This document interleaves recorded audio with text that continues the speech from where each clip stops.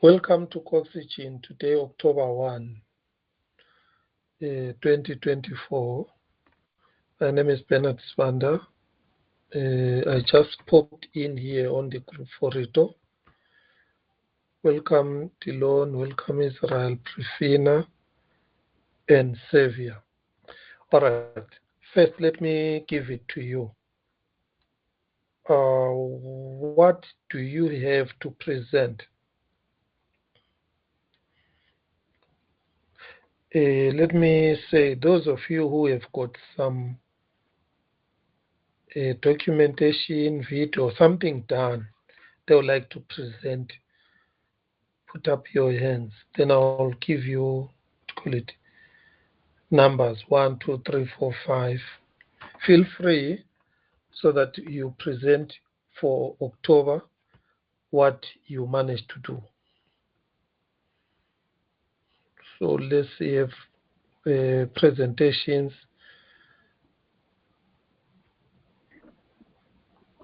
Okay.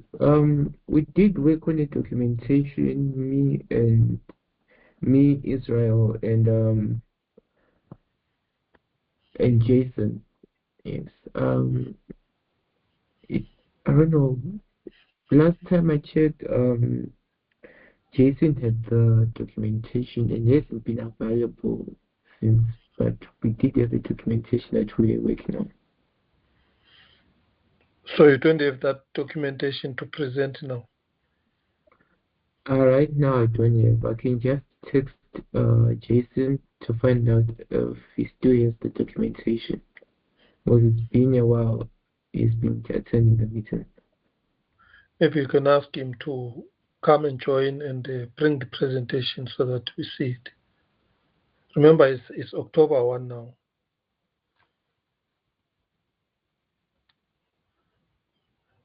Right. Do that. On the other hand, others. What about others?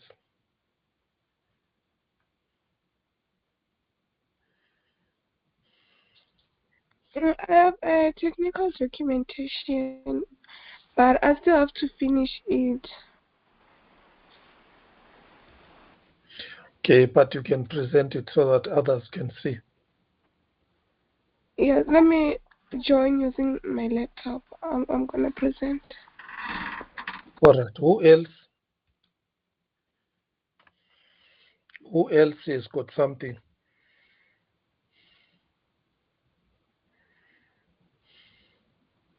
If you have got nothing, don't be afraid to say, I've got nothing to present, so that I'm aware you can hear what I am asking for. Don't be afraid just to say,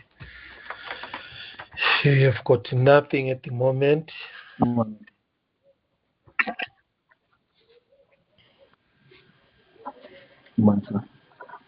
Yes, Xavier, over to you. Okay. Actually, at the moment, my laptop is I'm yet to fix it based on the things you said I should do to make it faster, be able to run the test code. So I'm unable to do that yet. So I'm not sure if I'll be able to make a presentation on that matter. Okay, thank you. And then Israel, can you hear me? So,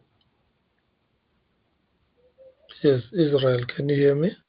Yeah, I can hear you. Dylan was telling you about the presentation that we were working on. Oh, And yes.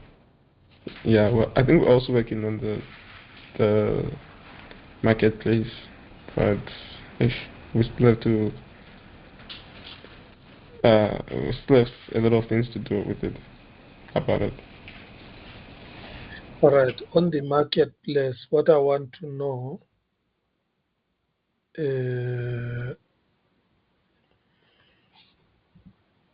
what have you managed to do? Is there something you can show that you have managed to do?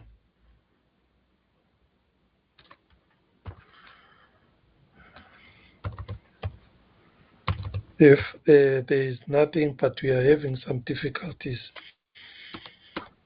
is there specific difficulty where you are stuck? Because if you really make it clear, I'm stuck here, I think then I can assist you. Was stuck in the sense that uh, when you are listing the NFTs, right, to the supermarket, we don't want it such that when another wallet is connected, the NFTs change to the NFTs inside that person's wallet. So we want to list it to the market, and then when you list it to the market, it stays in the market. It does not change depending on the wallet connected. So yesterday we had to even change. We decided to change. Decided to start from the beginning again. So we find out a more plausible way to do it. Ish. All right, I will try to what to call it. If you can show me, then of course I will try to show you something. But the problem is when I bring my stuff, it confuses you. Really?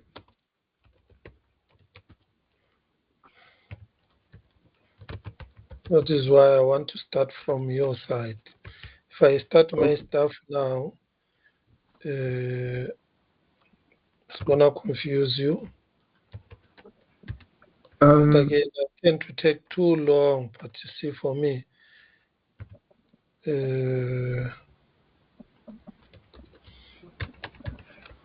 let's balance it up. Let it come from you. Let it be centered on you. Okay. All right. We did change a couple of stuff like what Israel said. Okay, let me just show what we have right now. Okay, just let me just set it up.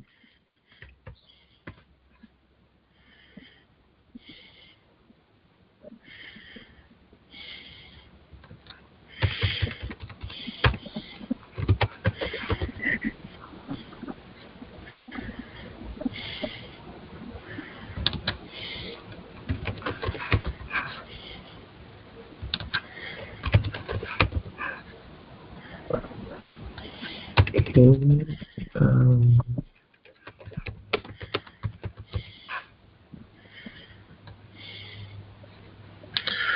Okay, let me check.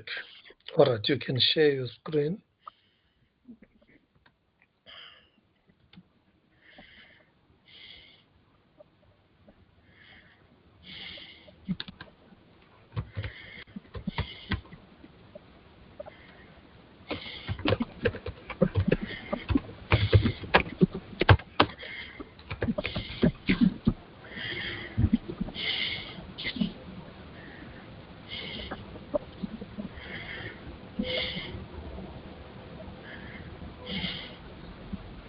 Okay, let me just set it up.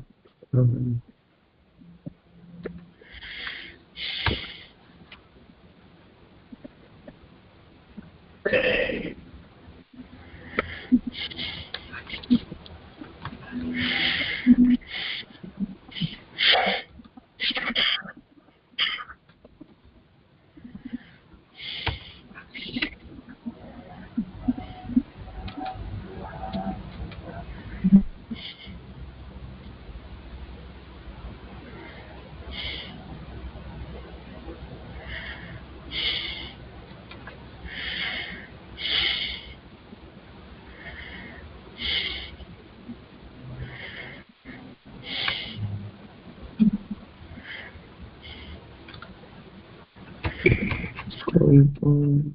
Okay, let's try and do this one.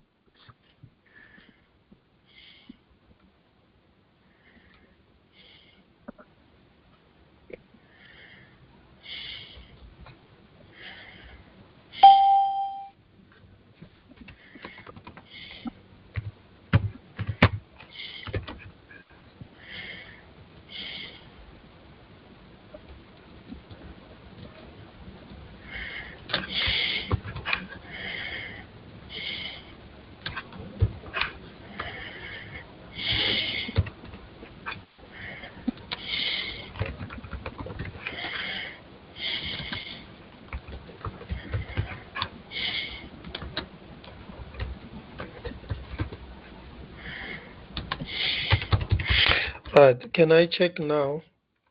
I was busy doing something here. Yes. Let me just, because I'm making technical difficulties right now. Let me just open it. Okay. Okay. All right. Here.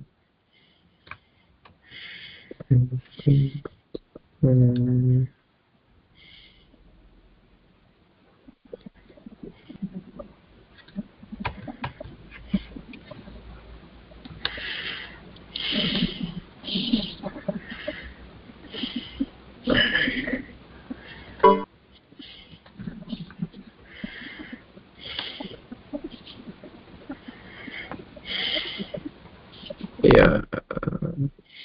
Can you see my screen?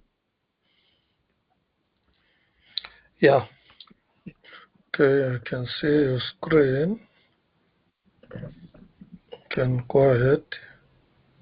Yeah. So initially, our idea was to have uh,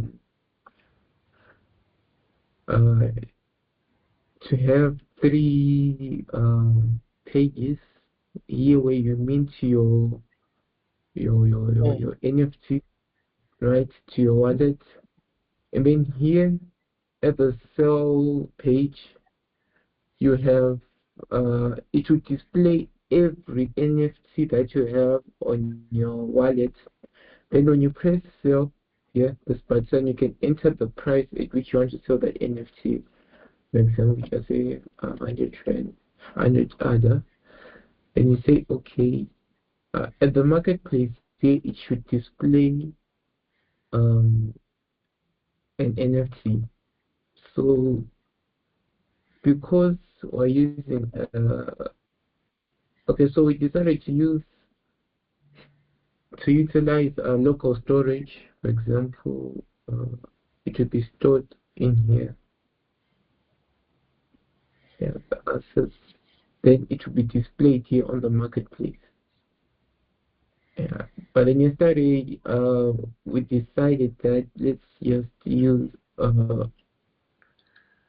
even though it did recommend us not to use any dependencies, wanted to use BlockFrost to see if we can properly go about it. Yes, because we're having difficulties using local storage to display the NFTs on the marketplace after you have specified you want to sell a specific NFT. So yeah, that's I see there's a button connected there. Is it working? we didn't code it yet. We mostly focused on the functionalities here, on how we can um, uh, how the marketplace actually work. But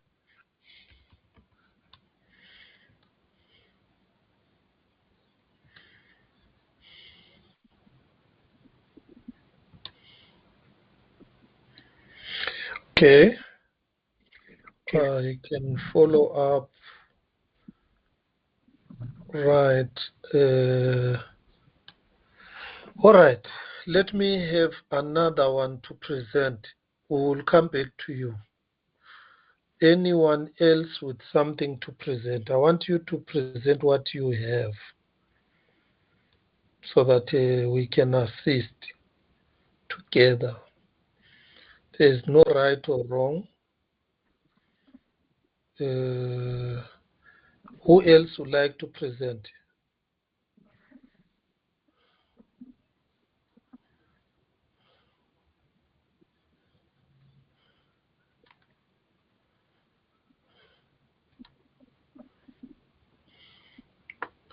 Prince, you sent me an app. Would you like to present it?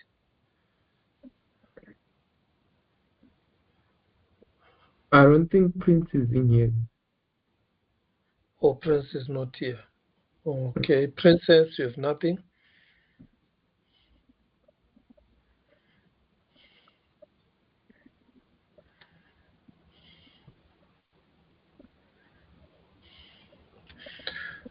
Is Rito ready?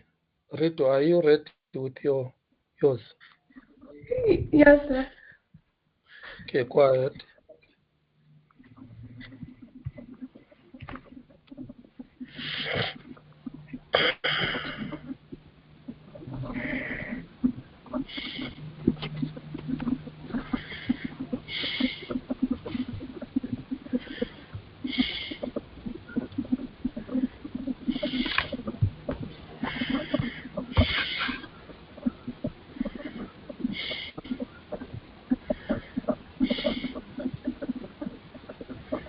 Can you see my screen?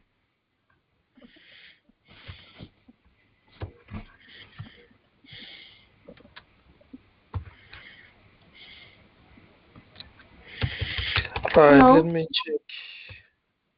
Yes, sir, we can see your screen. Let me check.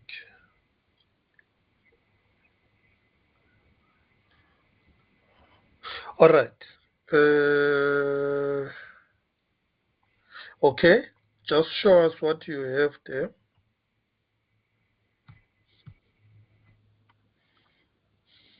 Yeah, this one is the home page for my NFT minting technical documentation. Yeah, so when I click here, it's take me to the introduction. Here's the introduction here. And then I also have the footer. When I click website, it's a global website.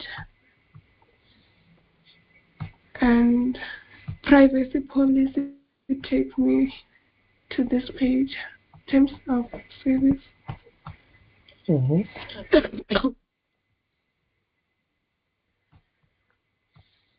And so the next page is I still have to correct here. I have to fix here and put the same as these ones.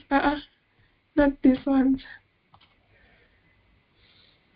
Yeah, the same as this. So I can also use this navigation bar.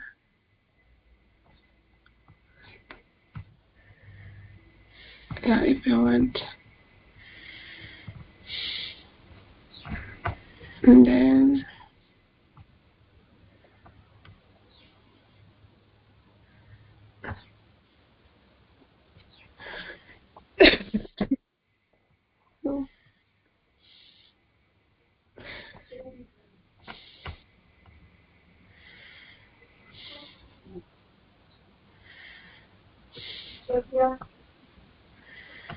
so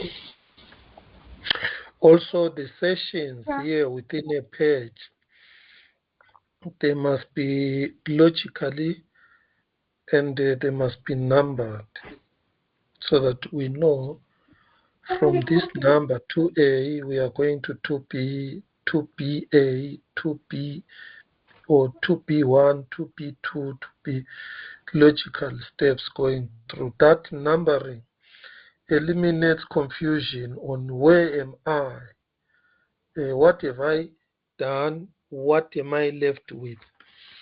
Because sometimes these what you call it, steps, there are so many that you don't know, have I done number 10 or am I on number 11? But if it's numbered, and then a person faces an error, can say, I have a problem with section run, number, section or section A1C. Then a person can state that problem. Okay, let me get feedback. Can you give feedback on what she has done? Please feel free.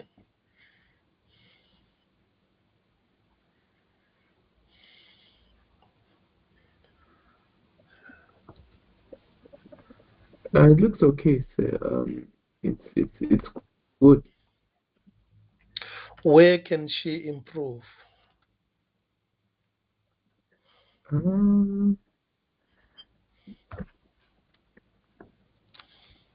Honestly, I'm thinking about how view it as a beginner or as someone who's new to oxygen and Yes. the way I Always put yourself in the shoes of a beginner. If you manage to win a beginner with your documentation, that's a plus plus on your shoulders. yes. So I, I feel like even if I was new, I would understand the way it's logically structured. So in my opinion, it is okay. You are finding it okay.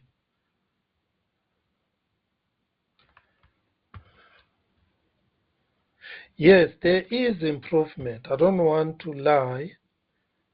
This is why it's important to keep on working on this consistently. That is why at some point in time you are going to be producing something that is better. Right? Who else is something? It can be a question, it can be a comment, it can be a presentation. Who else? Something.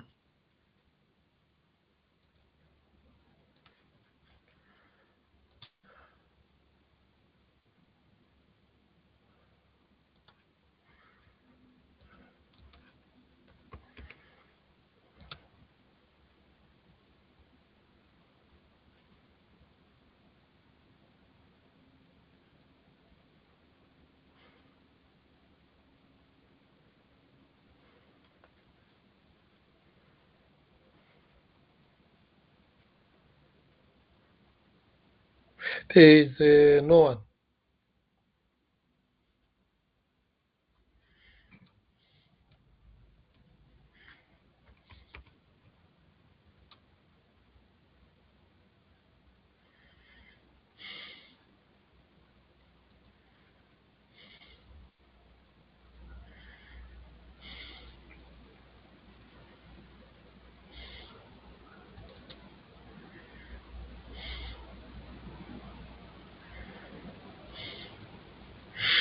All right, let me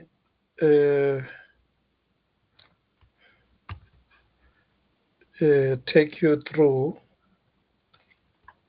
what I have done, but now you must expect it to be a little bit. But as long as you will follow, then I think, especially when you have got questions, it will be better. I think once you ask a lot of questions, then I walk you through.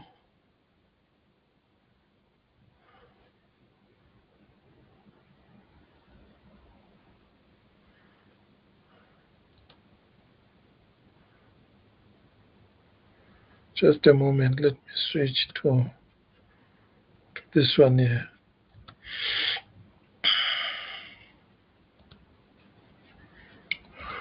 So, okay, what I'm going to show you here is on this. Remember level 1, all of you, I think on level 1, that A part, I think you are coping with that A part. The next part is the smart contract. Correct me if I'm wrong.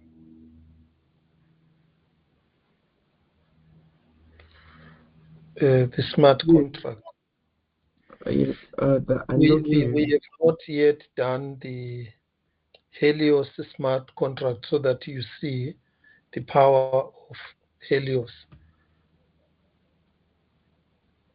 Maybe that is why many of you are stuck. Yes, I know. But remember, you were not around when we really needed you. So let me just...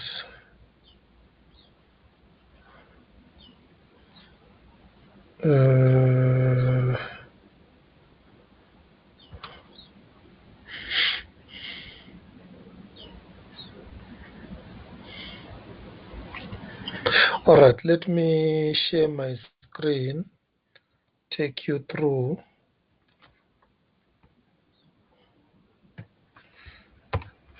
Then I will be... the better you have a paper and a pen, and then ask. But sometimes I agree it tends to be more difficult. But I'll be taking you step by step. But what I don't want to do is to teach. Then from here, we can brainstorm and see how to do a smart contract where we can buy and sell together. But let's first learn how do we use Helios with a smart contract to do some things like locking funds onto a smart contract and then also unlocking funds from a smart contract. The library, the CoxyLib library, it's in a mess at the moment because I was rushing a lot. Let me just share my screen. Time is not on my side because I have to submit to the Catalyst reports on progress. So I'm in a bit of a hurry. That is why you might find the CoxyLib library has got duplicates, has got some functions that I still need to refine. Can you see my screen?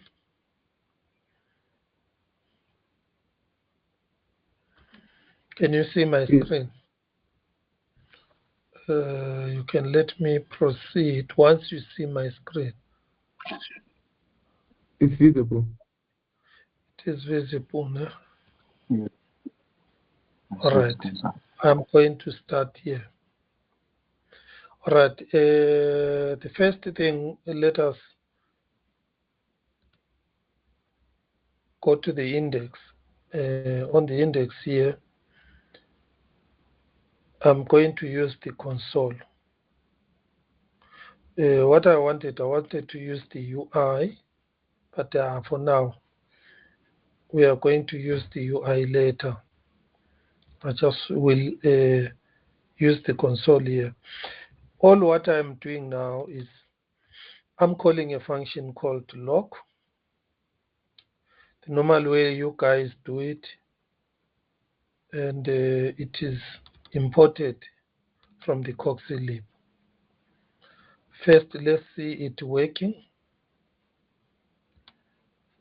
Here I've got 2000 header, depending on how much I want to log.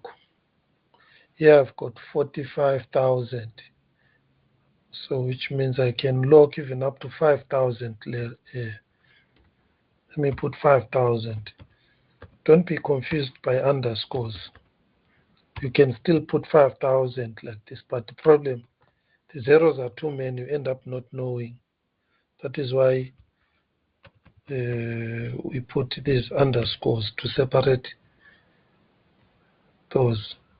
So basically, I'm going to log 5,000 ETA on a smart contract with a secret word.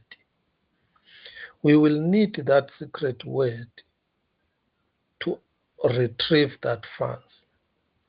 At the moment, let's test it like this. The secret word I've got it here is passcode. Let's name it 1, 2, 3, 4, 5, 6. At the moment, let's name it that way. Right, let me run it.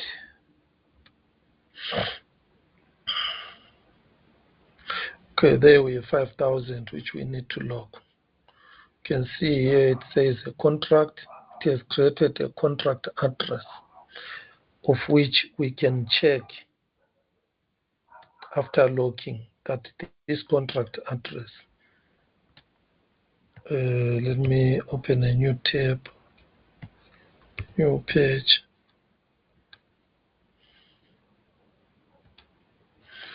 Right, there we go. So it has created a new contract address. So which means this is where that money payment is going to. So let me sign it.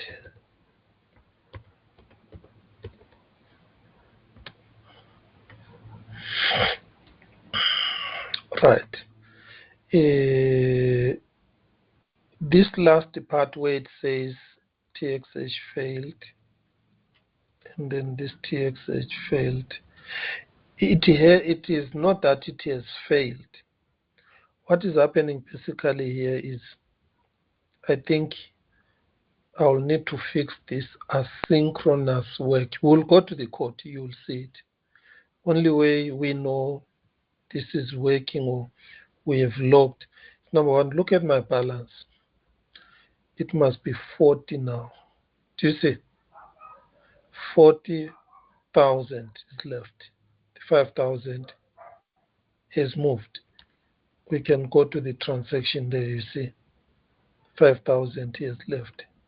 Okay, you can see my address is this one, which ends with 74. But now let us go and inspect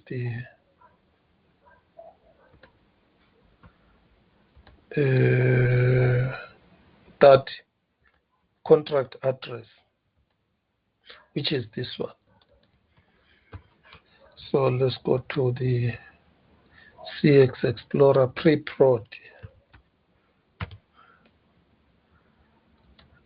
and check this contract address. So you can see now 5,000 has been is on this address now and is out of my address.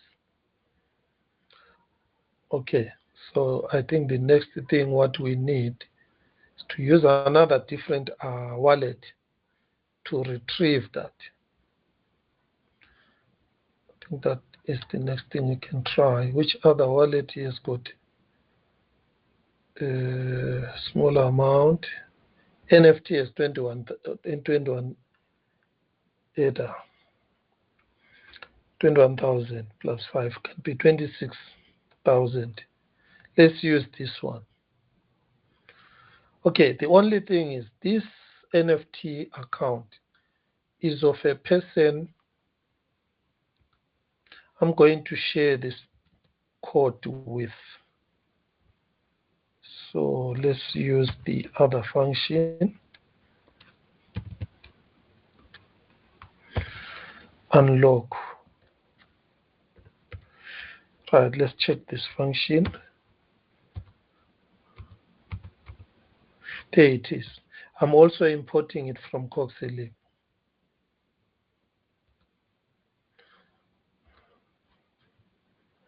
Right. Right. There is 5,000 there. And we are going to now, this person NFT needs to use this secret code. Anything else it won't accept. So we can try something different. It mustn't work. If it works, that will be a miracle. That will be a bug. Unlock is not a function.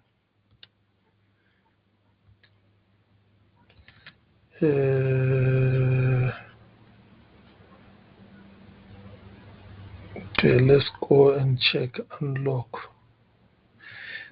Right, unlock here is a what? A capital L.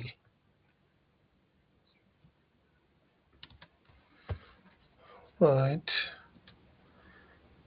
Let's run it.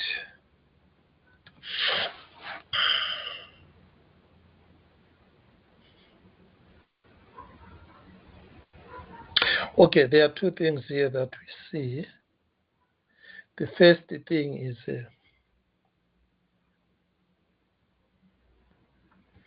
this, what do you call it? Where is this one? Is it this one or this one?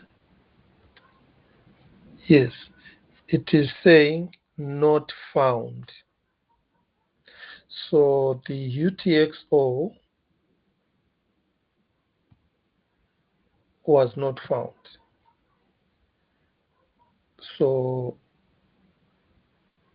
remember, when I am unlocking, I need to go to the blockchain and retrieve the smart contract. So here it is saying the UTXO is not found.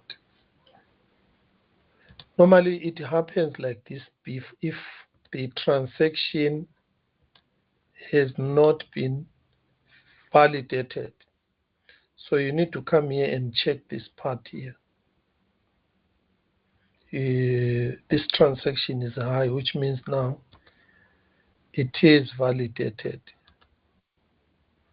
So we must be able to move out of this error. We must be able to move out of this error here. Okay, let's reload it.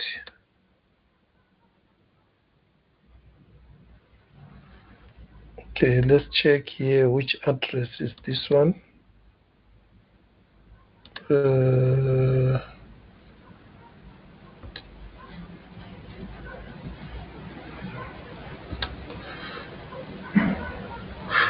Which one is the easiest way to get to this? Okay, I've got the address here, which is ending with T62. Okay, let us check that address that we have. Okay, it is using a wrong address. I think there's a bug there. Not sure why it's using a wrong address. The address that sent the transaction, I think, should be this one, because this one I see here is a different address.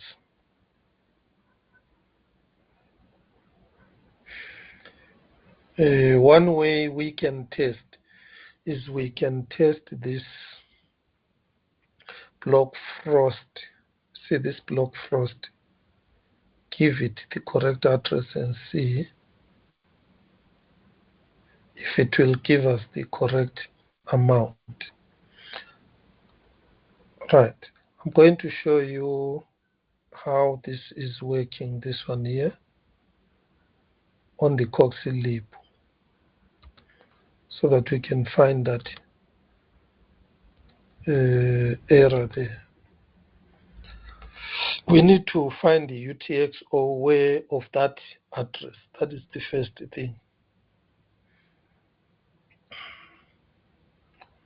So to do that, let's go to unlock. So here is the unlock part. So the error is from here. That is where the error is coming from. Okay, let me check. Let's go to the CoxyLib 173. CoxyLib 173.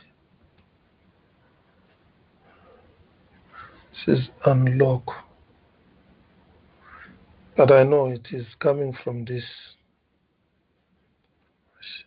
Yeah, here. Okay, let us test this function.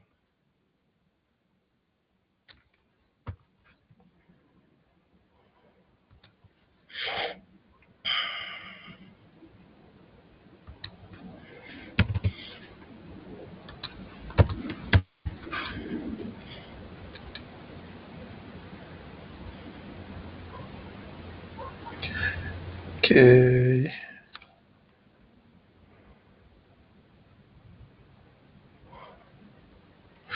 Okay, in this case, this function is inside here. It is not exported. So we need to go to this one, which is being called here. This one. It's the one that we need to. This one is using a pub key hash.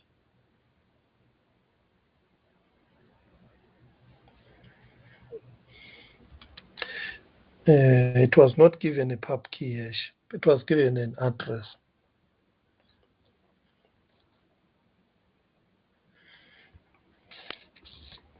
Let's try both and see which one will work. We'll give it an address, then we give it a pub key hash. Okay, there we go. Then here, let's give it an address. The first thing I will do is give it this address.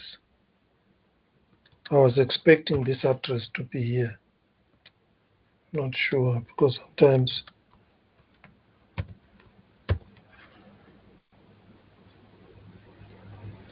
I make mistakes.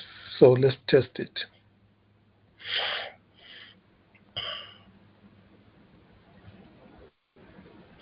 Okay, it is expecting an address. Dot to page 32 is not a function.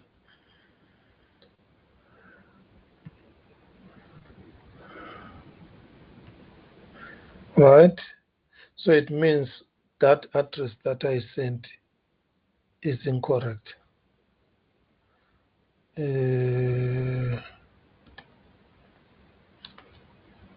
Let's try a minting policy hash. So when we come here, let's actually go to the UTXO and click. There it is here. How much money was transferred? There it is. 5,000. Okay, let's go to this. Let's try to use this hash. This one.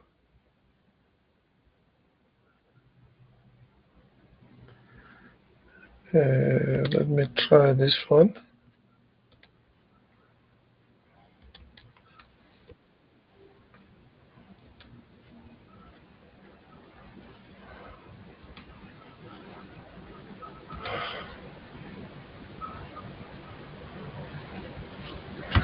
All right, I'll show you another way of finding the mistake if you get an error like this. Right, let us go through this tool. We know it is starting from HTML, this one, and it goes to this. So this get UTXO function, it is looking for a script address. Okay, here I'm on the sources, Coxylib. I put a breakpoint here, so it means when I run, it is going to stop here, the way you see it. Then I'm checking here what I'm giving it. You can see I'm giving it that script address. Okay. If we look at this script address, this pub key hash is different. Okay. Let's try something else. Remember what I did here.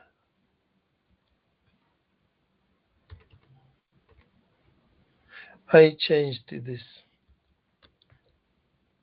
So let me give it back the correct password. So let me run it like this.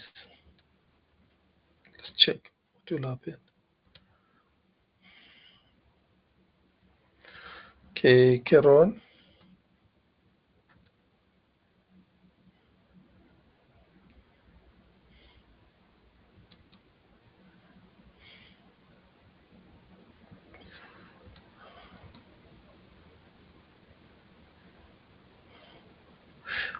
Let us check the actual address that we are getting from the transaction. This address, which is what validator hash. Where is the script?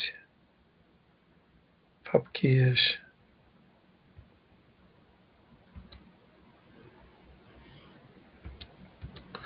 Yeah, there's no pubkey hash here.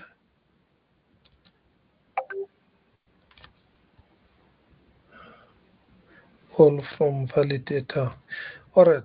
I think this one we will get it to work. But at the moment you can see it is saying the script was not found. It has to find the script first for it to allow you to collect those funds.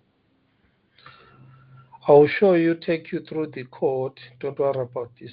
This is a small error. We might fix it even before we finish. Okay.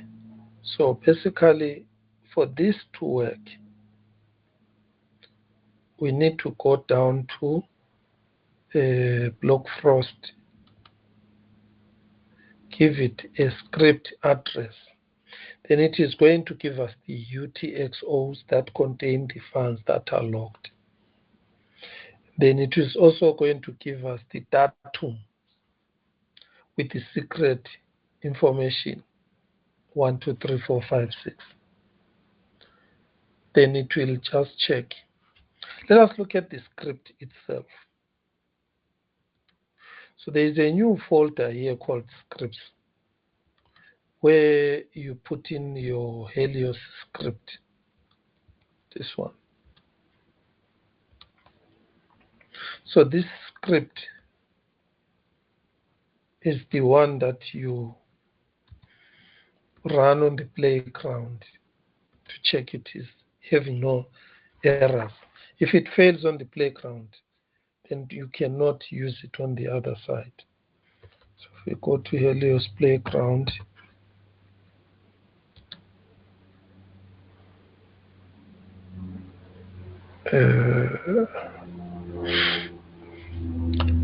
Helios, where's the Helios GitHub? Then you select playground, this one. Let's first check.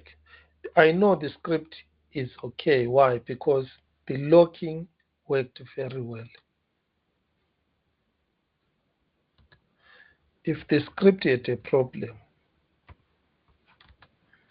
the locking would not have worked. So we compile it here.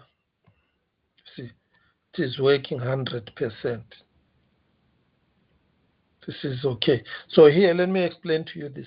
This is the version, spending, it's the purpose, and then pub key owner is only one person here.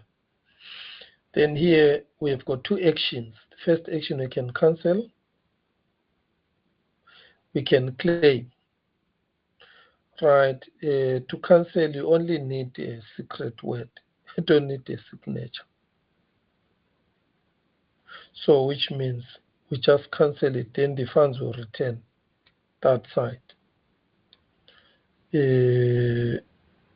Otherwise, we claim. At the moment, we are claiming. So for us to claim, when we cancel, the owner must sign. I didn't quote this cancel part. I quoted the claim script for claiming. So the only thing needed for me to get the funds is to give the correct secret. So this is the script. Let's go to the mint part so that you see the function. Unlock. Yeah, there we go. So this needs the script. Okay. So we import the script up here. Right here, the scripts you see. This one is for vesting, because we are exporting it here. All what you need to do is on your playground, The moment it compiles like this, and then you can have the SIPO, this part here. That is the compiled part. You know it is fine. Then what you do is you just copy this to your Helios project. In this case, here. If you want to use one page here, because I have to put it in another file. Why? Because I want to see my scripts like that. I can put this script straight away here. I'll show you. Just declare const vesting equals. Then you use backticks. Put your code onto the backticks like this. One advantage of this is people will be able to inspect what your script on chain does. And then they will have confidence that it is not a trap for them to lose funds. So in this case, I can already see that, but it's also a disadvantage because the hackers can see, oh, anyone can claim this as long as the person has a secret and the secret is secret in this case. But remember, we change it when we are running. But now what I'm trying to show you is even when you do this, this is the correct way it will run. So this unlock here, this is the script. It is converted to a vesting, a Helios program. This class, it will convert that script into a program. Then here is where you change the secret on the front side. Collecting this secret from where? From outside, from the UI. In this case, if I don't put secret here, if I don't put, it will have a default secret just for testing. So the next step, remember now I have that vesting program, this one here.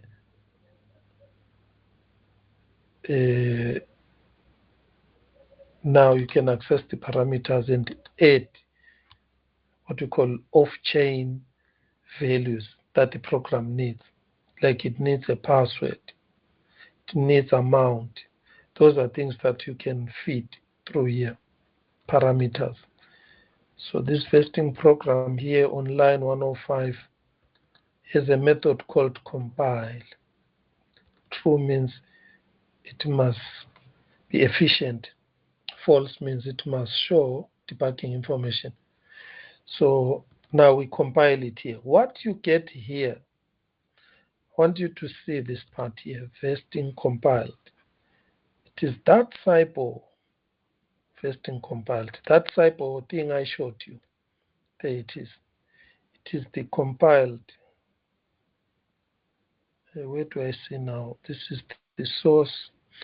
It is the compiled, the UPLC compiled source code. There it is. It is exactly similar to the source code you wrote, but this one now has been converted to UPLC, untyped Bluetooth core.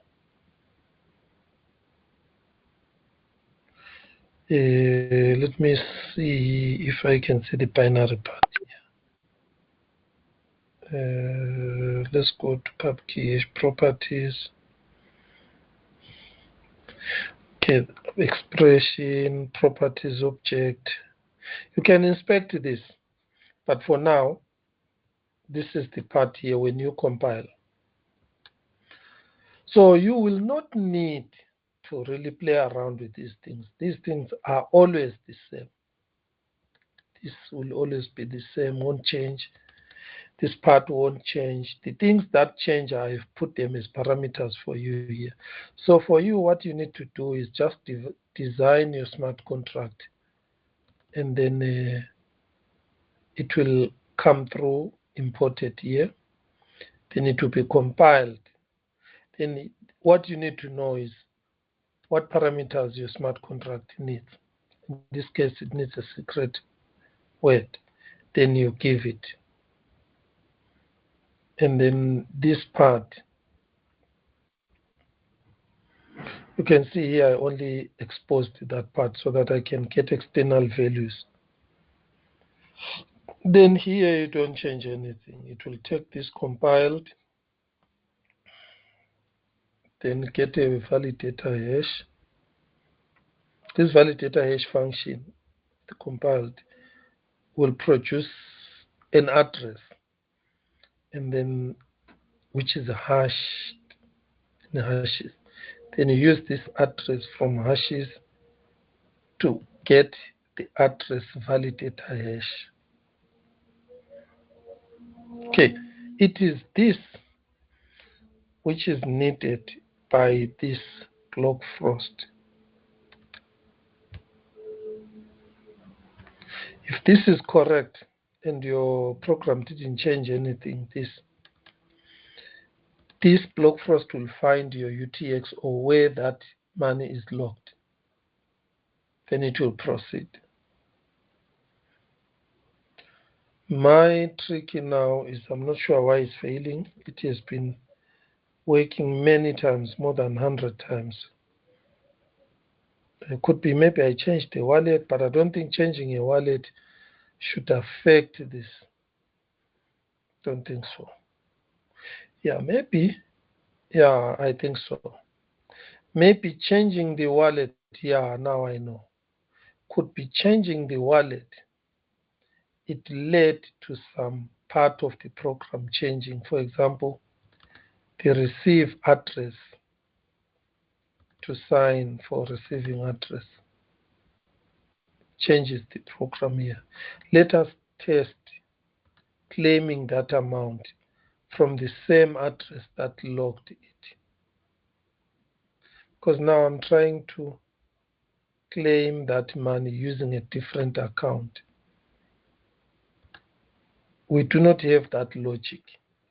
All right, let us test it now using this very same account. Why am I suggesting that? Because I see here some information before that thing was compiled. We used this receive address as a signer. Could be. Okay, so let's test it because I want you to see it working. Let me run it.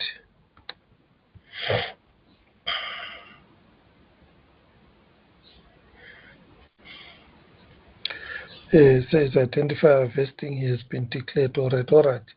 What I'm going to do, because I was demonstrating to you this, that is equal to that. I'm going to comment it out. Let's run it. Should work.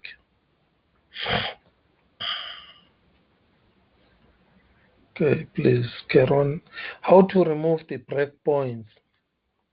Because remember, it failed here. It had a different script. Let's see this one.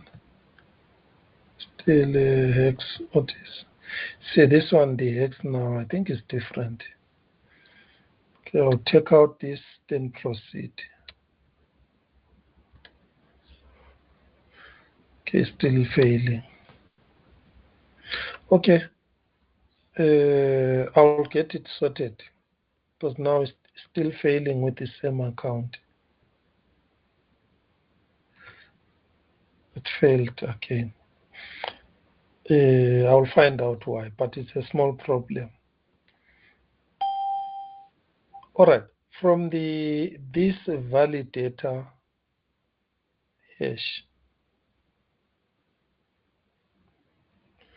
let us compare this validator hash with the lock. The lock is under, is down here. All right, for the validator v hash,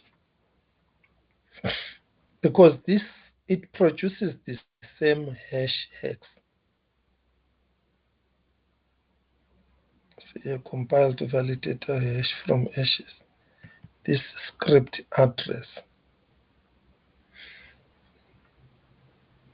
So that script address that I copied here, this one,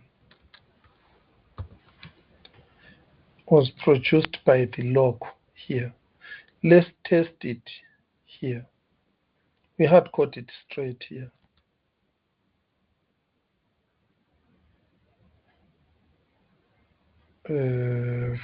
Validator hash.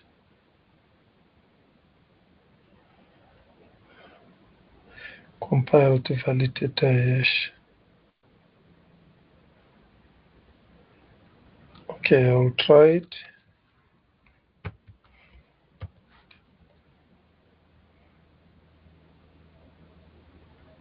Then run it.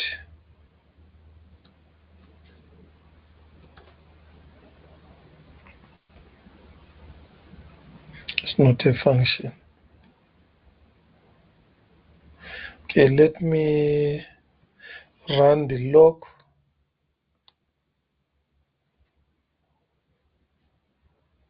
And get the validator hash. Now you might be asking to say, okay, if there are so many problems, how are you going to be able to use it? One thing I can tell you, it is a small problem. Okay, I didn't call it. Let me uncomment this part here. Where is the log? Yeah, this part. It is a very small problem. Okay, so I'm going to run this the way it is. Right, here what I'm interested in is getting this validator hash, because it always produces the same validator hash and the same address.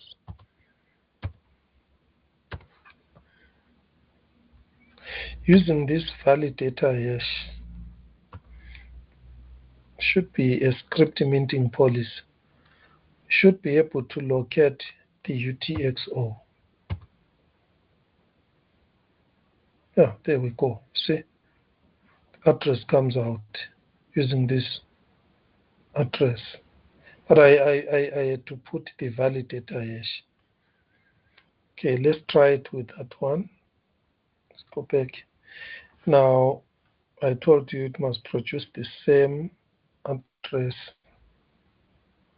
Where's that address?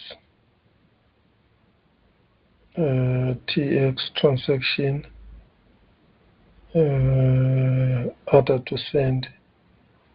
Where's the address? This is the change address.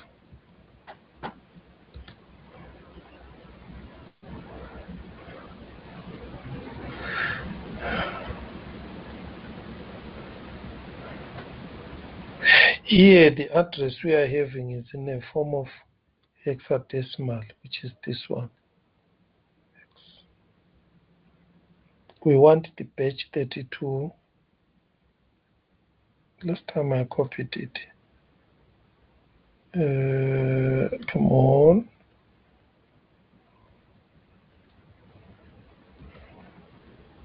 When I ran that for the first time. Okay, let us use this one. We had caught it on this side and run it. Here.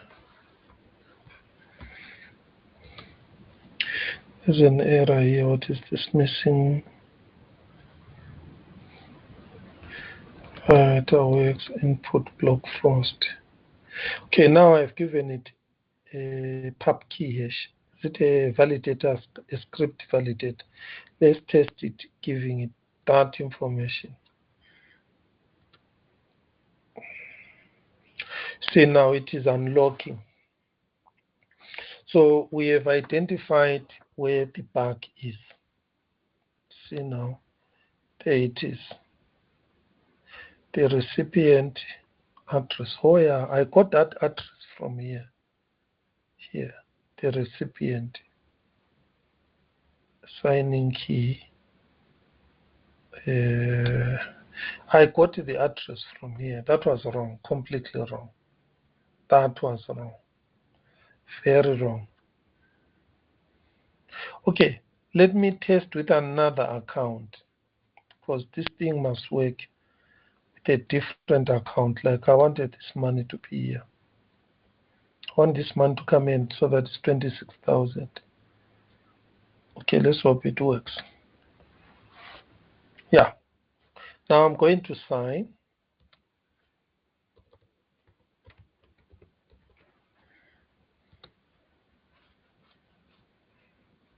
Okay.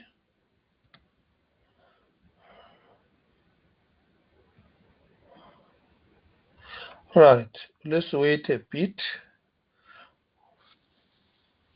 This 21,000 must receive 5,000 after a couple of minutes from the smart contract. Then we are going to step through the code so that you see the different parts, how they work together. Then I will show you things that will never change. There we go. Okay, now we have what? 16. Confused now.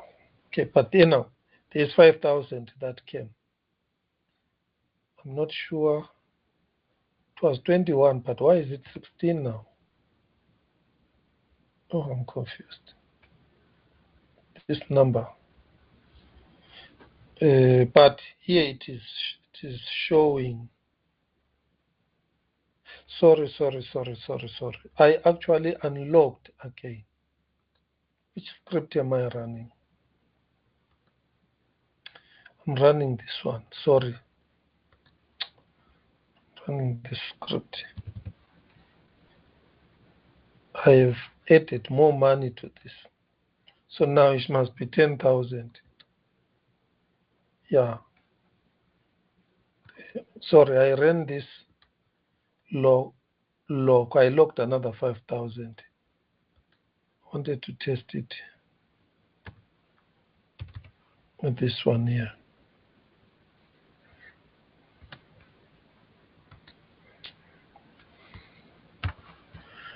Okay, let me change it here.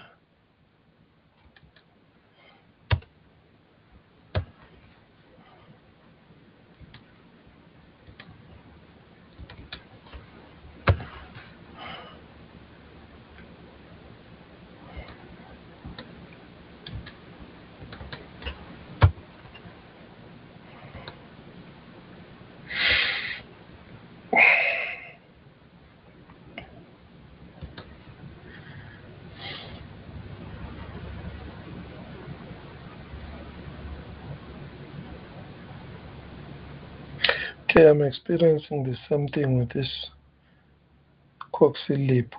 Alright, I'm not going to debug again. It's still showing the same error that I saw before. I'm going to fix it and then come back to this code to show you. Alright, let us go through the log. Look, I've made it very short for you. And I've made it in such a way that all what you simply do, you create your script on Helios Playground. Compile it. Once it compiles there, then you come and save it under the scripts there. Then you import it. Then you import it onto the log function. Then here, this is just the default amount I want to, and then the secret message that I'm passing across. I've explained this first thing for you and the message. Then here we've got this validator hash. And then here the script address. So here we are not even going to that script address because of this part here, script address.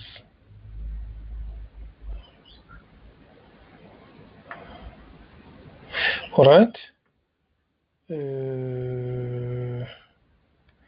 I'll check it. Then down here, ADA to send. That is the amount we enter here, which is simply converted to Cardano at Helios value. Then the inline datum, that secret. You need that secret here. Right. And then here, the output script address. So when this runs, you need this output script address to unlock it. Basically, here is the lock and the unlock and using the script. What about if I want to mint also using a script?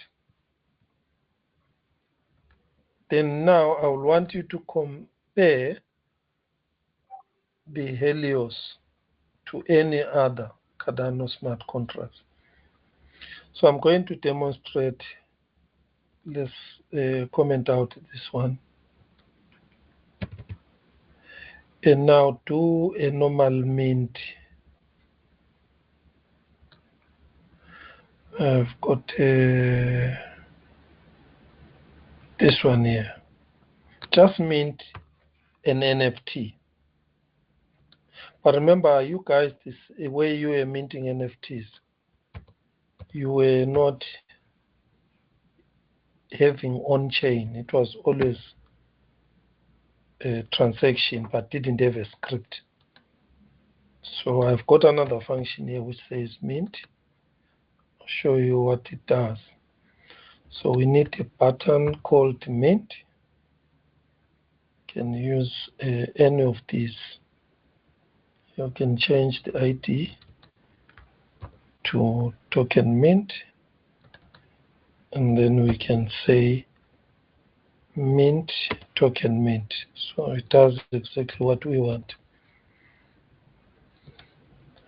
Right, this is here on the index part, you only import mint.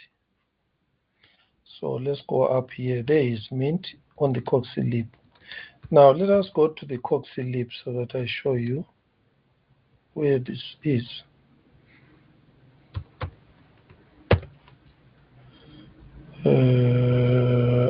This is the one here, the mint. All right, let us first run it. Then we are going to discuss it.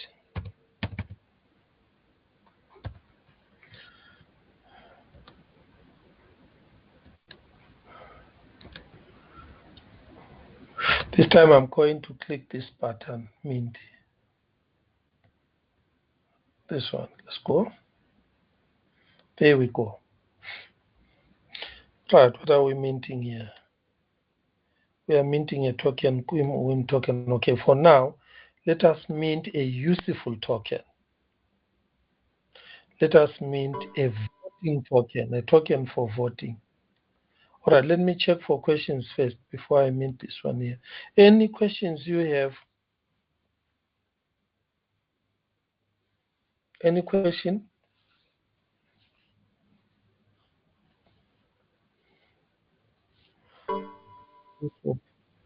Are you still online?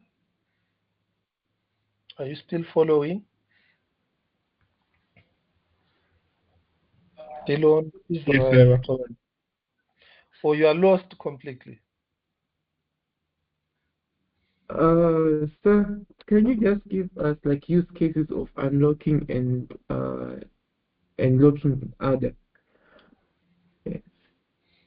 Yes, it's similar. You know what? When you buy or when you are selling, first a sale is I have an NFT, isn't it? I can send that NFT to a script address. But remember, the buyer is a person who is going to unlock that NFT to his or her address. So process of buying, it is taking a locked.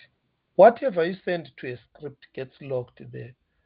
To take it back, you need a datum. But now they've changed. Cardano now, you can work with the UX Store without a datum now. Datum now is no longer mandatory. But before, the one that I'm using here is,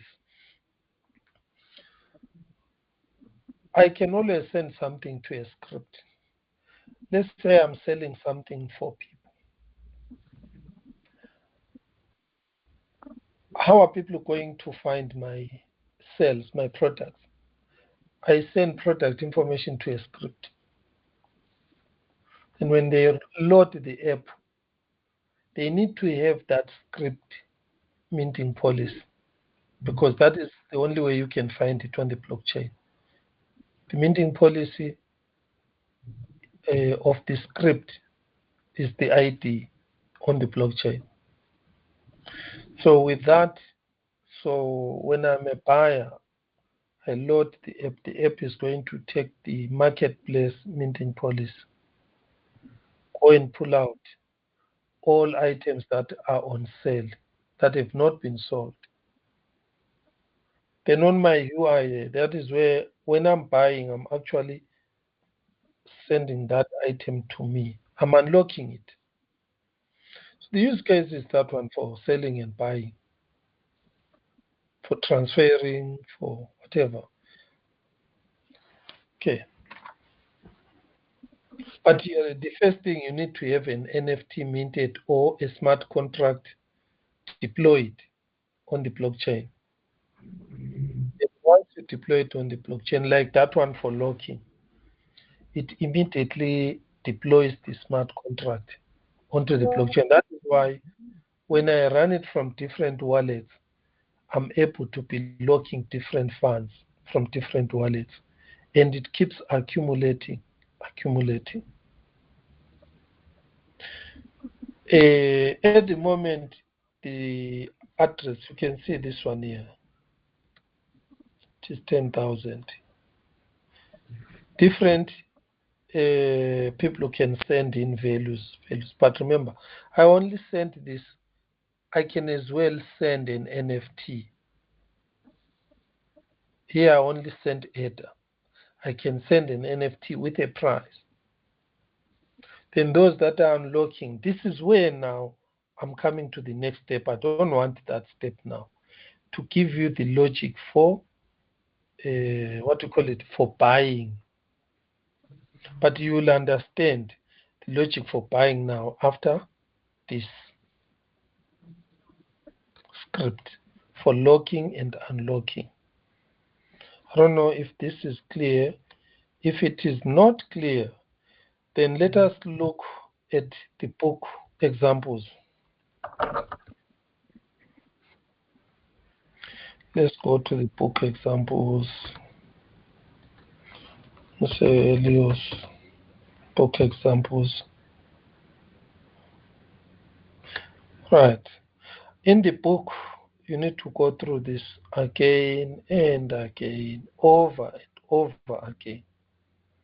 Down here, we've got examples. Let us get an example of an auction. Auction. English auction. You know, auction is whereby I'm auctioning my item. It's as good as I'm selling it, but I want whoever has the highest money to take it. It's a buy-sell auction, this one. Maybe we can try this one and get it to work together. But first, let us make sure that you understand the steps for doing it. What do we have here? We have got spending, similar to the one that I showed you. It was spending. And then we have a datum. Now, this datum has got a seller. There is an asset which people are going to buy or bid for. Then this one is going to start with a minimum bid. There is a deadline. See, this one is a little bit complicated because there is a deadline here. Right, value for sale. The asset that is being auctioned. What is this now? What is this? Allow alternative assets, not just Loveless.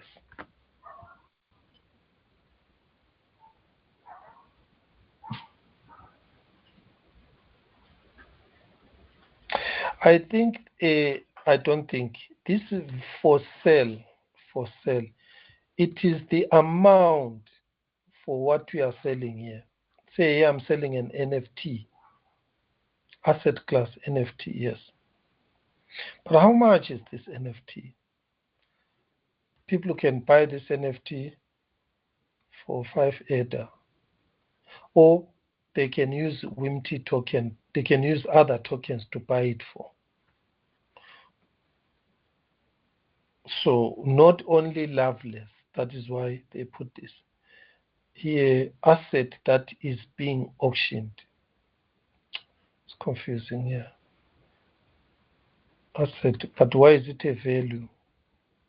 Now we will see what is for sale, what is bid asset. But the highest bidder amount, where they say int is the money, minimum money, highest money, then here, if you see PubKey, these are people or wallets. That is what you need to know. So this datum can even update the price, the bid, from the bid to the highest bidder. So it keeps updating the price. Okay, let us go to the actions. Actions for this one. First action is bid. What are you bidding there? You are actually buying. Say, okay, I want to buy this. Here is my amount. But we must give also your pub key hash, which is your identity, so that the auction knows if it is giving you the asset, who is it going to give you the asset? It is going to give it to your wallet. If you are confusing pub key hash, think of your wallet. This is your wallet ID. This is your wallet ID on this particular instance. Right here is the what do you call it? The validation. For now, I think going through this logic of validation is going to confuse you more. But all what you need to know is we've got actions. First action, we can close the auction. Don't want that when you start. So when the owner starts, he can put up a bid. So we have a bid. Another, he can close the auction. But what about updating? Every time you send a bid, the bid is going to check if the existing bid in the datum is greater than your bid. So if your bid is smaller, then the transaction won't run.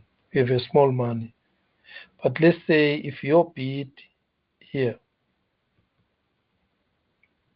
is bigger, this is this part here, then your bid changes, updates. I want you to see this part here. Where is that update now? Contains bid asset. Where is that update? Value sent to contains new bid. Oh yeah, there it is here. Whenever my bid of a person is bigger than the other one, this is a new bid which is bigger than the existing bid, then you call on the update method to update that bid. So which means you become the highest bidder with your money. Process that. But what happens now when you are closing the auction? There is a function value locked by datum.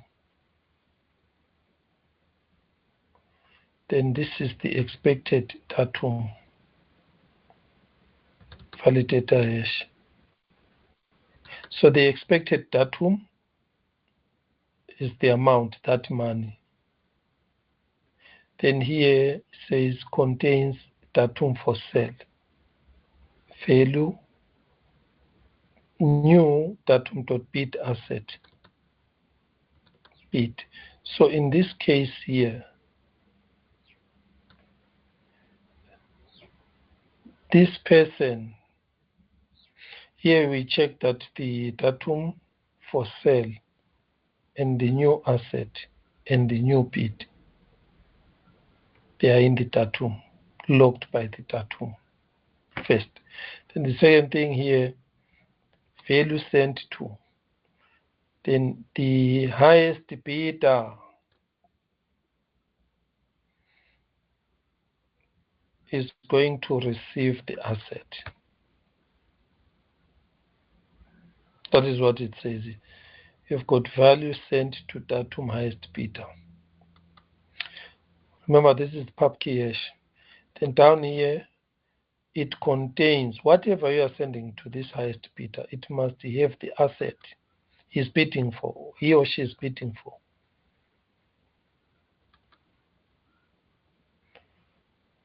Right. And then at the same time, what about the seller receiving the amount, datum.highest amount? How many values here? There are two. Okay, here we have the bid asset and the highest bid from the T2. Right, highest bid. This is what a person is going to get. And who is going to get that? It must be the seller. There are some things I need to check here. All right. Let's suppose there are no longer any bids. Time expires, then we come to close. The seller can come here and close. Or initially you wait for the deadline. The deadline will force this to close. I want you to see what will happen when the auction is closing. First thing is we check the datum minimum bid, that it is bigger than the highest bid when we are closing. If it is, then we pay the seller. Also check the time here. Otherwise, which means here the time expires. This is where now the seller receives the value, the amount, which is the highest bid.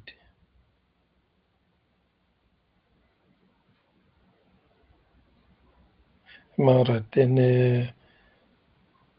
the bidder, you see here on the bidder, is going to receive the item for sale. Then those are basically the two actions that can happen. Any question concerning the script? What we can do is we can check it's running on the playground without any bugs. So we can create a new, call it there. Then we compile it. Okay, there are errors there. Says expected 3 arguments, got 2 on line 65. Where is line 65? Line 65.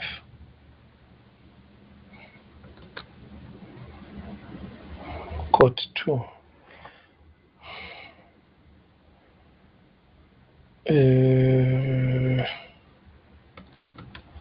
Right. If they updated this function about the arguments, then you need to use the book to see maybe the new function. File locked by datum. Let's go to it.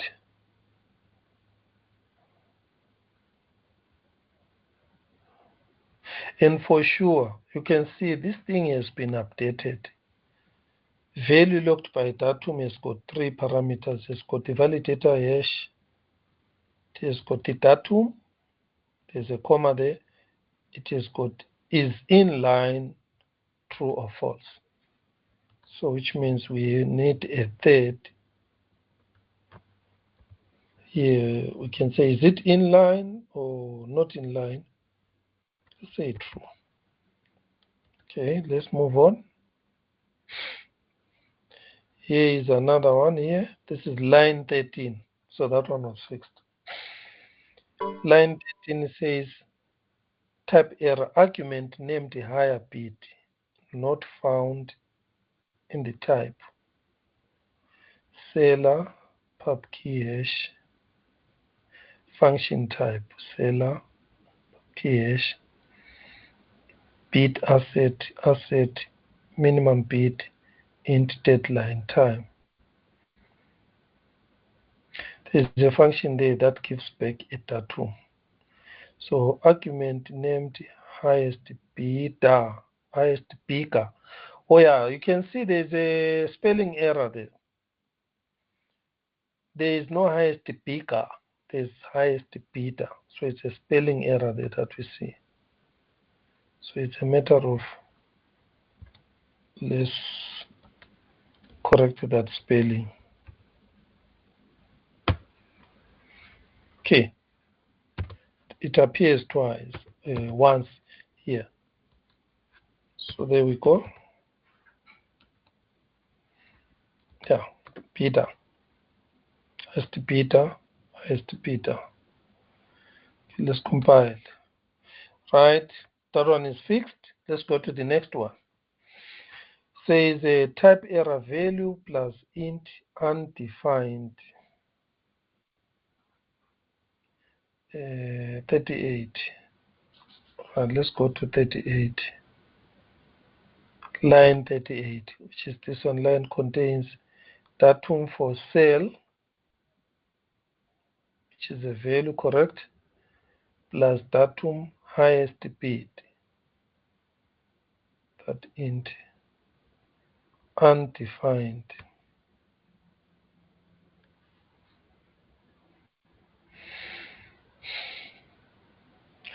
Right, line 38 here. Check what the deadline has passed. TX dot contains datum dot for sale plus datum dot highest bid. Let's check our datum. Datum for sale. Datum dot for sale. And that is a what? A value. Okay. That is one thing that I see. It is a value. There it is. This one is a value. And then the datum dot highest bid is an int. Oh yeah. So we are adding a value plus an int.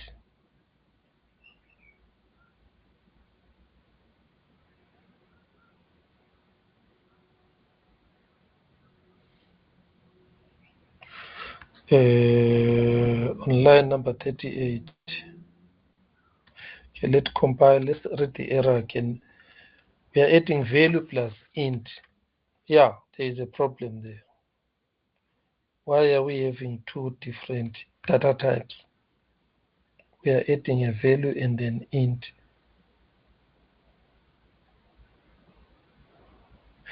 Okay, I think the easiest thing I can do here, what are we trying to do here?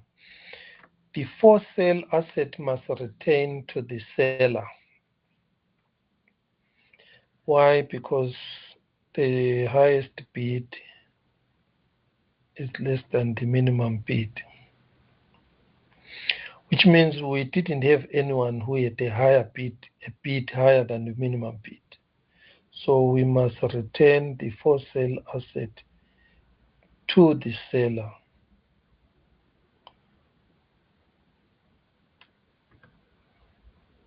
Plus datum dot highest bid.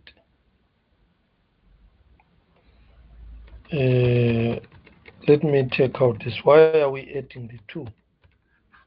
That's my first question. Doesn't make sense. Value sent to the seller. Good. It must be for sale. Let's compile. Finally, we fixed the errors. Wonderful. Then we go to the next part. Take you to the next part. We take this now to a new project.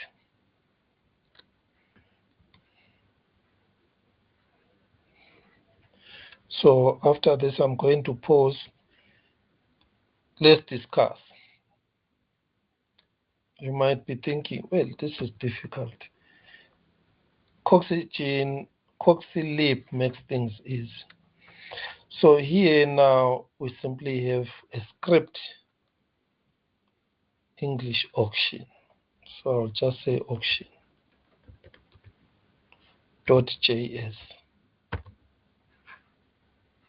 So it must be a file, JS file. Auction.js. Then all what you do, you export. Export const auction equals. Remember here, it's not single quotes or double quotes. It's backticks, guys. Backticks. If you put strings, double quotes or single quotes, doesn't work. So that is the only thing here. You just put that script here. Then we go now onto our index. We import it. There we go. Okay, let's type it so that we know how to do that. Import auction.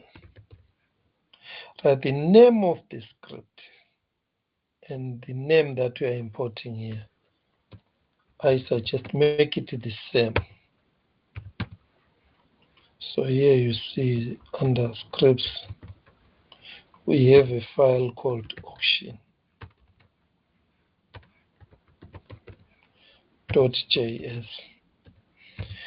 Right, the spending, let's go to the script. This name here, make it the same name. So auction. This will make things simpler. The name of this script is auction. What type of a script is it? Spending auction. Okay, good. Then we come here, import auction from scripts auction.js. Make it like that. Then it makes things simpler. Right. Sometimes this is going to throw an error when we call it this data. This is normally for minting tokens. But the very fact that now I've changed this doesn't exist, but it is there. Leave it like that. We are not going to use it. Now let us come down here and create a function. Let's create a function. There we have our auction. We need now this coxylib. Okay. We are going to start. There are two ways.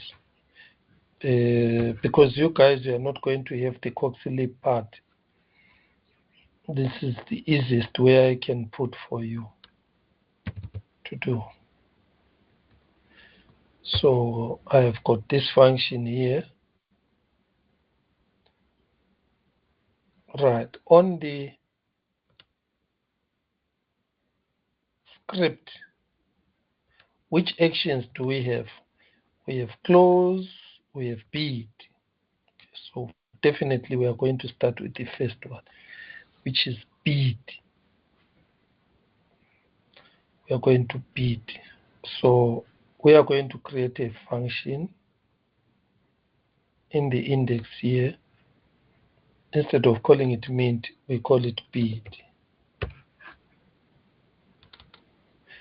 Right, let's decide whether we need this or we don't need it. Let's see where this is used, because we are just refactoring this thing here.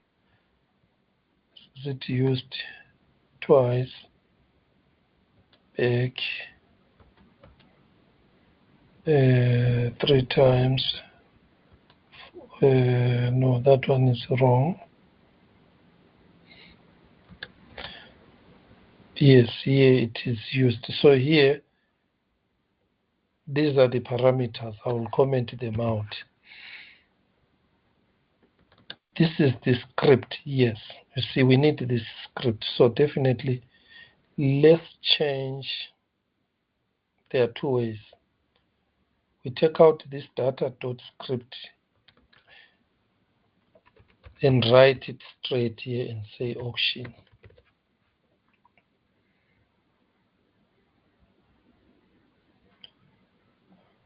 Instead of here of saying data, we say auction, because that is the script we need. Auction, supply the script. We don't need to check it. All right, let me check. Are you guys still following? You're tired. Right, I'm left with only 2 people now. 3. Oh, still here. Yeah. All right, are you Yeah. following? Yes, sir. Okay, I'm trying to make it easy. So now we have created a function called bid. We can call it buy. Remember that auction is for bidding. You can call it buy or sell. But in this case, the first person who's going to bid is the owner. He's going to put the item is selling plus the price, minimum bid. So it's going to call it bid. For a normal buy sell, we are going to say sell or list your item. This does both. It does the same thing. You are going to see. Right, this first line doesn't change. These things don't change. They are coming from your wallet. A Coxie Leap automates this for you. That is why when you are writing several functions, I'm going to even encourage you to move this. Especially here, I'm going to have 2 functions, bid, close, or buy, sell. So best thing is not to repeat code. Take this, put it at the top. So we were using this important part here. We don't need it. Just put it here because it's going to be shared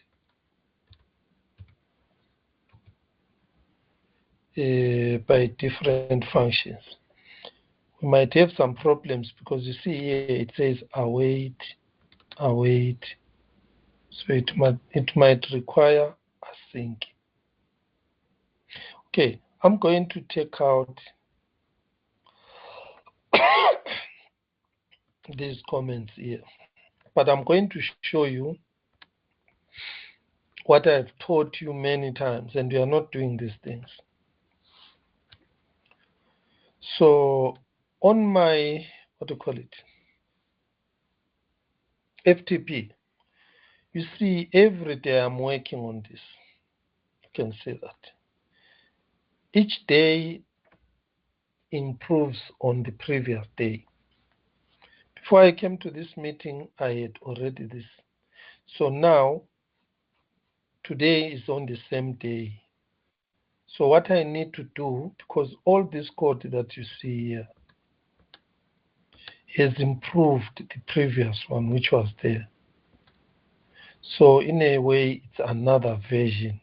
So on the Coxie lib, I'm going to have this as 1. Okay. Then I'm going to have another version 2, because it's the same day. Then I'm going to copy this. It's a very simple thing to do. This way, the source code I was doing before I attended the meeting is here. This is where me and you in the meeting are now. This is where we are making some improvements. We are growing that code with more features. Then all what I do here, there we go.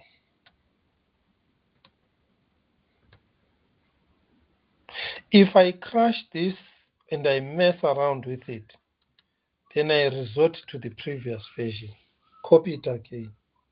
Because sometimes you really mess up things.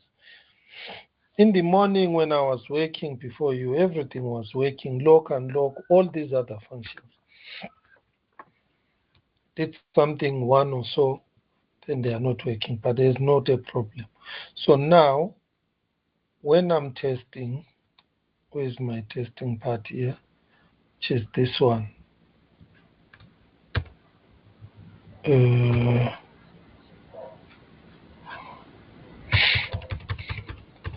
I'm doing the second one, 2 index. Okay, there we go. You can already see it is saying not found, 01 demo 2022-2 index not found. It is because, no, it is there. I have moved it here. Okay. Let me check it again. Coxygen demo, this part. Yes, it is saying not found because I didn't type HTML correctly. There we go. This is where we are. Now let's go. Call it. Call it, call it, call it, call it. Now I'm going to take out all this comment. I don't need it. Because my concentration now is on the English auction. So anything else here I don't need, I take out. Let's start from the top. What I need, I'll keep. I've got this, and this, and this, and this, and this. To try, I suggest you disable the try. There is a good reason, because even you can take it out. As long as you have the JLog, the JLogs will help you better than the try. It will help you better than the console log.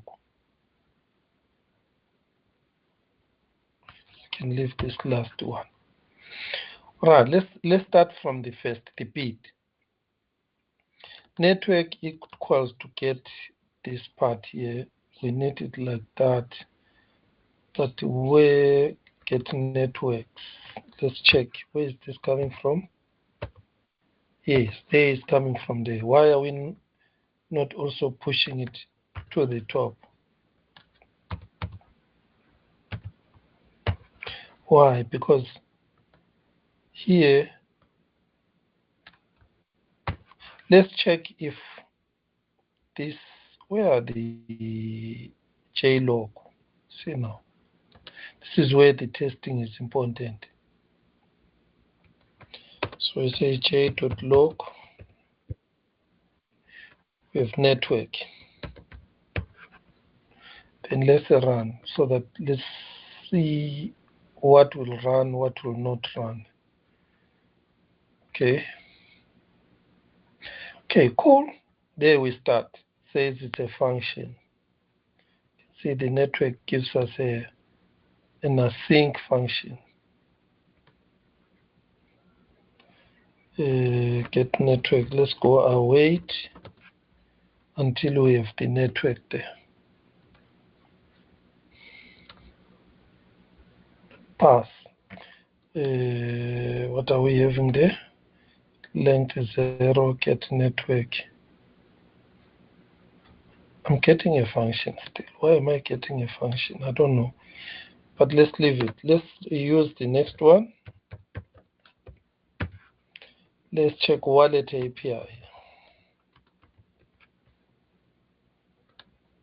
You need to, those are common wallet functions that we have. You need to be sure they are working. See, this one is working good, but it said fail. That is not correct. Passed. Then let's go to the next one, which says UTXO. Are we getting any UTXO from our wallet? Let's check.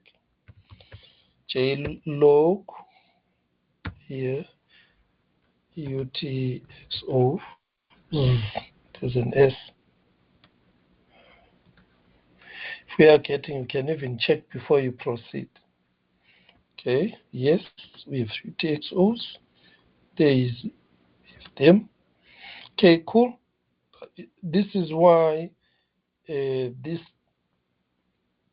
what do you call it, Jimba is also very powerful. Minimum UTXO value. What amount am I getting here? Because we need that before you even move around. Min UTXO val. Let's test it. All right, there we get value. What is that value? Does it have Loveless? Beautiful. That one is easy. And then you do the rest. Always make sure every variable he has got a test. That one is very important. Because if you move forward, one of these may be empty. What are you going to do? Then you begin to have million errors and you don't know where to start. Let's go JLog. Then that one is for max TXV. And then this one is for, and the JLog is faster than the console log. Mean change amount. Mean change AMT. And then here I've got the mean other val. Mean other val. So I need those tests 1, 2, 3, 4, 5, 6, 7, 8 before I proceed.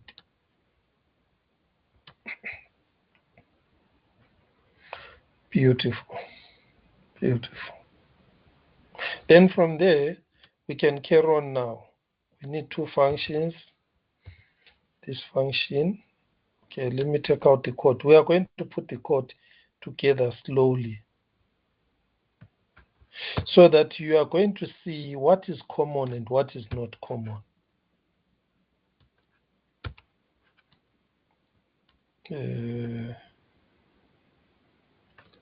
Right.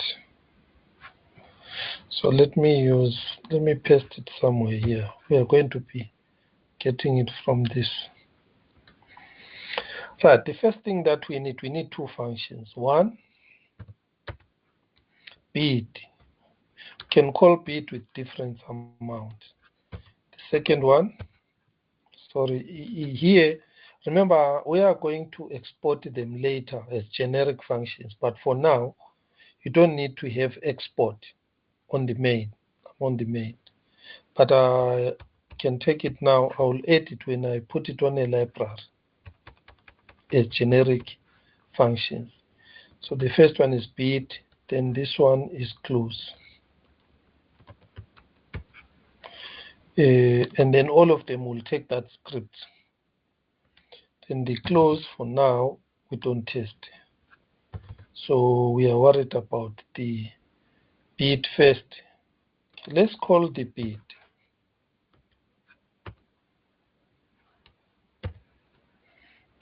It's an async function, so we need to say b answer, then await.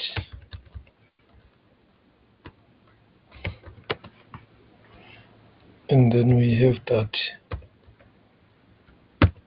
Then we JLog it again. This is just to know that our code went to the end. Don't really need it because we are logging everywhere. But here, sometimes I've realized B answer. Moment I have 112 pass fail, then I know it ran up until here.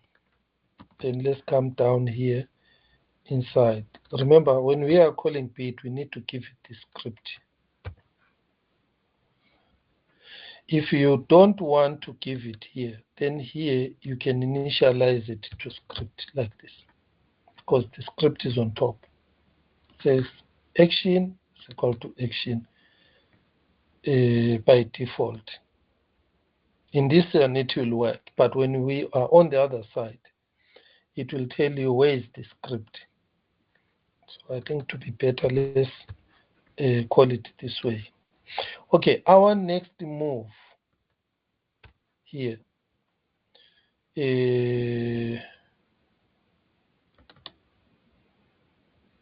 Right, I'm calling it here. After the network, this is the code that you need.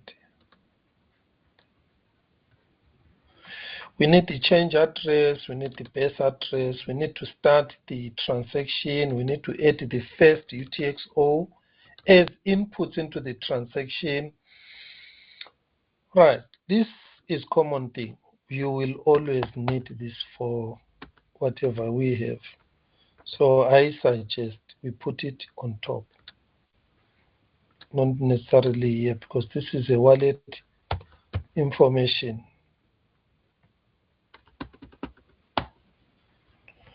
Okay.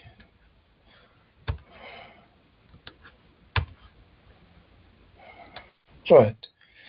So here basically all the two are going to use a transaction object. They will have that. So I suggested this part. This is where we can start. Put this as the start for both functions, because when this one starts, it will have a new transaction object. It will need to get the first UTXO as input, because it's going to be consumed. And then also whether I'm closing or I am not closing, the steps are the same. Okay. Right, test. I have here, you can even put a JTF for logging TX to see for sure. We have UTXO0 here. So here, before we have got UTXO0, we must see it is not there. So the TX, we can check it. Right now, we are calling this bit. Let's run it. Don't add too much code, because when it crashes, you'll be lost. Okay, good. Our function is running. This is the first transaction before we added anything here. This is how it looks like. Now, this one now has got a UTXO0. Let's compare for changes. Where do we have changes? So far, I don't see any change. Where is the change? Collateral 000. There is a 1 year input. Yes, here I see one input. it is under body, TX body. Let's go here under body, inputs. Oh yeah, there's inputs here. Already there is inputs.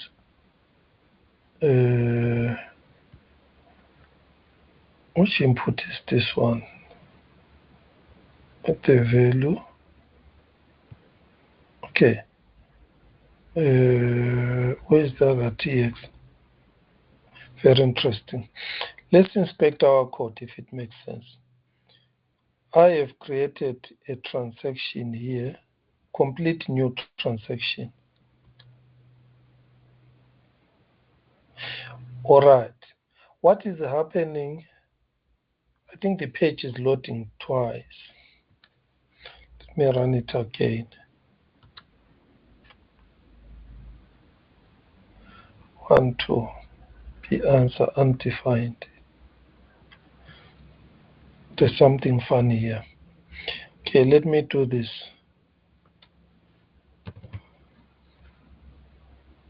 Add inputs.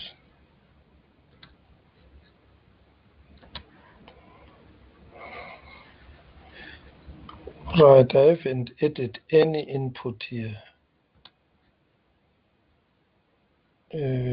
Body hash. Some of these object values are very hard to understand. But you need to keep tracking because sometimes when a change happens, you need to know where it happened. So here I'm basically interested under inputs, not witnesses. So where are we going to find inputs value to witnesses body? Where is input 0? Yeah, this is what I wanted to see. Now I'm going to add an input to this transaction body. Basically, validation, when you are doing a Cardano smart contract, basically you'll be filling up all these empty things until at the end you submit. When enough of this is there, valid from valid to, then you submit, then it will run. Right. Now I'm okay. The input is empty. So now we add the first UTXO input. What is so strange is now this is instantiated and it has values. I don't even understand that. But the body now, the body input, open body, inputs, output, input, it has got a UTXO with a value of 6 adder. That is the first one, the 0 one. It has 6 adder. Does it have tokens or whatever? Yes, it has 22. 22 tokens. There they are. This is this. We have added inputs to our UTXO. Okay, let's go to the next stage. Right, the next stage here we've got some. I'm going to jump these two. We are going to go to the script now.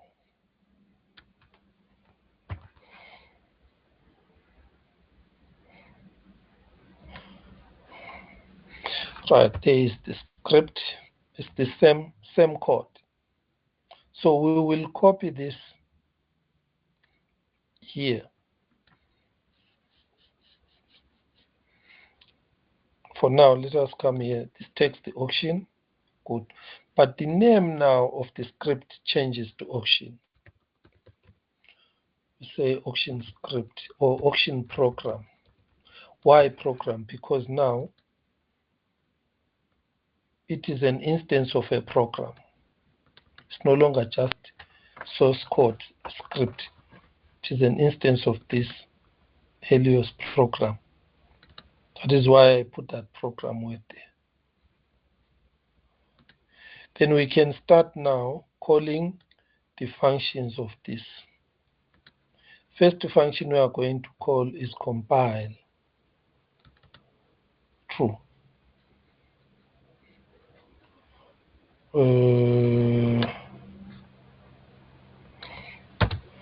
So here I'm going to say auction program compiled. So this one is going to be a new variable called const. This one compiled. Let me repeat that word, auction program. This time say compiled. Okay, this is where now we are going to get this program. Auction program dot compile. True. True means be efficient. Remove those trace, whatever, to make it run fast. False means it will show those, whatever, on-chain debugging. So it will be a little bit slower. So which one to put, true or false? It's up to you.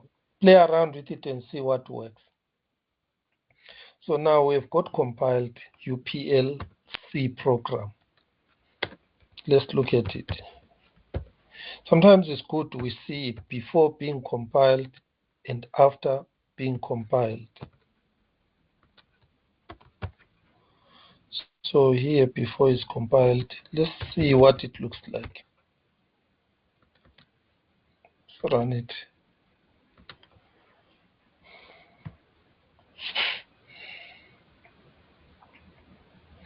You can see before it's compiled, it is telling us it is a spending program.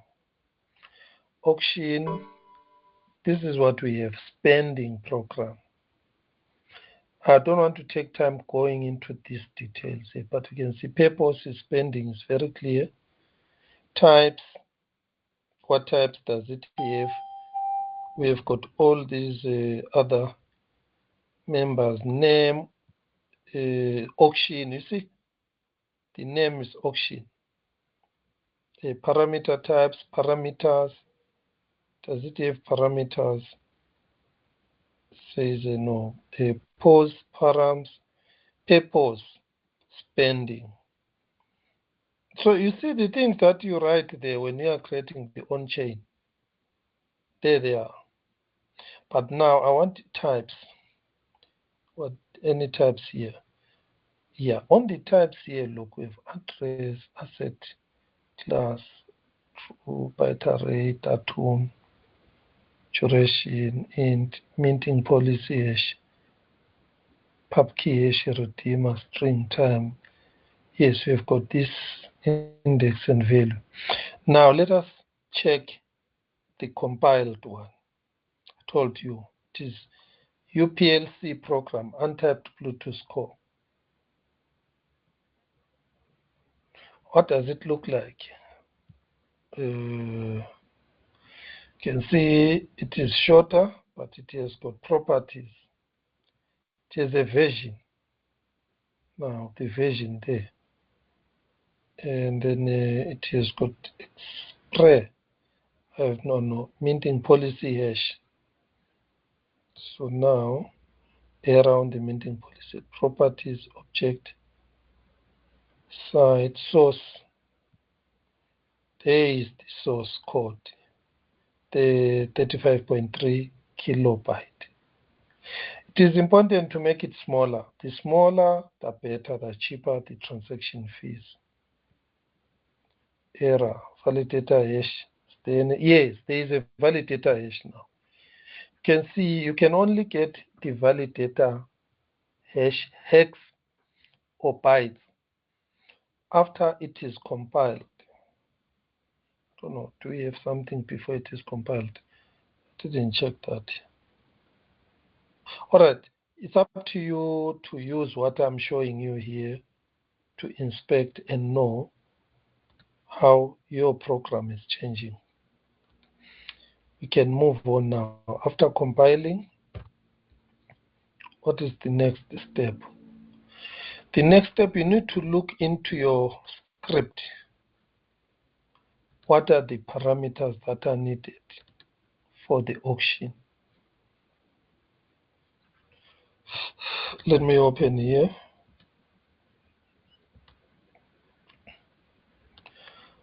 Right, there are no global, there are no variables that must be set before the main. So if I do this, see there's nothing here. This is the enum, this is the struct. This is different from this one. Let me show you the ticket and show you the code for the ticket. See, before the main for the ticket, we have got some variables, these ones, which can be changed and the program is running. That one doesn't have. So how do we give these for now? Let's not worry about this. Let's move on with what we have. What we have here. Now, what we need to add a redeemer. Okay. Here we will need to add a datum. So my first question is, when and how do we add the datum here? Right, I'm going to show you what to do now, because you see, when the main runs, we need the datum to have the seller. So we need to create the datum and also create the redeemer at the same time, because these datum values are needed here. There we are. Okay. Right, let us go to the next part. We have compiled. We need the policy. Yeah, we need the script policy. This one is always the same. Then we need to attach the script to the transaction. I think let's type it so that we get to know. Before I carry on, can I check if there are people there? Oh, you are still here. You guys were determined. Israel, Dilo. Any questions? Let's talk. Let me be asking you questions so that you are paying attention. Give me the steps that I have gone through from the beginning till now. What did I start with? If you were there.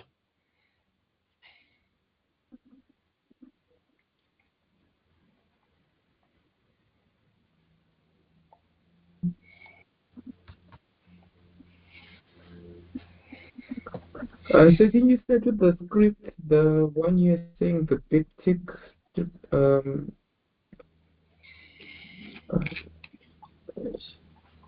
yeah. What I'm asking you is exactly when you yourself are writing your own smart contract. What are you going to start with?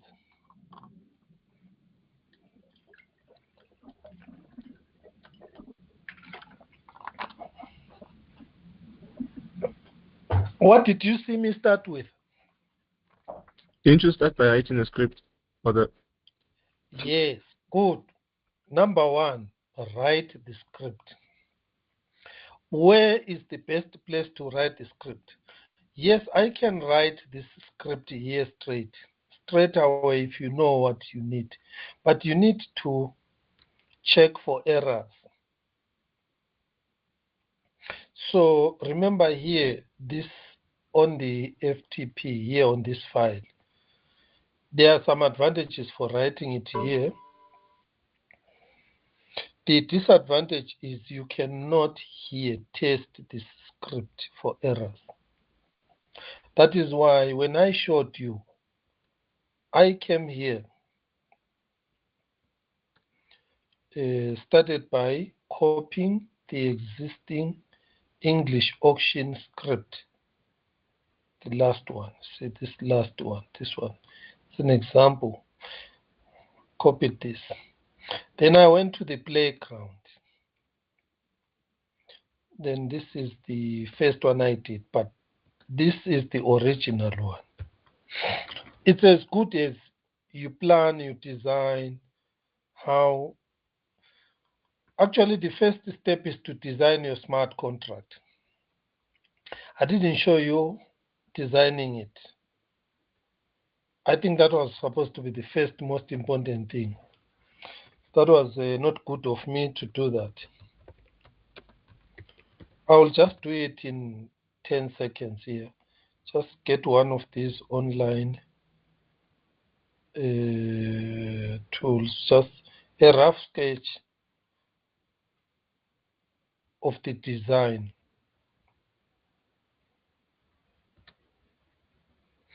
All right. I'm creating an auction. In an auction, I'm going to have a person who's going to bid. There is going to be an NFT. This is the owner.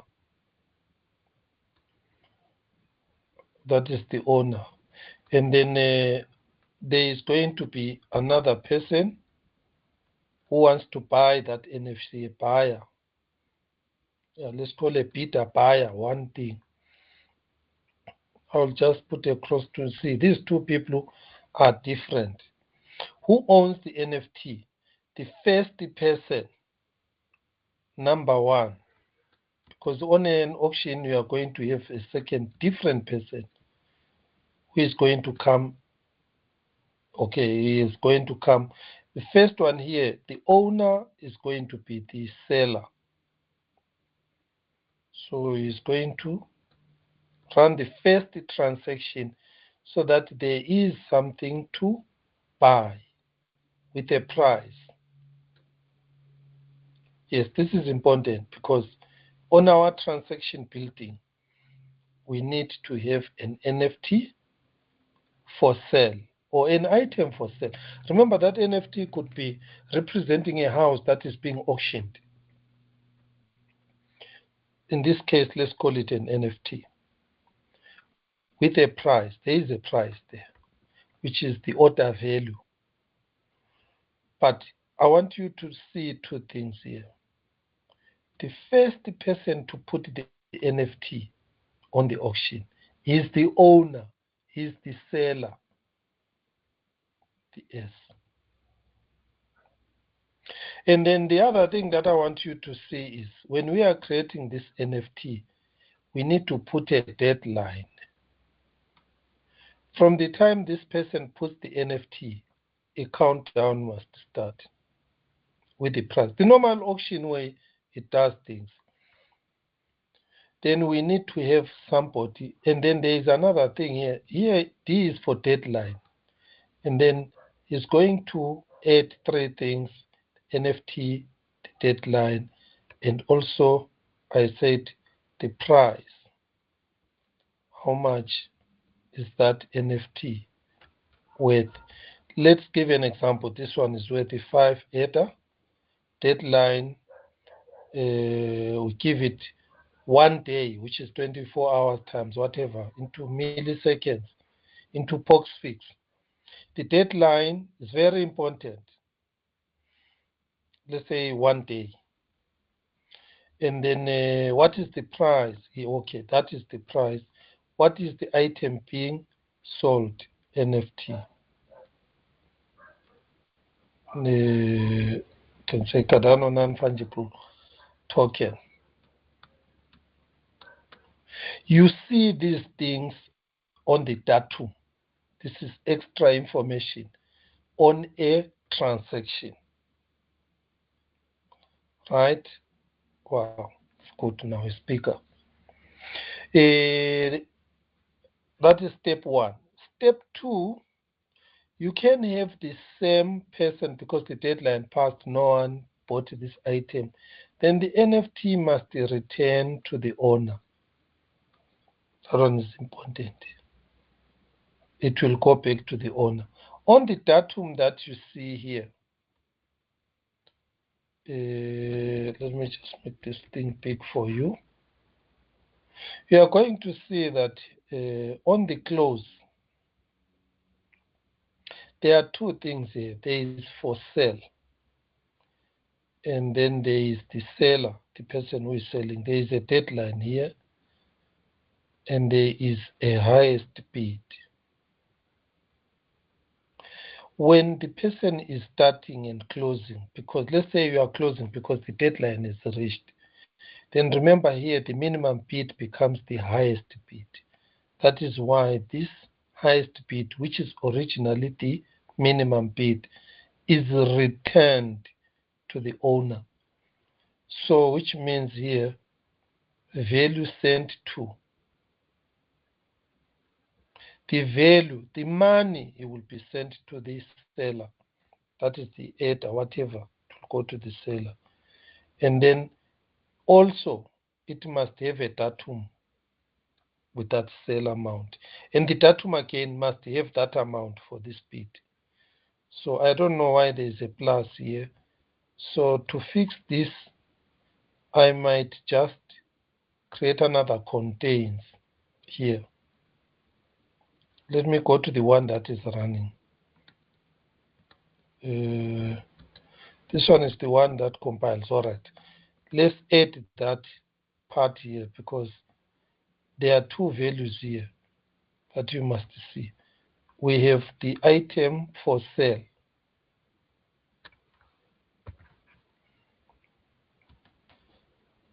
So in this case,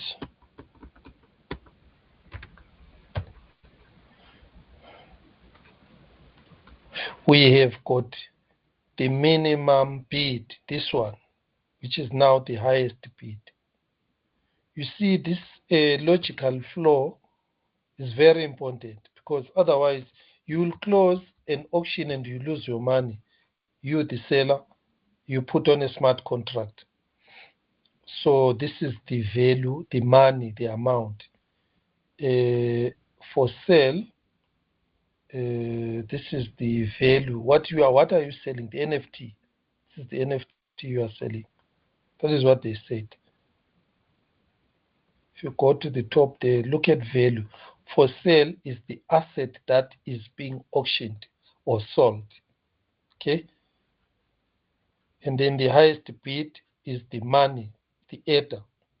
So once that is clear, so on our diagram here, step number one in creating the script is design it like the way I'm showing you here.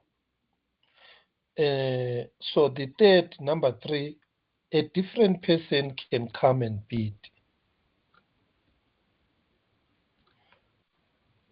So this different person, which means before the deadline, which is 1 day. I want to show you how you put days on the contract. That one is very important. If you look at this example here, Helios has got time now. So this one, time now, it has got the transaction, this script context, it has got the time range start. Yeah, that's it.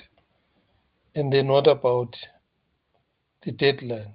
How are we going to represent the deadline? See, this is on the datum.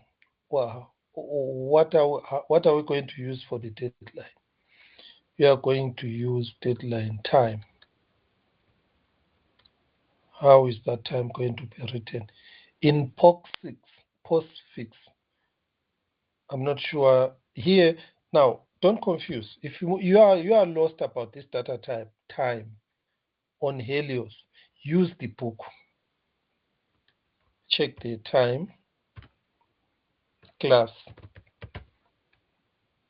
Then it will tell you represents POSIX time in milliseconds.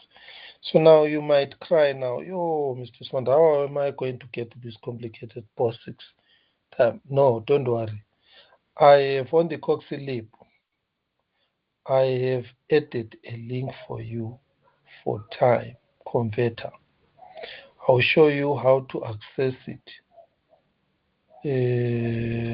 I've put it so that anyone can access it. Right, I'm on Coxygen here. Where is that time? So what? Convert time.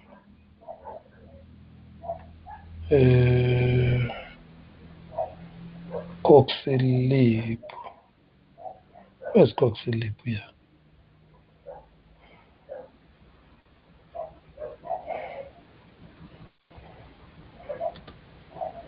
Oh yeah, there it is. I think I edited it here live.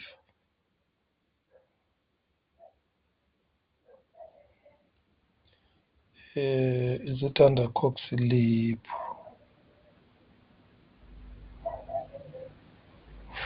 Alright. Actually, I didn't edit here. You type here POC6 time converter. This is what I want to show you. This part. I didn't add this. I don't know where I can add this so that you just click it within our website and you get it. It's called epochconverter.com.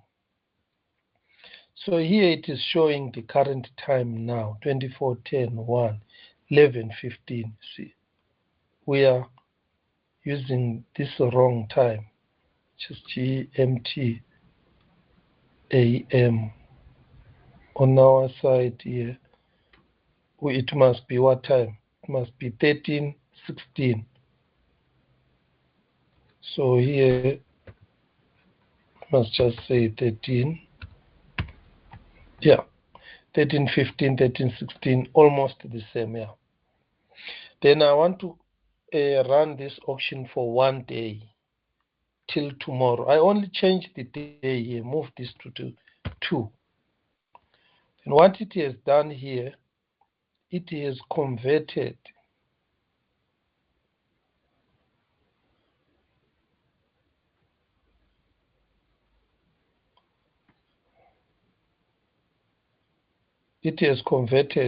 it to this toxic time. This is the human time to human.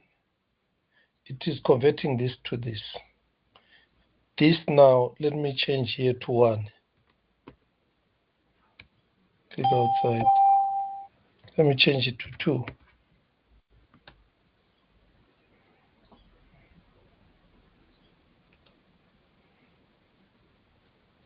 Human 2. Oh, sorry, you have to click this part here. So in this case, it is 11. It is not 11 now. It's GMT plus 2. Let me just correct it to 13:15. And then I'm changing it to tomorrow 2. Then I click here. Yeah. If you want to see this 2024, this has changed. If I put it as 1, you must see this value here. This 74,939. Do you see? It is now 88. You must see here it is 88,539, which is now. Let me put it 1 day after. From 88,000. Now, what is happening here? Is it going up or going down? Now it's 874. Let's go back. Oh yes, 874,000. Here it is what? 788,000.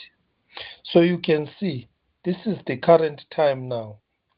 So if I want my smart contract to last 1 day until tomorrow, same time, you only change the day. If you want hours, you only add hours. If you want minutes, you add minutes to that specific. If you want months, you change the month. And then you click this part. It is this part,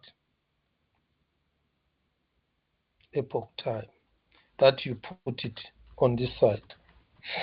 It is this part that is the deadline time, e.g. that part, the epoch time. Where did I get it? I got it from here. Well, they want it in milliseconds. So epoch time in milliseconds. So you take the milliseconds part. I took the timestamp. You need to take this big value, this one. That's it. It used to stress me a lot, these things, but after using it 2-3 times, I realized, no, it's not a big deal, because you only need the link to this. This converts it for you. That is how blockchain time on Cardano works. That's it. So the value part now. I want you to see the value part, which I've shown you this value part as this diagram. This one here, the NFT. But on the blockchain, how do we say NFT? This is how we do it. We look at this data type.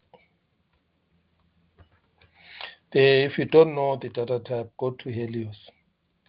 The reason why you'll be working like this, copy, paste, checking, is because you did not do a full course on this book. Later on, I think some of you who are consistent, because I know some of you after your intern, you'll go away. Those that will remain, that really want to push this thing further, I'll put you on a course specifically on learning Bluetooth. Then you learn everything here. Then immediately when you see value, you will know what you are talking about. You won't do this copy, paste, search one by one. No, you won't do that. But for now, I want to explain to you this value, this one. It has a capital V. Don't confuse it with the one with a small v. See, this one is a small v.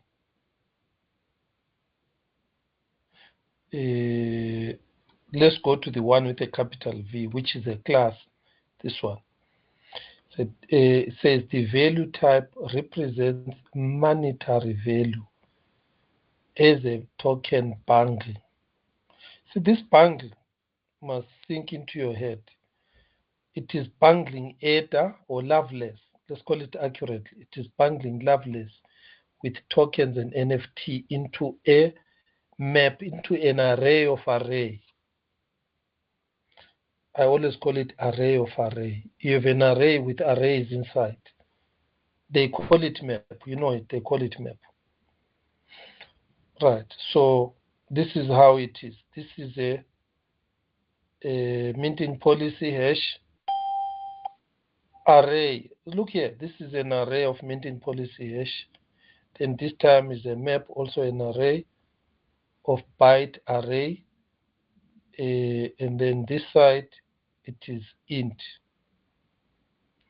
A good example here could be right on the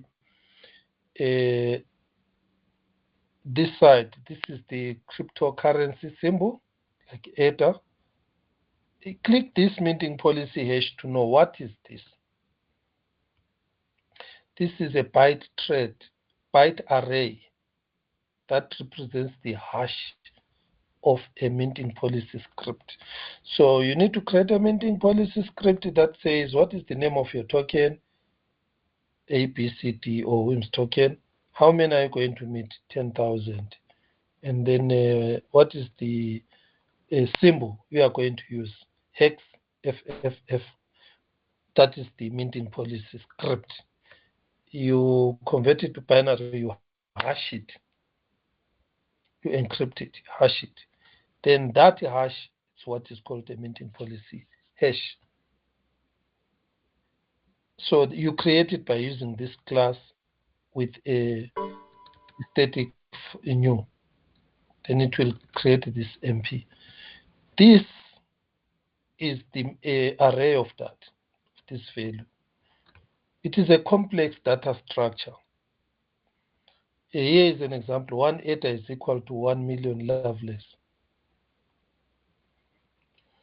Right, I want to give you a good example.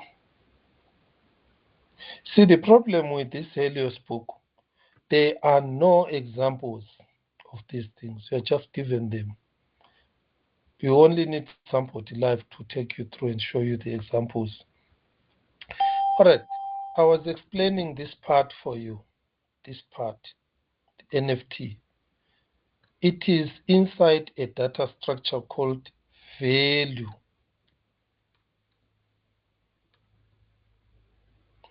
And inside here, there is also what?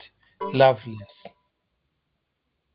That is why on this part here, you've got this value, and it is called for sale. Okay. The misconception could be value refers to money. But how can you sell money? No. Value is a collection of assets, one of which is Loveless, others is tokens or NFTs, bundled. So that is what you are referring to as value here. Okay, let me skip this part. That was the first part. You need to design your NFT or your sales, your marketplace sales logic. In short here, the first person who is going to create the auction is going to put a bid, which is a minimum bid. It's going to put the NFT on the smart contract, and then it must be discovered by the B, C, D other bidders. That one, you will see how it works. So that this person can come here and see, all right, the minimum bid is 5 eta. I want it. Okay, let me put 6 eta. So when this person puts 6 eta, then the highest bidder on the datum becomes 6. Then this person on blockchain must be identified. We don't use names like Tom, Mary to identify people on blockchain. We use their wallet unique address hashes called pubkey hashes. So we are only going to know this person by a thing called pubkey hash. That's it. And the where does it come from? It comes from the public payment address, that wallet address. It's hashed. And then we have got this thing here, which is a very difficult thing to read or reverse. You can't reverse this to the other side. It's a hash. So this identifies the person, so that if this person is to be refunded or is the highest bidder, in this case 6, this person becomes the highest bidder. The seller wants 5, a minimum of 8. This one is brought in 6 for this. Therefore, let's suppose he or she is the only bidder. Then it means the seller is going to get this 6 eta, while this person is going to get the NFT on the wallet. Okay, how do we identify the seller? Again, we use the seller's wallet pubkey hash. The system picks up this from the wallet. This is why I told you some of these things, they are there for you. You just use them like that. They are here. Like, for example, the address. This is the address of the person who is going to create and run the transaction. It could be the first, number 1, the seller, or number 2, the bidder, who second person, the bidder. Right. There are some other things I will show you, like how do I get the pubkey hash from this address. There is a function called pubkey hash that you can just use to convert this to pubkey hash. If you inspect it here, sometimes you will see the pubkey hash. Right, let's check on the base address or change address. You see here, let's see if there's something. You see, there it is. There. See this pub key hash. It is this address hashed. It is a public address, payment address. We all know. This is the hex part, but we can make it the, what do you call it, the page 32 one by taking this base address .hex, convert it to page 32. So that one is doable easily. When we take this, let's type it. Const b address page 32. Then we are going to take this one here. And then 32. There is a function page 32. Let's see if I'm getting it right. Let's check page 32. If I'm not getting it right, I will check it for you. Let's run. There, it works. You see now, there is the address. This address, like I told you, it is this. This. See all these numbers, number 1 up to 56, 0 to 56. This is the bytes format of the address. And this is the hexadecimal format of that address. And this is the wallet type of address. If you check your wallet here, you are going to see it's the same address. Say check. It ends with 5GP. They're 5GP. Okay. So what I'm saying to you is the identity of this person on blockchain, like we use the pub key hash, which is a hash of the payment address, like I showed you. It comes straight with the Cardano API. The moment you connect your wallet and the moment you put these lines on, see these lines on, they do this for you. So this page 32, you will sometimes need to use here. Let me type it down so that you see it. Const the address hash. I will call it B address hash to have the hash part of that address. So in this case, you can just take that, call a method called hash. If you check here, you will see that method is there. It is pubkey hash. There it is. And then you say pubkey hash dot hex. See, hex is part of pubkey hash. So you don't have hex outside. So in this case, I made a mistake here. It's supposed to be pub key, which is a function, pub key hash. Then the hash part. Let's check it. B address hash. Actually, this hash is a pub key hash. That's why we are using that pub key hash dot hash. Let's run it. What we should get this number. This one, 431, ending with C254.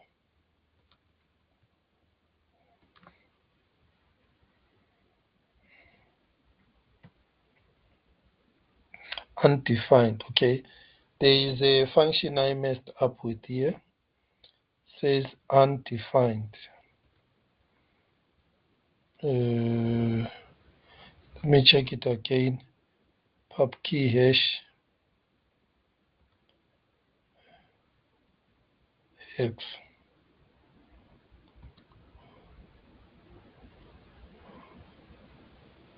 Right, we have the address.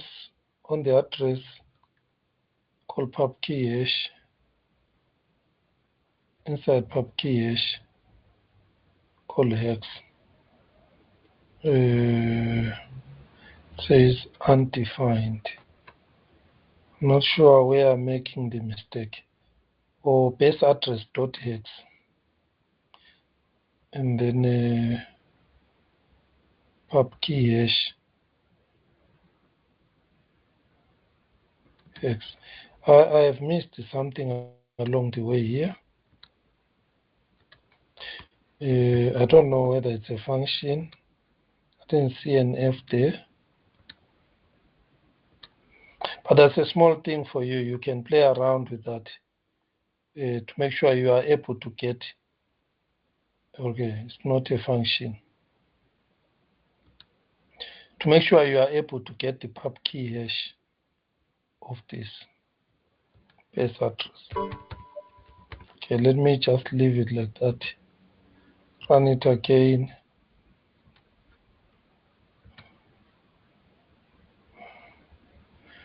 Let me see what I'm getting. Here I'm getting the bytes and the hex. See, I got the byte and the hex. But when I call the hex, it's not working. So I think maybe we can say await, and then could be a problem of it is not getting that part. So you see, you need to add maybe await. Let's check. So that was the reason. It was running and then displaying nothing because the value was still coming. But now here is the pub key hash. Okay. So why am I stressing the pub key hash? Because you need to know smart contracts. On chain, people are represented by their wallets. And their wallets have got addresses, payment addresses. But we are not using those public payment addresses to identify a user. Because if anyone goes on chain, it's going to see, no, we use pub key hash. A pub key hash, it is a hash of your public key or your payment key. So when it comes to this, you will see, and everywhere when you are writing your datum, and you want to say Peter, Mary, John, here you can say Peter, but what type data type? It's a pub key hash. You can say owner, what data type? This one is the Peter, then you know this one is the person who is bidding. The data type is pub key hash. Once you master this, then there is nothing difficult going forward. All right, let's go to step number 2. Let me check. Maybe you guys, they are all gone. Guys, I think we have taken too much time. All right, Xavier is gone. Any questions from the two of you? It's going to be a very long recording. Remind me today to download it, Rito, and then upload it. Or Rito is gone. There is Israel and Dillon. All right. I think, let me know. I think you are tired. Any questions from your side so that I stop a little bit and give you time? None right now, sir. Israel? So sir, Yeah. the marketplace. So it means that we have to create a contract or a script for it. Yes. This is actually a marketplace. How do I create a new one?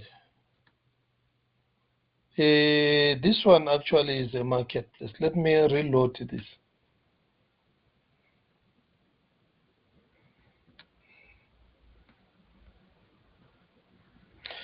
Right, this is a marketplace.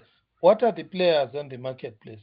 You've got a buyer, you've got a seller, isn't it? So this is a buyer, this is a seller. But remember, these people don't need to trust each other. The seller wants to sell an NFT. Now, where is the NFT? NFT must go to a smart contract. This box here is the smart contract. So this is the NFT in the smart contract. Remember, the person can put in various smart NFTs. But for now, let us look at one NFT. This is the marketplace, either for auction or normal buy-sell marketplace. Okay. Now, you need a minimum of 2 people for this to work, the seller and the buyer. But remember, the seller, the first person to put the NFT on the marketplace, he is the owner and is the creator as well as the first seller. We can have another seller. This one now, he is also going to sell his or her NFT on the same marketplace. But remember now, this person will need to know this smart contract, where it is. Normally the app, your app, when this person opens your app, the app has everything. It has the knowledge of where is this on the blockchain. All what this person does, connects the wallet, this first thing.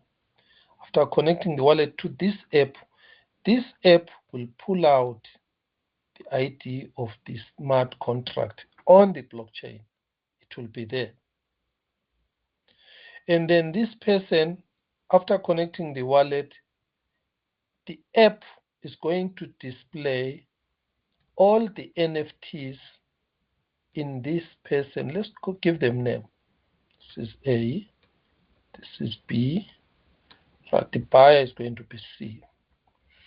Here I've got 2 people who are selling NFTs. The first one is the owner, creates the smart contracts, deploys it. If it doesn't have a smart contract, doesn't deploy it, there is nothing that's gonna happen. There is nothing. But after deploying the smart contract, and then he has this person. Remember, the person can deploy the smart contract and doesn't sell any NFT. No problem. That is why when this person comes and there is no NFT, connects the wallet, the person is going to see his or her NFTs. Then he's going to select on this one, because the app is the you who is created. It's going to say sell. Click this button, sell only. Then it will ask for price, like that what Dylan showed us. And you say, all right, it's 7 ADA. Then this is going to come to the marketplace with a 7 here. But remember, when it is going to the smart contract, this NFT, it must have the pub key hash to represent B. So here we are going to say inside the smart contract, it will have B, it will have the price, it will have the deadline. Then in this case, we use the pub key hash to represent B. That's it. It could be A, could be another D, another seller again. That is why we call it a what? A marketplace.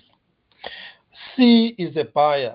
C is going to scout for what NFT he or she likes.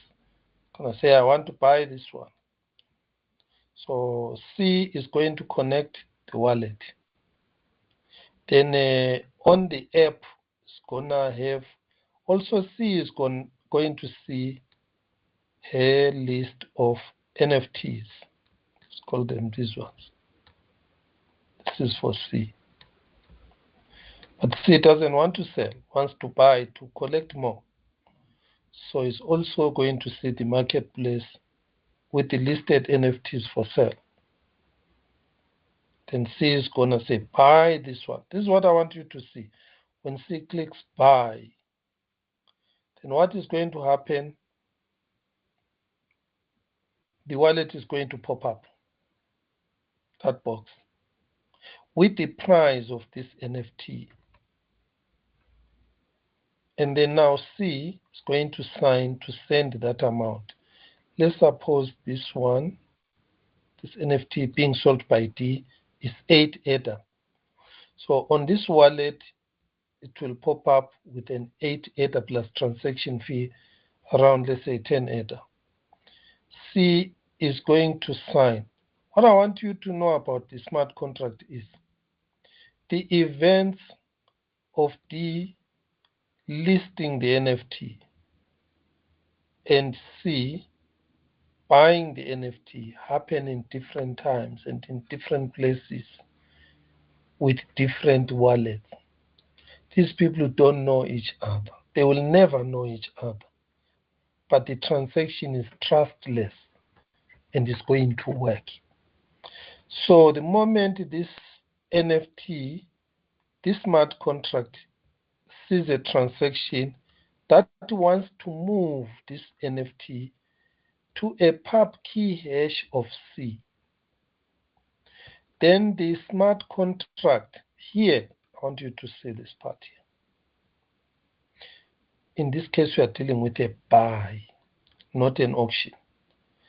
It is going to check that D is receiving the money. If indeed C has sent 8 Ether on the transaction, the smart contract will say, okay, there is 8 Ether for this D smart contract. Then it's going to ask, how much did D want for this smart contract? He wanted 8 Ether. It is equal to what D wants. This is the Ether equal to what D wants. Then the smart contract is going to send the 8 Ether straight. This is a smart contract for buy-sell, not for auction. It is immediately that transaction, the moment it is running, it will send the 8 to this wallet, to D, without D knowing. And then it will move this smart contract to C wallet. At that moment, C signs, because C is the one who is saying, here is the market, here is the NFT I want, buy, here I must sign. D signs when he or she is sending that NFT to the smart contract, so that there is a security issue there. When the D comes to the smart contract, to the platform, connect your wallet, is connected, but no NFT from D on its own just moves. Why? Because it needs the signature of D. That box popping up, typing the secret code there. So that is why this transaction of buying, selling needs the signature of D, the seller, the signature of C, the buyer. Without these two signatures, nothing will move. And number two, when D is putting this here, D doesn't know about C. Need not know that there is somebody called C with this pub key hash. No. All what D puts a condition here on the smart contract that whoever is going to get my NFT, the 8 Ether from that person's wallet must come to my wallet. And the smart contract is going to force that. There is nothing in between that this person's NFT is going to move to another wallet,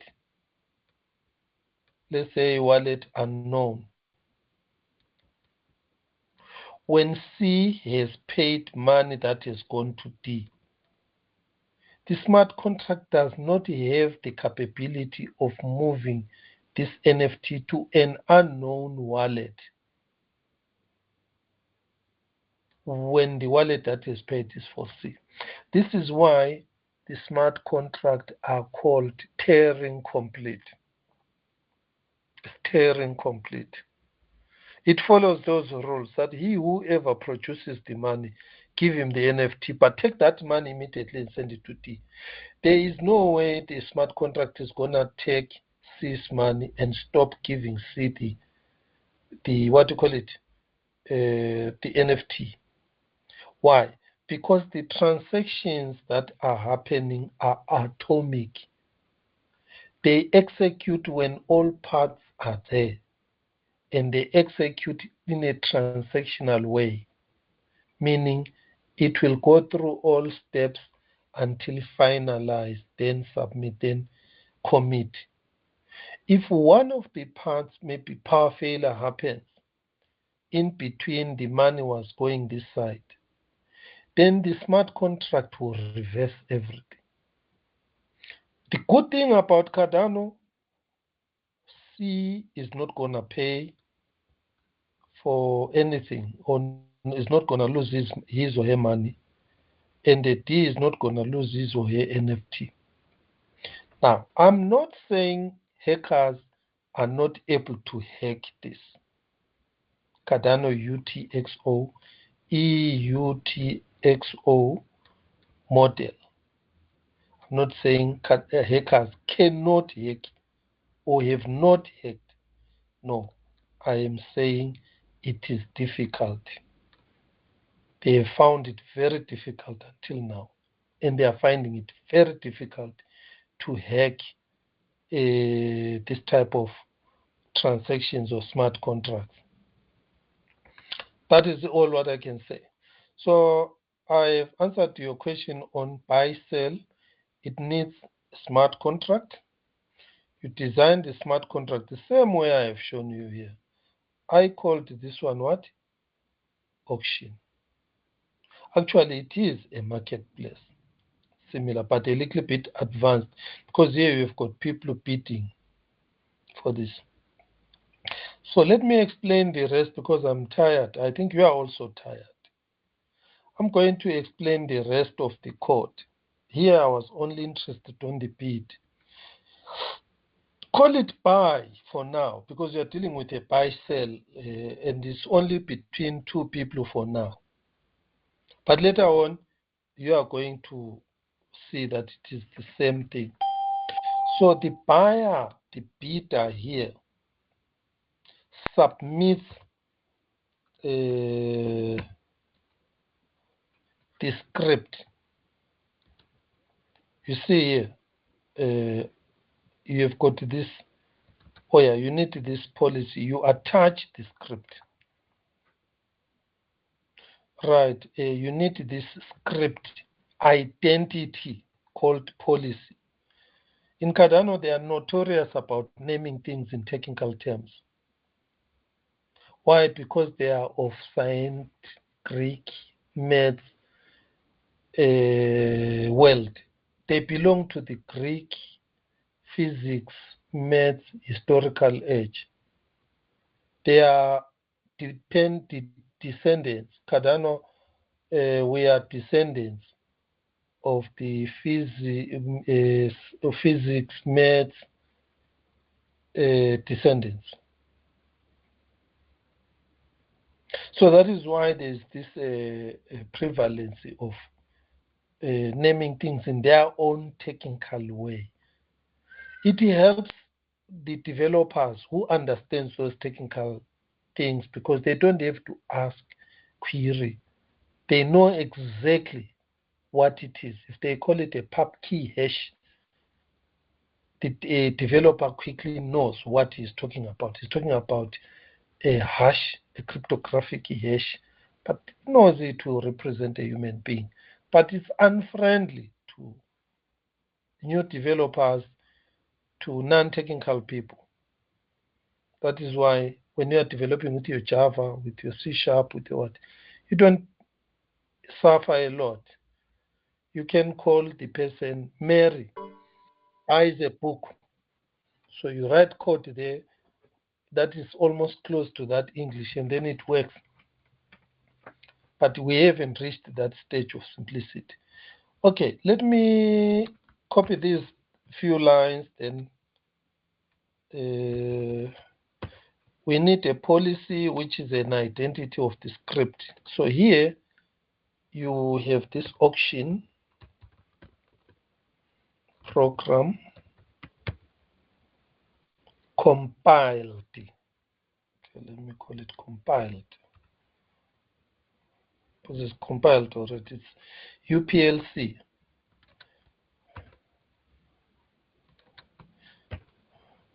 Then you call a function called minting policy hash hex. Then you get this policy. Test each stage so that if you miss one little thing, there is always a high chance of missing one thing. So, but if you go step by step, testing each edge, see that it's running. You can see here it bombs out, compiled, it says auction compiled, PLC. Where is this Helios HTML? At this part here. All right, so where did I go wrong here? Minting policy hash, compiled minting policy hash. All right, read the errors when these things occur. This is one thing here. You rush into trying to solve what you don't know. It says unexpected. There's another problem that we are going to meet. Some of these errors are useless. Not because people who gave messages are useless. No, they are smart people. They did not have enough time to write meaningful, helpful error messages that even tell you what to do when the error has happened. They don't have time. This is where you and me come into place to improve the situation. Remember, every problem is an opportunity for money, for work, for jobs. Come in here, we take this same documentation. We go there and check, like in this case, says asset. We put a breakpoint, check what is the problem there. Set unexpected message condition. We check and realize what really is the problem. Right, we can see here minting policy, hash, purpose, whatever. Then we come here. We see the error is coming from this area. This is where we can improve this thing and get jobs. Definitely. So I'm running this. It is going to break here. I don't need this break. I need the next one, which is this one. So I want you to see why this thing bombed out. Right, when we inspect here, let's move one step up. We ask purpose. This is a spending validator. Okay? But what are we having here? We are having a minting validator. Let's check our auction. This is a spending. But what we are doing requires minting or now. You cannot call minting policy hash on a spending. Don't need it. This is why we have to take out this here. This happens because you have supplied a spending validator, which is not necessary for a minting policy hash. This is a spending, not a minting. It must either be null, the purpose must either be null, or it must not be minting. This is a very good. But the message is the one, this asset message is the one that is not very user-friendly. Okay? How would I have done it and made it user-friendly? I go to 15,440 on the actual Helios code, because I have it here. Let's go to it here. Where are we? I'm far away. Let me go back to where we are. Right, we are here on the second one. Go to the Helios. Go to 15,000. Hey, this one is too big. Can't even open it from this side. Number 10, we need to open it from a download because it's too big. Right, open it using that. Then I go to, do I have a go to?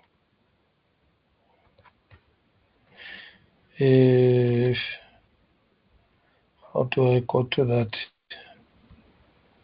All right, so the only way I can find that one is by search, not by go to, because my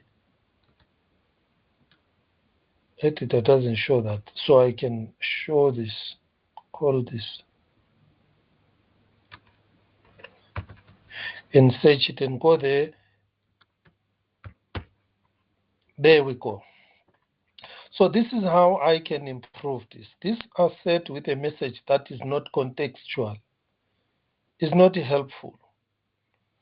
Either I would suggest from here something like this. If then I put these conditions.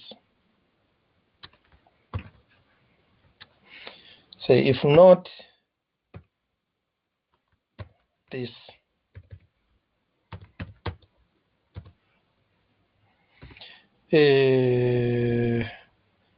maybe I will say assert false, then you give a correct message. Or I will say write console log, but don't add console log onto this Helios script or whatever.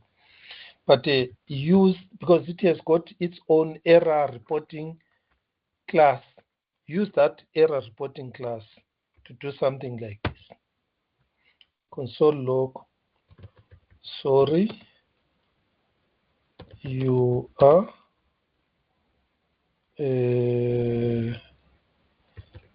running a spending validator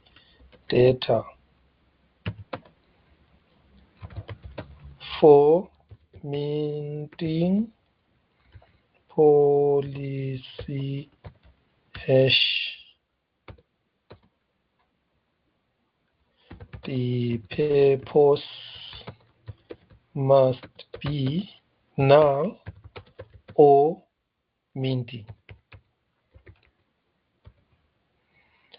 And then here you say fix this and try again. Then also it can happen there's something else that is not what is there. If it is something else, because there could be other runtime conditions that you don't know, something else.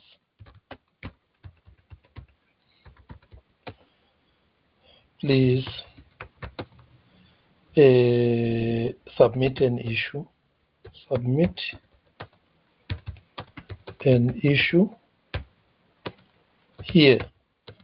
Then you give them the GitHub, Helios GitHub issue where you report GitHub issues. Then I'll show you. Go to GitHub, Helios. Okay. Cardano. Let's go to GitHub, Helios, Cardano, yeah. Then here, where there is this Helios part, this is where you report an issue. Then you open an issue here. So here, let me send this information. This is an example of how to improve this. There we are. Okay. And then from there, you do this. Else,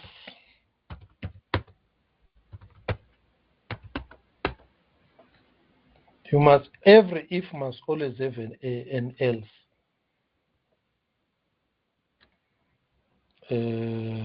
Actually, this you won't need it.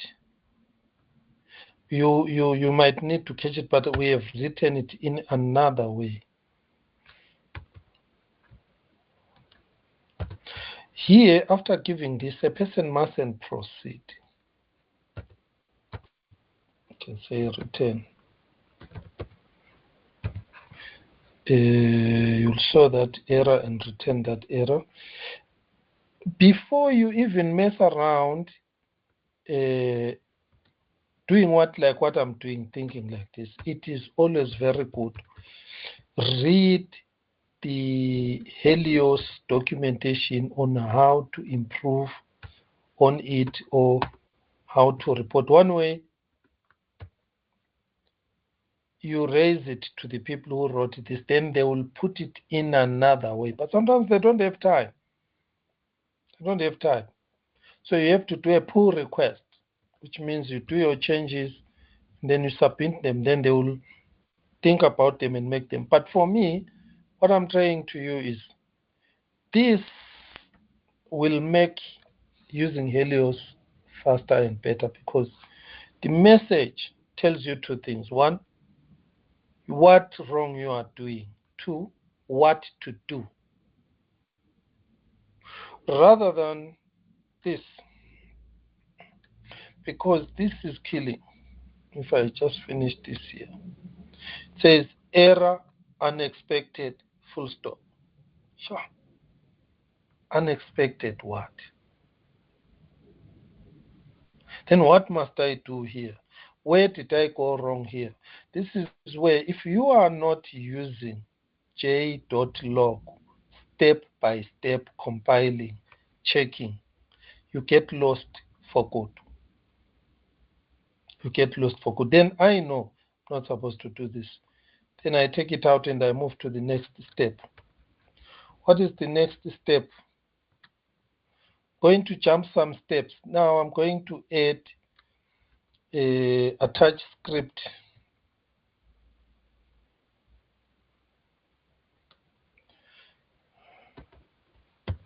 I think you guys are tired. I don't know if anyone is left. Let me know once you are tired. Please shout and tell us, hey, we want to go, we are tired. Then tx attach script. Then this script that I'm attaching, remember, is option program compiled.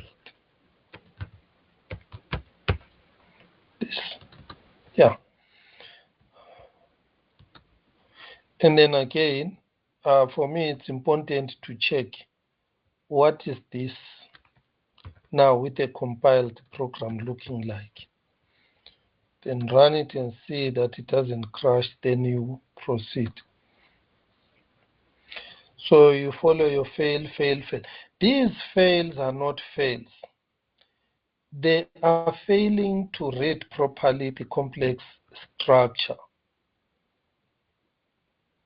It will take me a lot of time to make them pass with a compile, with a what? For example, when I'm testing attach script, I want to be sure a script was attached correctly or whatever. Then if it is, then that should pass and move forward.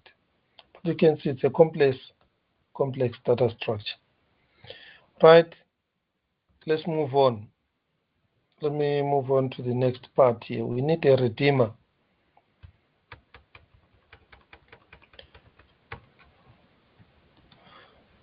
Right. Now here, the redeemer, go back to your script. This is important. Our script here, we have got enums, we've got clues, we've got bid. But this person is bidding. So what is our redeemer? Bid. Then remember now, when we say bid, we need a bidder, and we need a pub key hash and an amount. You need to add this redeemer with this. This is another complex way of doing it.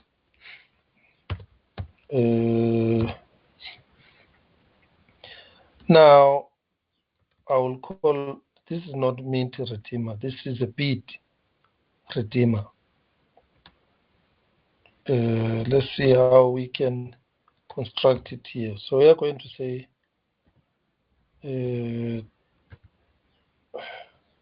first let's create the redeemer. Const bit redeemer. Right. The redeemer on the off-chain Helios. Let's go to the Helios off-chain. Let me search it from here. Find class redeemer. Do I find some? Yes. Redeemer program. Is this let's see. Enum redeemer. Yeah. Export class redeemer. What you need to know how to construct this type. It is a class. It is a constructor. The constructor expects data of a UPLC data. And then you can say get data and then CPU cost. Right. In this case, there is another method. Let's see.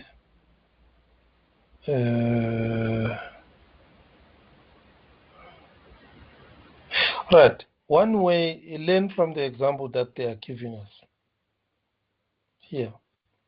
Here, they actually created a new what? Look here.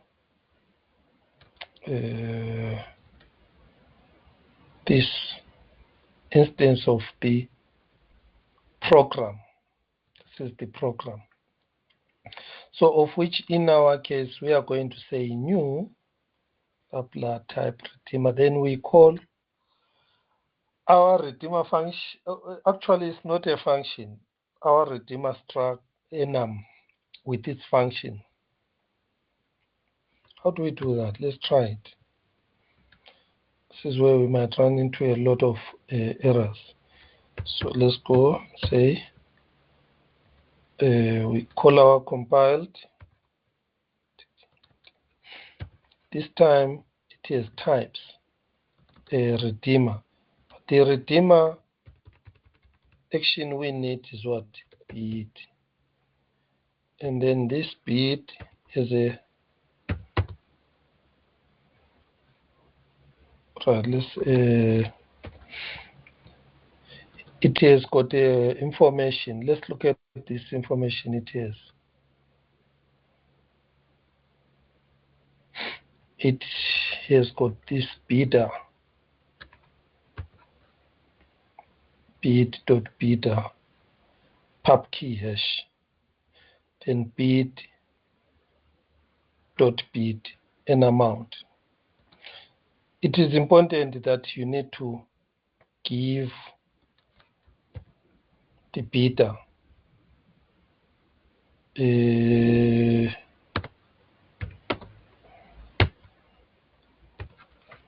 pub key hash. And then remember again, we have got amount, bit amount. Right, let me find the correct way of writing these amounts here, the bit amount. So remember here I'm entering a what? A redeemer that is going to be bigger or smaller than the bit. So if it's smaller, it's going to be, the transaction won't run. If it is bigger than the requested amount, okay, let me put 10 for now, big int. Right, here I have not constructed it correctly. Now, what do you do?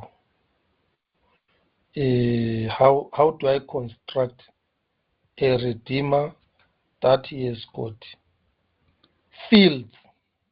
See, a redeemer that is straightforward like this, you just say close, put to call it those open close parentheses like this, like the mint. What about this one here? This one is a, you can see an object that has got two fields. It has got this like this.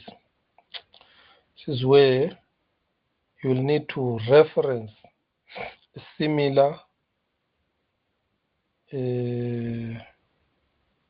smart contracts where this has happened.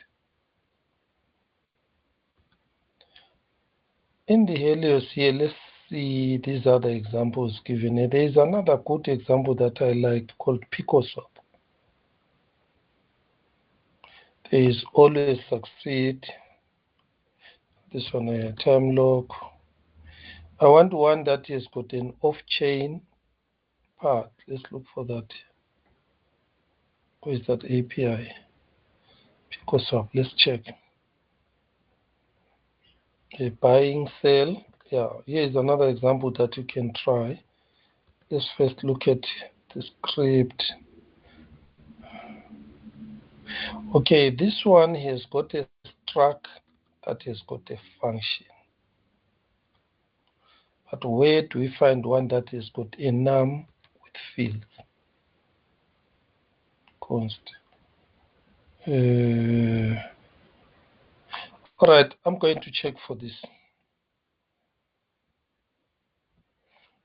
Because to construct this, I might make a what? I will definitely be stuck along the way. Let's go to the cell. All right, one way, go here, type enums. Enums. Structure and enums here. Under enums here, they give an example of how to do that. Okay, look at this enums. Here is an example of a redeemer with a cancel and a buy. The buy has got a buyer field. How do we instantiate this? Perfect. Here what we do, we call redeemer key with a static method buy. See, these two columns, colon, buy. And then inside here, put in the data, this data type. Like in this case, is pub key hash, static call new method, then you give it the. So this guides us into how to move forward with what we have. Perfect. See, the OOP analogy of an enum is an abstract class, and the enum variants can be thought of as concrete implementations, that is child classes. That example is what we are going to try to use. So back here,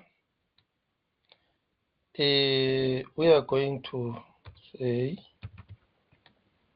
use that, and then the bid. Let me show you here.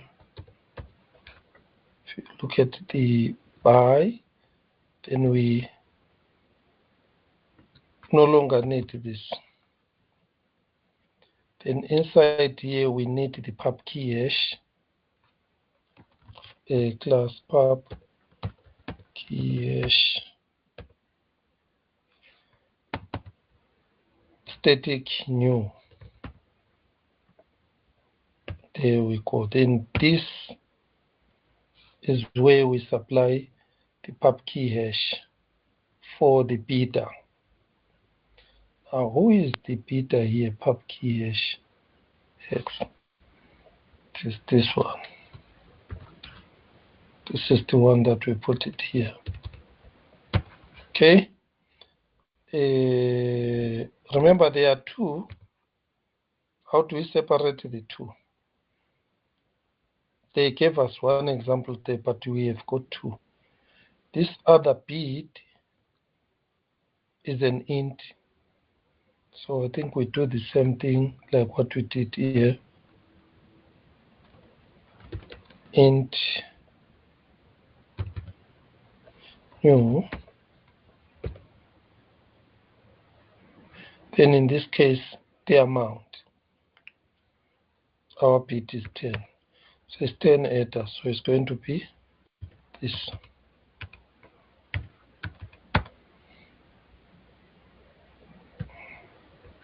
Let's test what we have.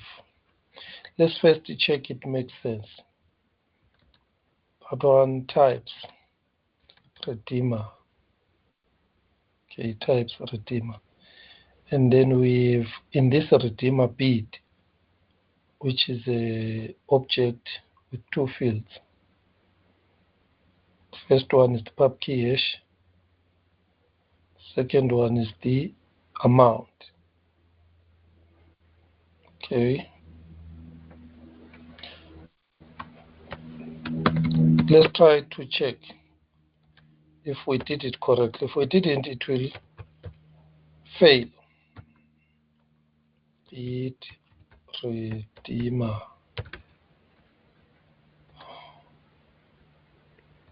So you forgot the G. I forgot. Oh yes, sorry. That one. Thanks for paying attention. Let's run it.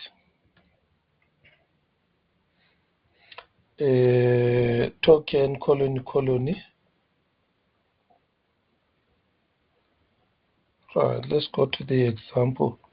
Sometimes they update these documents. What I'm thinking, okay, this is the on-chain example of how to use this. What about the off-chain? So here it doesn't work. So we are going to follow the example we found before. I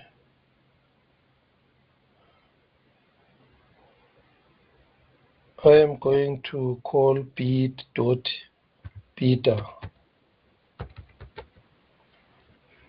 I am going to assign it to pub key hash, and we check if it will accept. So in this case, that is the first thing. Let's check if it will accept. Let's compare it with this one, the off-chain one. You see, this one works. This one has got only one enum mint. So it works like this. Yes, we need to convert whatever we have to UPLC data. Okay. So this is just mint, that enum. It is under types. So I think we are fine. Let's test it. This is compiled. This is new. Types redeemer. Yeah, here it's an error. It must be dot. What is the redeemer bid? It has got a field bidder. Now that bidder, we assign it this, then we convert it to UPLC. Right, there's nothing as good as testing. Test and check what comes out. The moment you get used to this, the rest is repetition. Right, let's try. Helios will tell us it's right or wrong.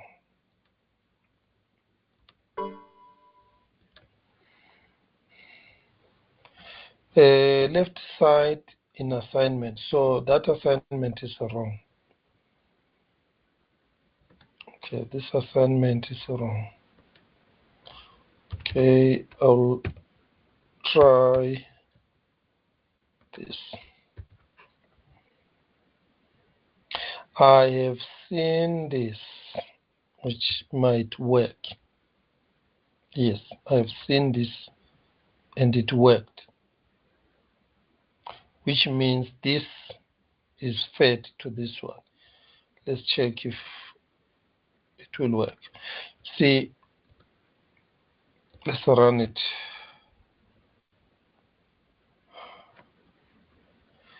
Undefined redeemer, reading redeemer, undefined. We are close to it now. Reading redeemer, undefined. Then it means we want to know bid, these types. Maybe we are not supposed to call types. So let's inspect using, okay, let's go inside. Immediately it fails to go inside. Okay, let's check. But is bid supposed to? Come again? Isn't bid the bid from redeemer.bid, isn't the one supposed to have brackets? Or am I? All right. It's a good question. I want you to look at bid. Our enum is a redeemer. It's a redeemer. There is a redeemer. The field of the enum is bid. There is the bid. But bid is an object. Yeah, I think it's supposed to have a small b. But this bid is part of the redeemer. The first error, the error here that we are seeing is about redeemer is undefined. So if redeemer is undefined,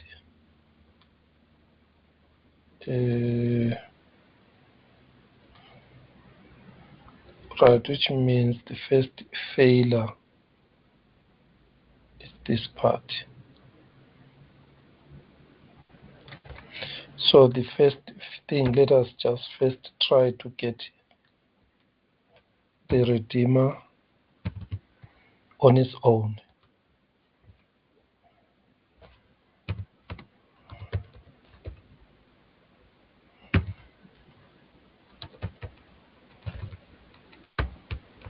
These are the errors or challenges we are always going to come across, because not everything is explained or is working.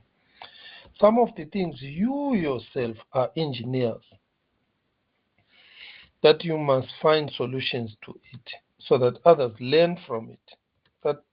That fact is for everyone. Cannot read redeemer. Okay, see, this redeemer part is not there. Let us check what is there.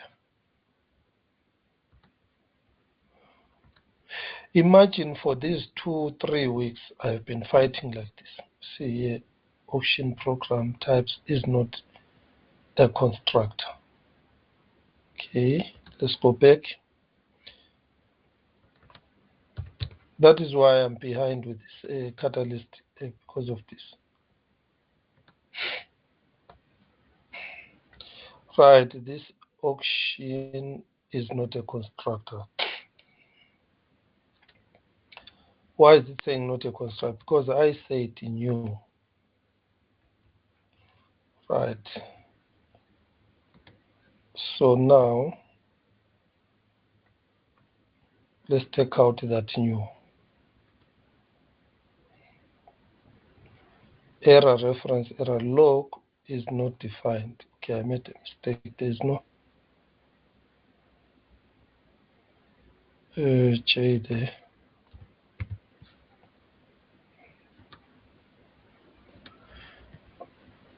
Right, let's see what we get.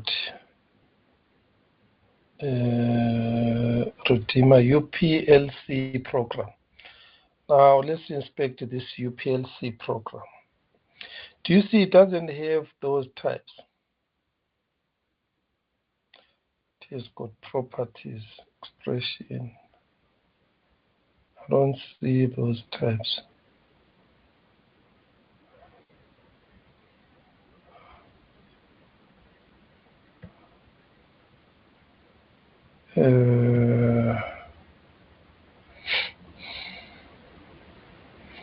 Properties site source. Okay, which means there's something I left out. Okay. Right, let's go back to the one that is working, which is this one.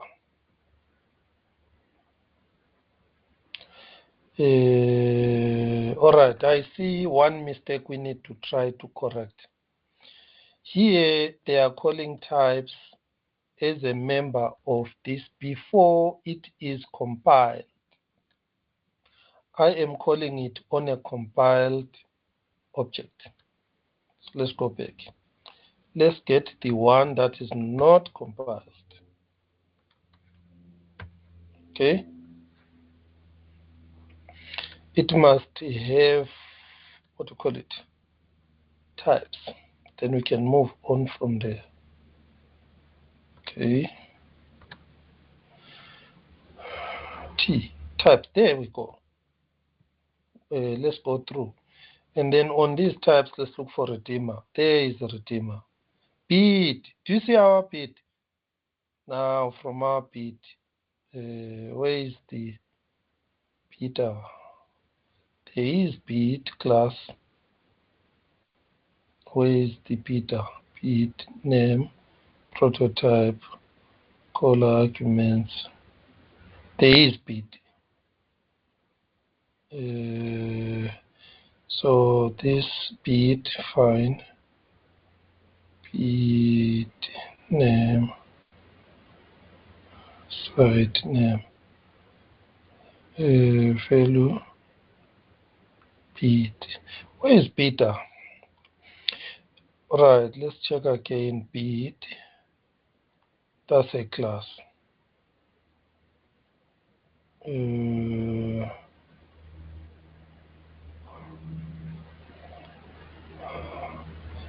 Close, yes, we have close. Close is just close. So bit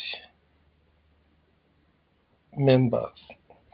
So what we need to concentrate on here is bit from bit class new bit. Okay, let's instantiate it with data because it's a class. Now it makes sense for you to see why it has to be instantiated. So here we have to say new, and then here types redeemer.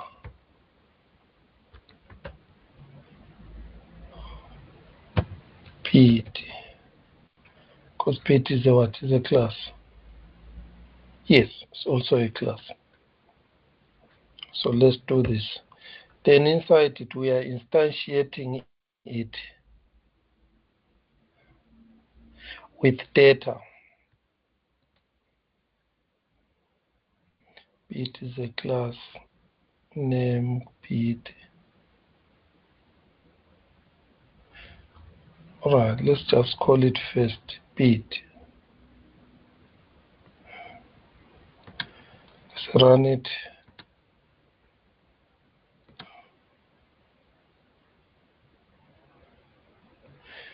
Right, it expects 2 arguments, got 0. Yes, correct. Do you see it is expecting 2 arguments, it got 0. So the first argument is this one. And then the next argument is the amount. And then that must be maybe to UPLC data. And then the next one is the amount. So let's declare the amount outside. Const amount equals, we say 10.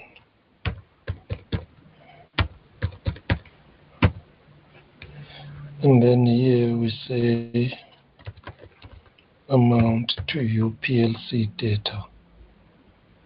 Okay, let's check the constructors. It is expecting a pub key hash and an int. Yeah. So we're expecting a pub key hash. Are we giving it a pub key hash? Yes. So we don't need to put this. This is a pub key hash on itself. Amount, it must be a int. So there are 2 dots after amount. After amount. Right, I have to take out this.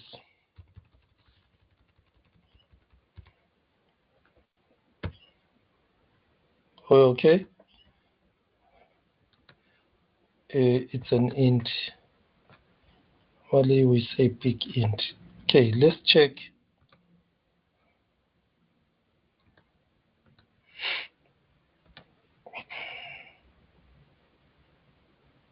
Int is not defined.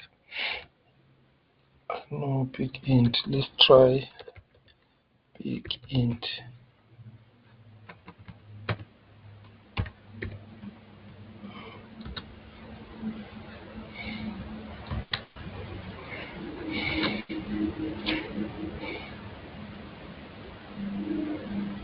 Num variant. Pass. It passed. I can't believe it. There is bit, which is a what? Helios int. There is beta, there, which is a what? The first one is a pub key hash.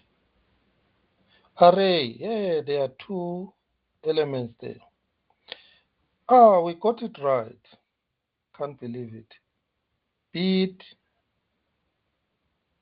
beta. See, I think you have learned a lot, guys. If you were following with me, up to now here, you have learned a lot. I think you have learned a lot. Yeah. Guys, this is how we survive in the field. There is no teacher, there is no lecturer. Even the people who designed this technology, some of these things, they learn seeing others improving it. So now we have managed to get the bit redeemer, and bit redeemer, bit beta. I don't know why it calls it bit redeemer. Where did that name come from? Oh yeah, it's this one here. It has got those information. All right, so now remember our information that we have now, this auction redeemer, like this. We need to pass it to the transaction. So we've done it here. Where is it? Here. We have it now. So now the next step, here we are minting tokens, but with that one we are not minting tokens. Yes, we need a token. Remember one thing with this transaction, we are lacking one thing. We have the redeemer now, but we still do not have an NFT. Okay. Up until now, things are moving fine.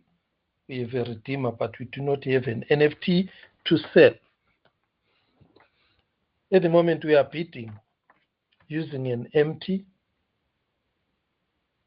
NFT. So we need to now mint an NFT or bring an NFT or pick one of the NFT for sale. Okay, can we take a 1 minute break? I'll be back after 1 minute. Then if you have got questions, please type them here. This is exactly what I was talking about, Israel.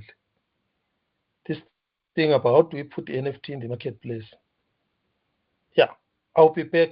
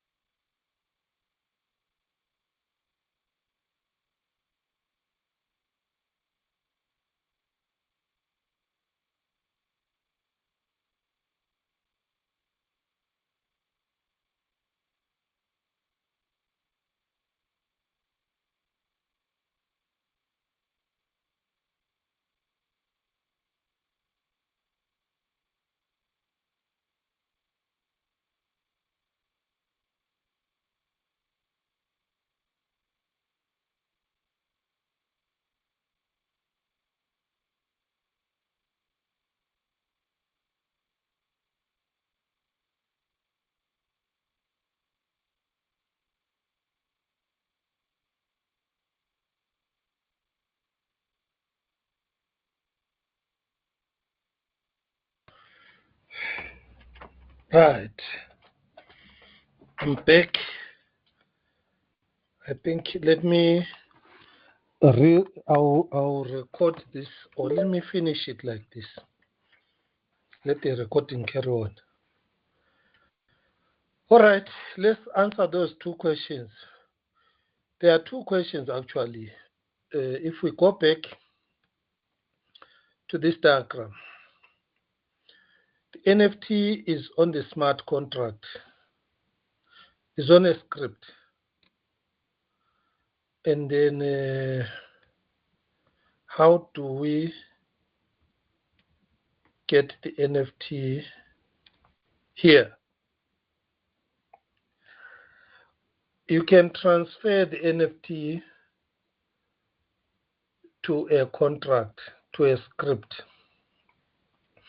or you can mint an NFT to the script. So you can transfer to the script, or you can mint to the script. The easiest one is we mint one that will be attached to this script, because where we are now, I want to show you. We have a script now. You see, we've got a script now. Where is the script address? Let's go back.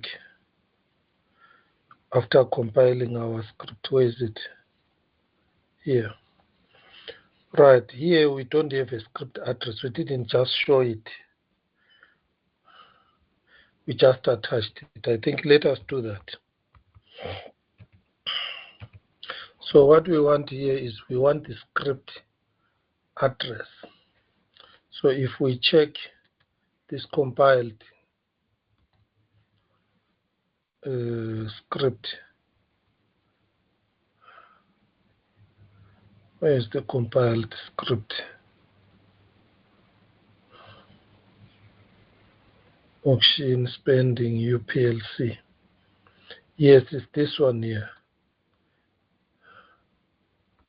What we need is the script address. We need the, okay, let me remove this. It was still running. So what we need here, okay, let's run it again so that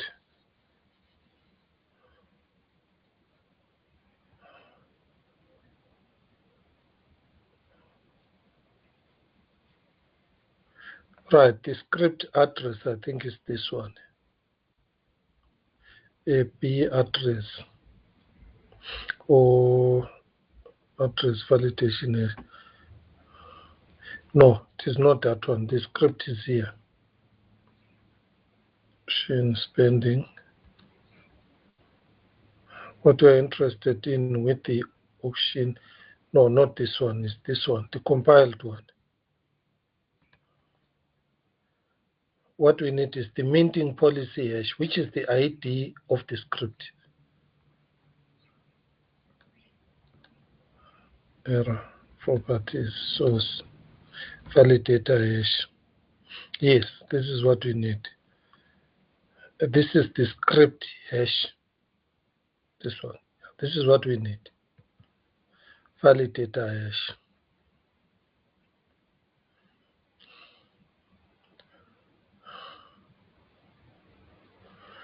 Okay, let's see validator hash. Right, let's have that validator hash. Is it, oh yeah, is it not the one that was making that problem? Let's try it. Remember, there is one that failed. Const auction program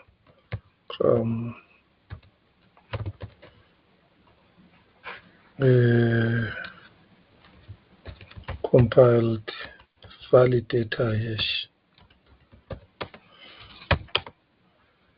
So this one is auction program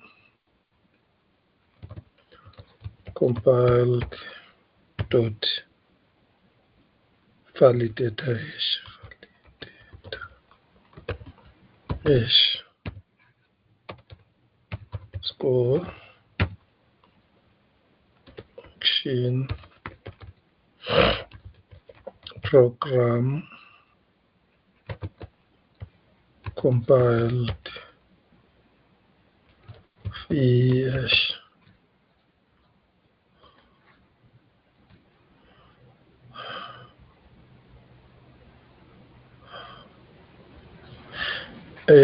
I'm not sure. Is it this the other one that failed? Let's test.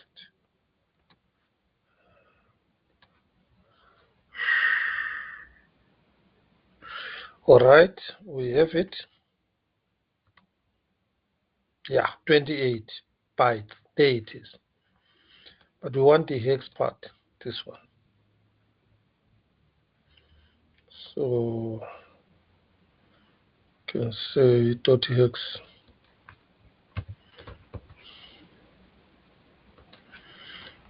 Let's add the hex there. This is the hash that is the hex formatted, hexadecimal formatted. Okay.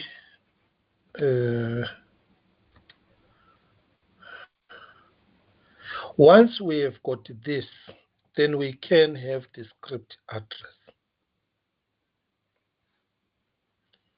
We can have the script address because let's try it to create the script address. Say const script. I think the best thing is to call it what it is.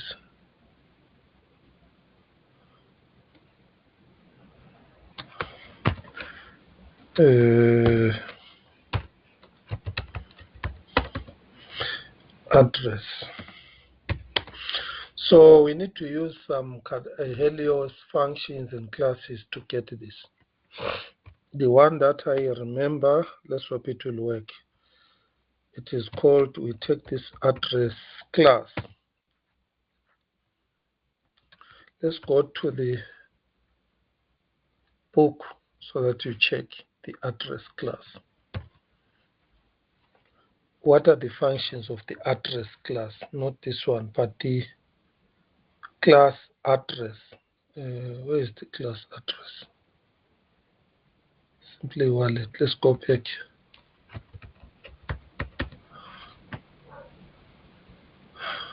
Yeah, this one. Yes. Address of a UTX determines the owner. Let's look at the methods it has. Yeah, validator scripts.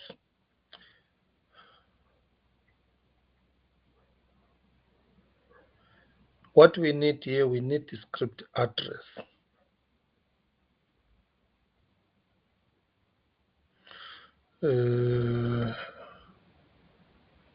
Okay, let me check from this one here.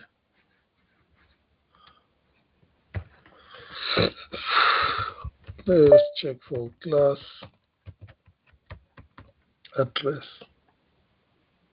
Yeah, this one. Right, what is the constructor here?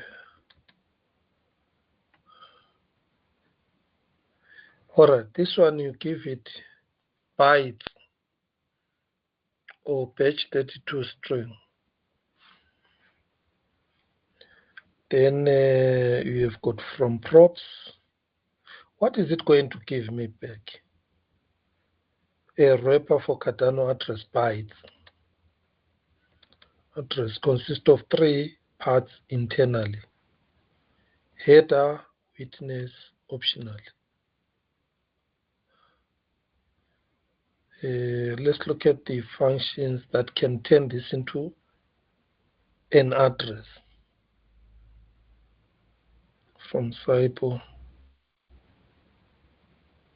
from bytes. Then from page 32. From hex to hex. We already have that in hex, ne? Hex. from hashes.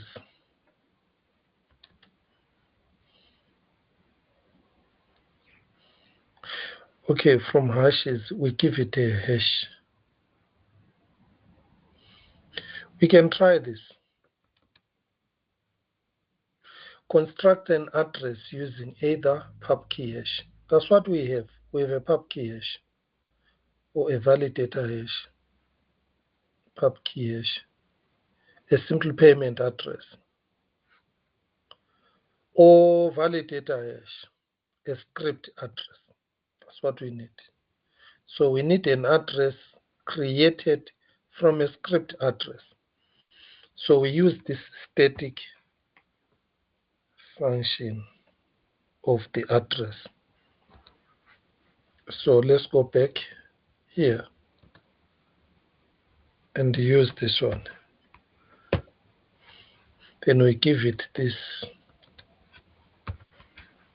This one, it needs a hash in a hexadecimal way. Let's test it.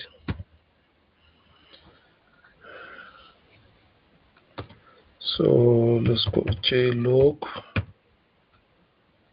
auction program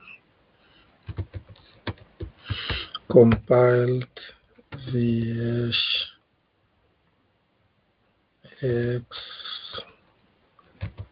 address. Let's see what it gives us.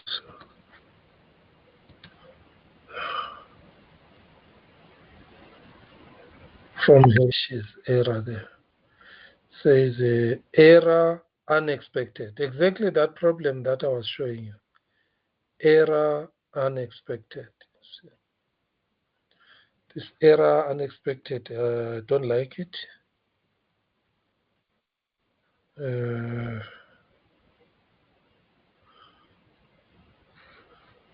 don't like it. Let's try from pubkey hash, but that one is a validator hash.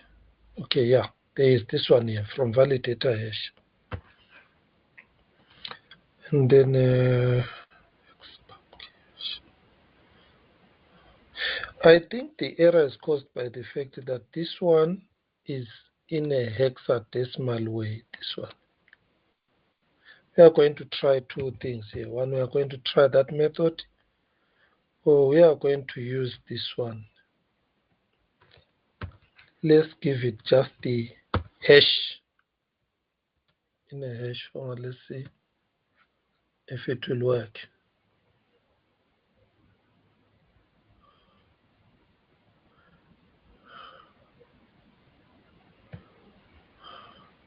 Yes, it worked. We have an address now. There we have an address. We have an address now. So it was to work with this. The next thing, let's convert this address into a wallet address, similar to the wallet that we have. Cost. Yeah, I think that name is too long now. Auction program address page 32, because we are going to call a method called to page 32. What is this? This method converts that address in bytes to a human readable method. Let's go auction program address page 32. Let's copy this. It's an error there.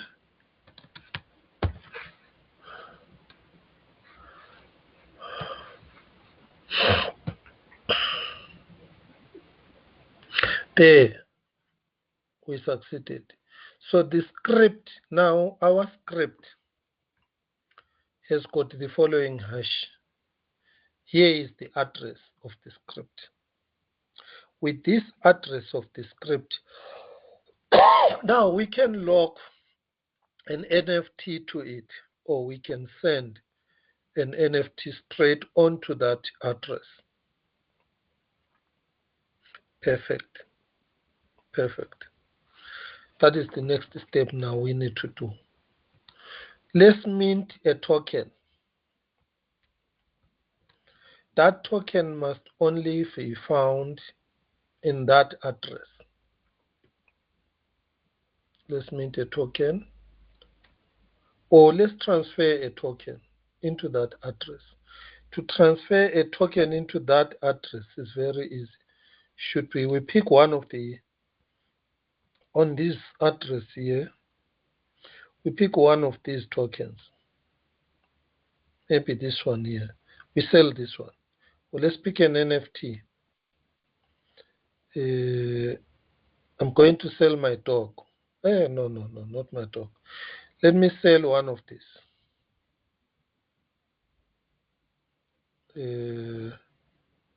One. This is one. All right, I'm going to select tomatoes. 19 tomatoes. Yeah. So how I need the policy of this. So I need the policy. Let me put it here.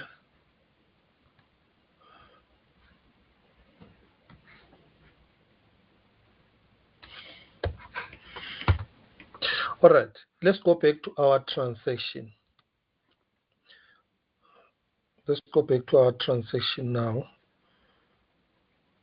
If we are minting, we have to create the NFT. Here, this creates the token. And then here it creates the policy. So this token is going to be having a policy of this script. Then a token is going to be created, these tokens. And then here you see mint token. It's going to mint this token onto the smart contract, onto the script, attach it to the script with this policy. Or you can mint this straight to this, see this, what do you call it, this minting policy of this, of my wallet. But we don't want to mint. We want to, what do you call it, move. But let us look at the transaction functions.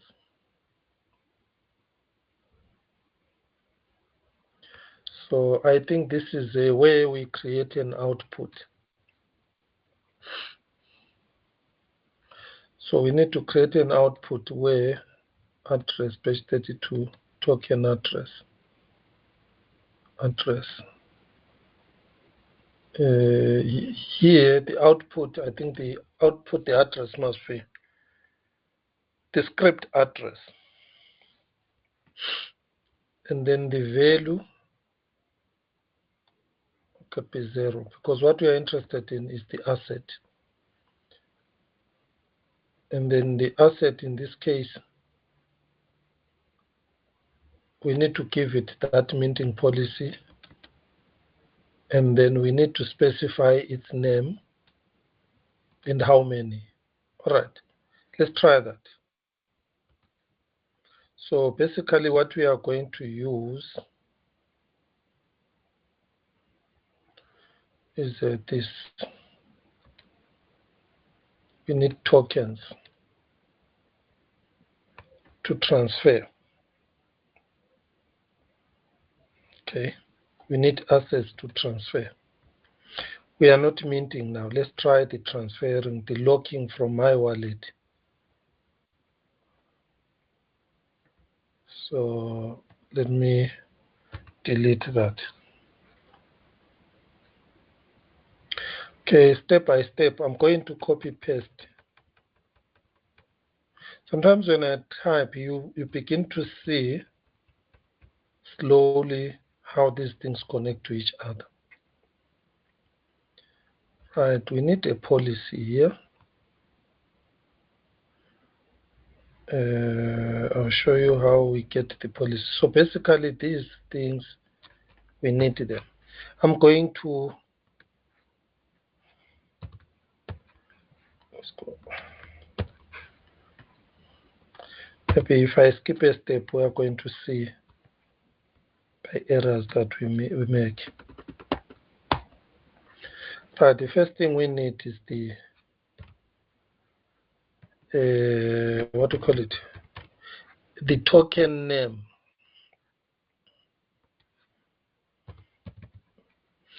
Now we need the token name in a human readable way.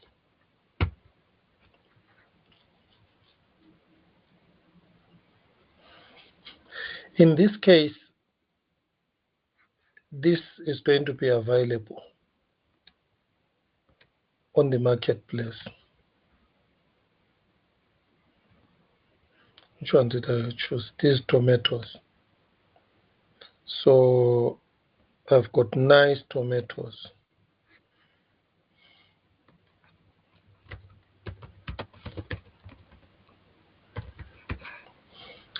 Right, how many of them do we want to sell? Let's sell 10. You must see numbers here are converted to what do you call it, big int. This one is converted to bytes, to binary. So in this case, I've got a set of 1, which is an array. You can see this array has got a what? Token name and this part. I've got 1. I can put in many. Here is the next part I've got, but now I need to specify their policy. So these ones are on this policy. Let's hope I'm right.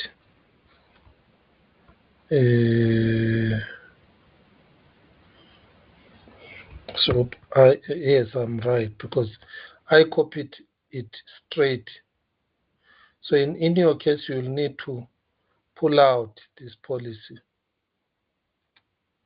of tomatoes, this one, in the 19 onto the marketplace there. So you have 19 tomatoes, NFTs. I'm selling 1 at this price. So let's go here and say const tokens MPH.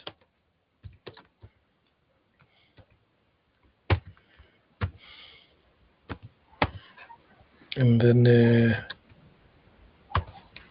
we put this one here. Now this creates an asset to sell. So what we need to do here now, let me break it up so that you can follow it.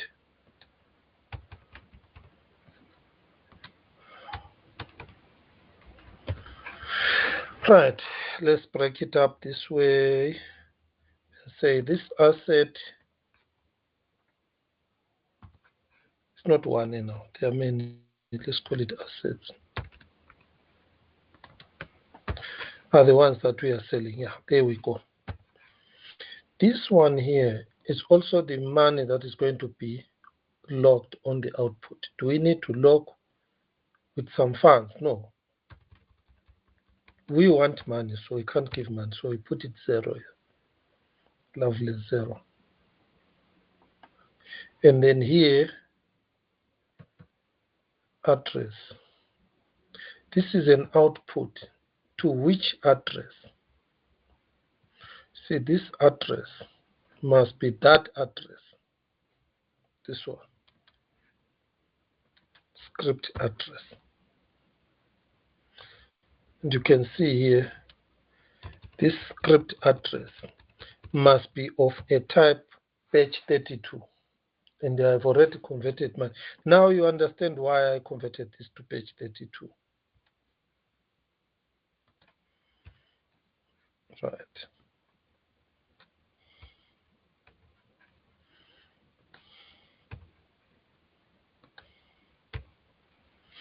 Right. Before we carry on, our datum, remember we've got our compiled script here. Our script doesn't have a datum yet. That is the next thing we need to add to our transaction output. In this case, the first thing we are adding is TX output address page 32, and then the next thing is this. We can also, let's look at this class, TX output. Before I carry on looking into that class, let's have some questions. Israel, Dylan, any questions from your side? Two of you. There's somewhere where you got lost, you need me to go over.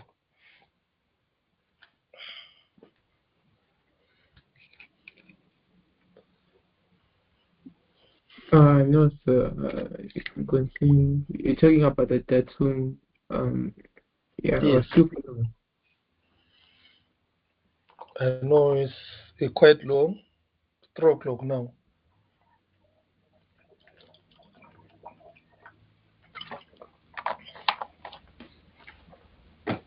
I'm taking a lot of time so that you understand. This is why Coxygen is a live technical help support. Otherwise, I would have given you a video to find it on your own. All right, let's move with where we are. So let's look at this class, the TX output class. Let's go here to the Helios compiled JS. I'm interested in the class. This class. This is how you need to be always juggling left and right, because you need to use this Helios.js to inspect the class structure so that you know when you are instantiating it, what data type of you are supposed to give it to it. Right, for this one, and you need to know how many parameters it takes. Right, you can see here it takes number 1, an address. We have given it an address. The script there it is, constructs transaction output instance using an address, a value. We have a value now. That value has got some value is what? And then optional datum. Yes, we've got that value where we've got tokens. And then an optional datum. So we need to construct a datum. There is now a fourth one called a reference script. So here I'm just going to add a datum. Okay, so I need to pass in a datum. Is number 3. So it means here under TX output,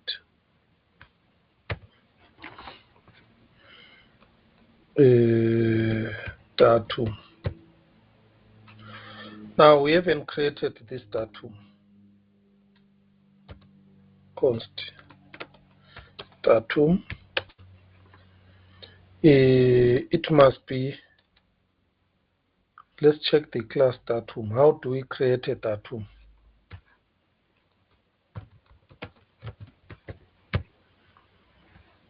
That is important because this is a data type. You can call it datum, so you can call it new datum. That's how we extend it. Then what do we do? Which methods do we call from? Static from UPLC data. Datum from UPLC data. Hashed data, inline data.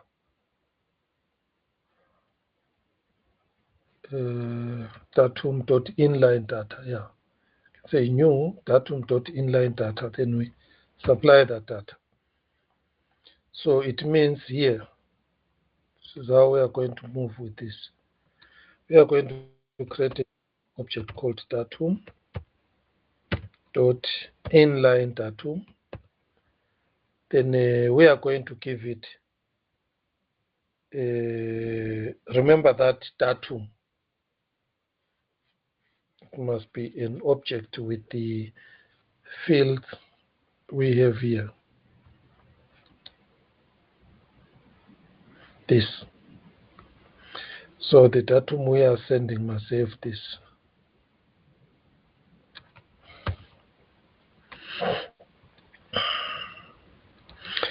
So which means we can create another object on top there, which we are going to call it data.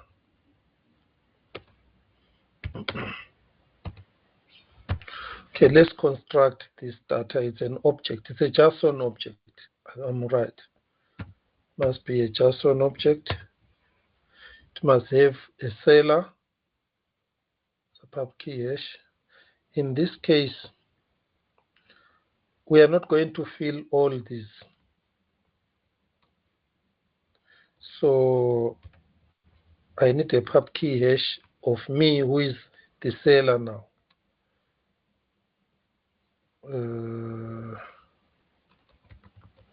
This part I need to be careful. I'm going to assign the person who is constructing this. This is the base address. Remember the base address pub key hash is this one. So in this case, the seller, I am the first one who is doing the sale. But what about tomorrow if another one is selling? Remember this, if you run it on your wallet, Dylan, it will pick up your address. You become the seller. In this case, what differentiates you, Dylan, be from being a seller of being a bidder or what you call it? There are three people here. You have a seller, a buyer. You have a seller who is an owner and a buyer. You've got a bidder, but in this case, on that script, a bidder, this bidder here, and the seller is one and the same person.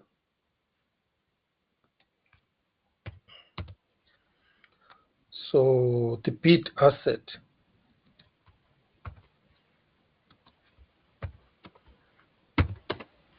so I'm getting right. The bid asset is the asset class that is for bid. Remember, we have created it already.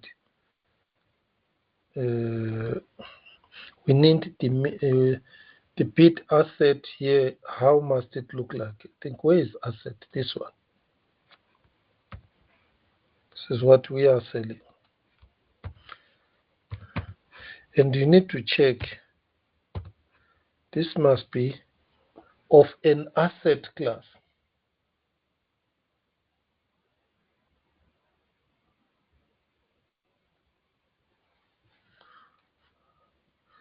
Must be of an asset class, which means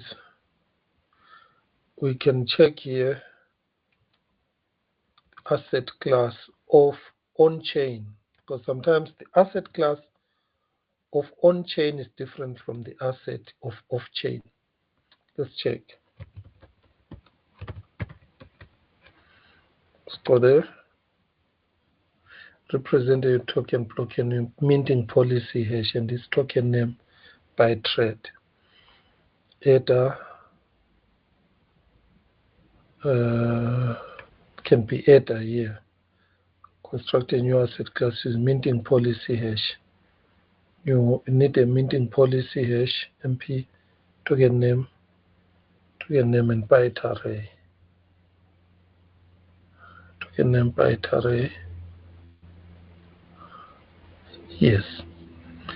This guides us into creating that asset.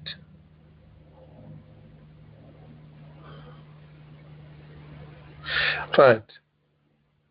Let's go back. We are going to check again. This is expecting this type of a data. with a minting policy hash and a token name. But we are on the off-chain part, so we need to check this Helios off-chain. This one here, assets. Let's go to the constructor props. You can see minting policy hash is number 1 byte array. But you see now there's byte array, which is a what? Which is an array of a byte array, which is a string, and a number, which is an amount. This byte array is the name of the asset. Byte array. This one is the amount.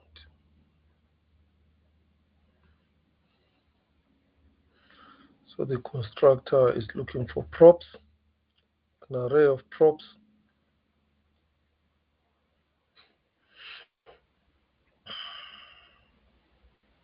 Yes, the other thing you need to know is this is an array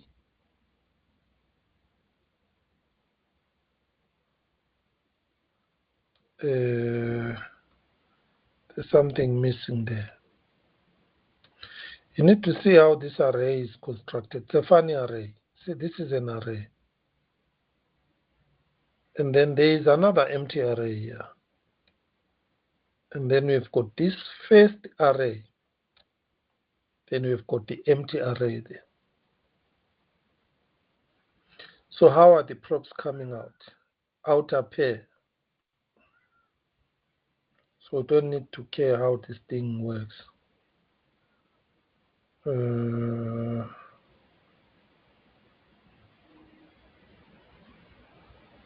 All right, let's construct it. So we are going to construct it using exactly what we have here. We are going to use this to construct assets. It's the class. So we are going to create a new instance. Actually, it works. If you compare now, we have a token minting policy hash.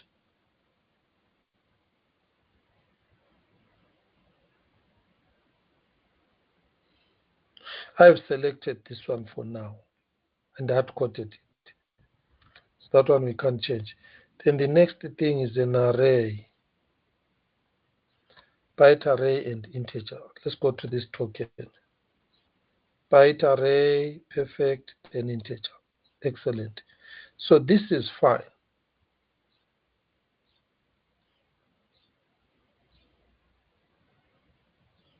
So this is an asset class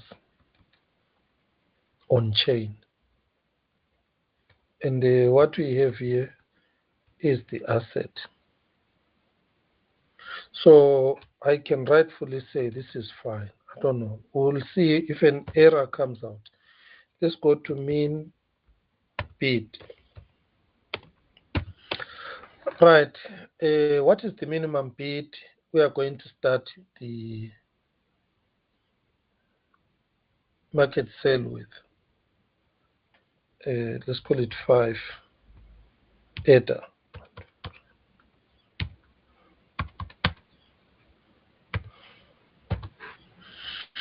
Then deadline, what I told you, tomorrow. So let's use deadline. I've shown you how to do the deadline. If you were not here, see who is here. If you were not here when I showed you to do the deadline, you use this. Need to keep it somewhere to calculate the deadline using this. All what you simply do, you come to this, you change here. I change to tomorrow. And then from there, I created this for tomorrow. Then you copy this one, milliseconds one. That's what we need. And then the next one, item for sale. This is where I'm confused now because here it says value. An item that is being auctioned. I think the NFT. But what about this one, the bid asset? The bid asset is the same asset that is being sold. Am I right?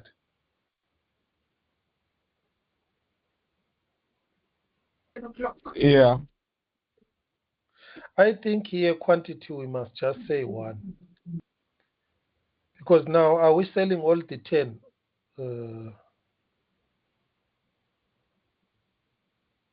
Let's leave 10 and see how we can move around. So my question is, the bid asset allow alternative assets, not just Loveless. Here assets, bid assets. Down here it says what is for sale, value. Here by value is the asset that is being auctioned. To me, this and the bid asset are the same. I don't see any difference there. Let's look at the data types. The data types is this one is an asset class, which is the tokens, which is this one, fine. But the difference now is this item for sale is of a value data type. So it is of a different what? It is of a different data type compared to this one. So we need to create a value out of this. I'll just copy paste. I'm tired of always going left and right, but you know the procedure. The procedure, you know this one, the value of the off-chain. You search it here under Helios to say how does that, and then you must say class because all these are classes. There we are. Then you must see how to construct this class instance or class instance. Yeah, value here. Go to the constructor, text props, which is 0, assets null. So here they can be assets null. So it will also take the assets. I don't know why you should sell ADA. Why should you sell ADA? Oh yeah, I know why. I know why. I know why now. Because sometimes you are doing a token to token swap or bidding. Yeah, you can be sometimes, what do you call it, bringing in US dollar to ADA or WIM token to ADA, WIM token or token to token. In this case, you need to specify if ADA here on this one is going to be. So how are you going to construct this value? Let's do it here step by step.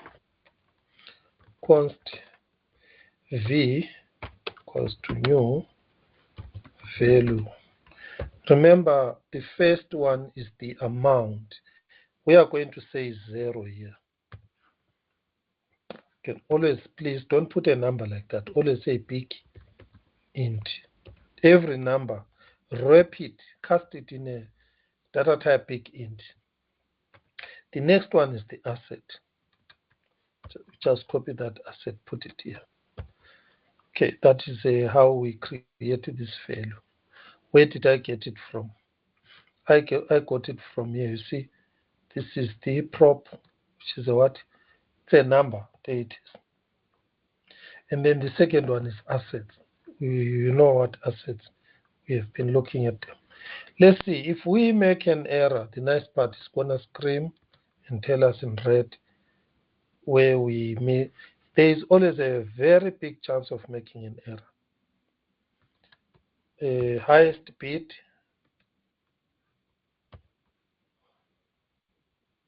So in this case, value, put it underscore because there are too many values here. Right, the highest bid. Now, the highest bid when I start, remember I am the one running this first instance, but different people are going to come up here with different bits amount. They are going to run this script. So this one is going to come from the UI. So H bit, highest bit. Remember, H bit and the beta, they are going to be changing.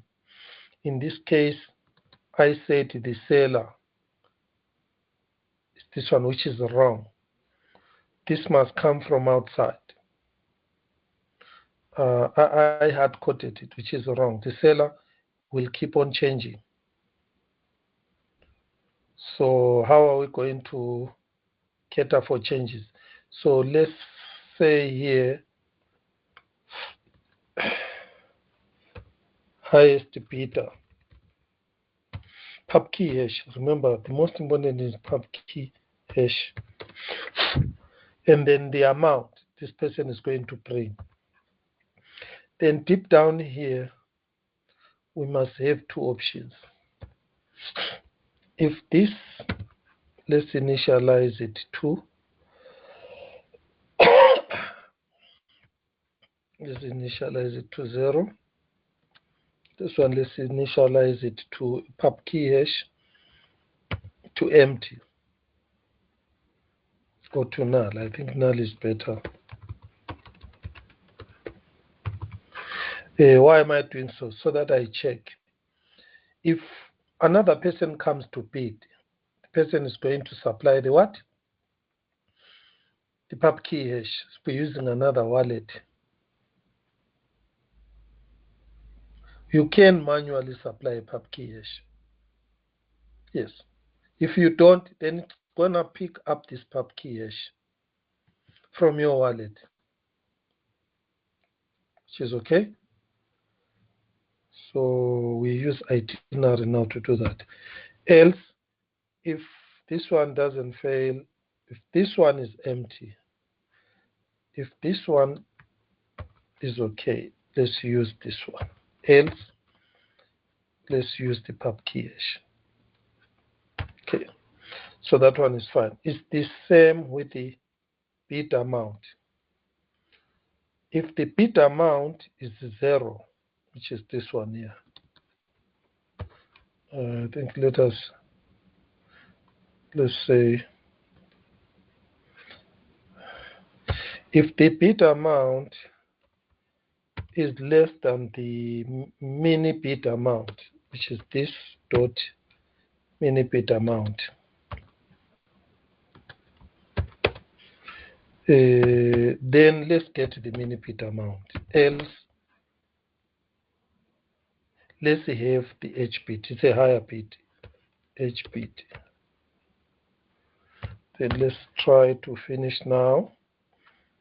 Okay, the bidder now.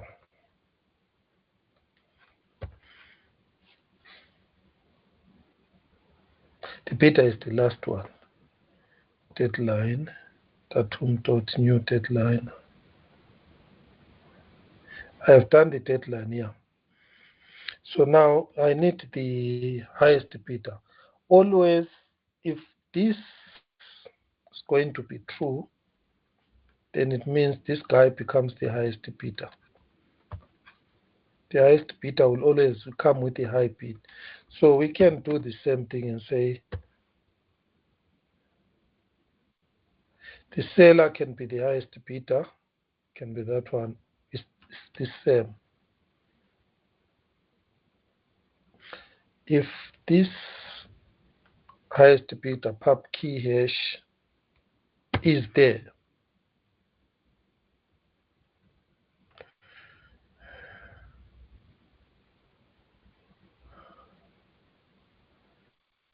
and then we also need to check something else. You can supply the pub key hash, but put a small minimum bid. Then in this case, we don't want you. So in this case, we need two conditions there.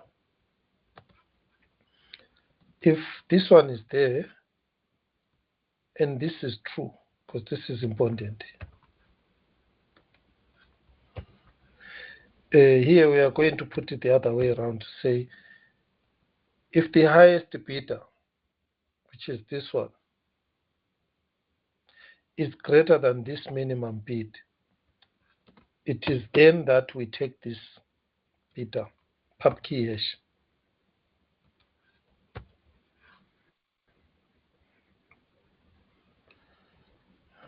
Supposed to be a question mark. If not, then the highest beta, because here is going to be, the minimum bid is just going to be here. Then in this case, the minimum bidder will always remain the first person who opened this. Who is the person running this? Is this illogical? Is the logic correct? There is no highest bidder.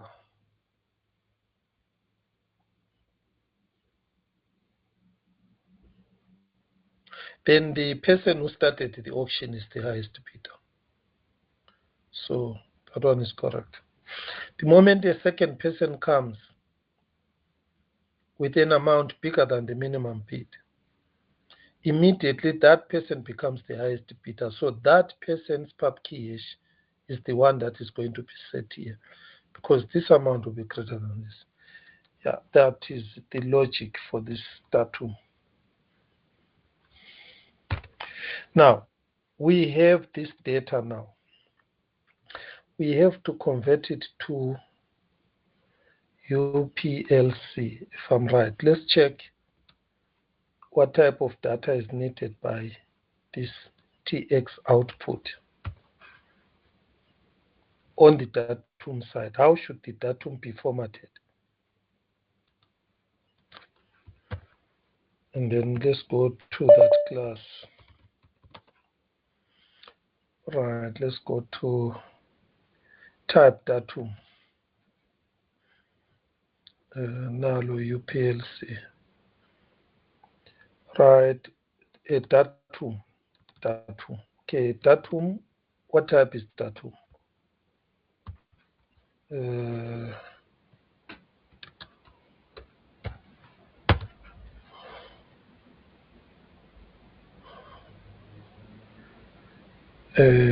Datum returns datum bytes, parameters bytes, then it returns.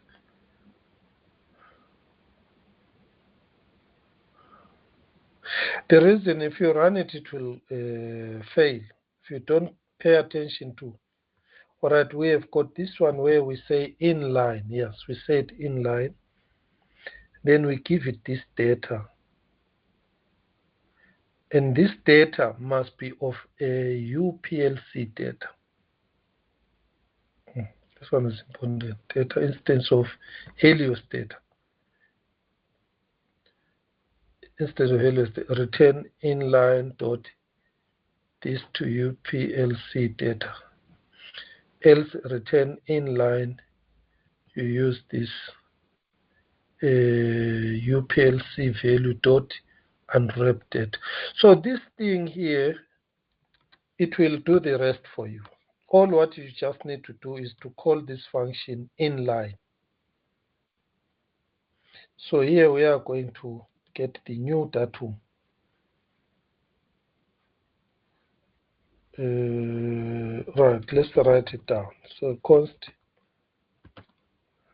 datum, the one that I have, the datum equals new datum. Then here we say inline. Then we give it that data. Up until now, it's logical, but I might have missed something because one step builds upon the other. One thing misses, then the rest fails. But when we run, it is going to tell us what is wrong. So let's get the test. Data. And let's get this test. Datum. Then we can check how our TX is here now. Remember now it's taking long because I'm explaining, taking this step by step. But you guys, the moment you are used to this, it's copy paste, copy paste. If we construct the datum and the redeemer right now. The rest is just, you take the same thing, you remove the data, you change. It will follow the same step.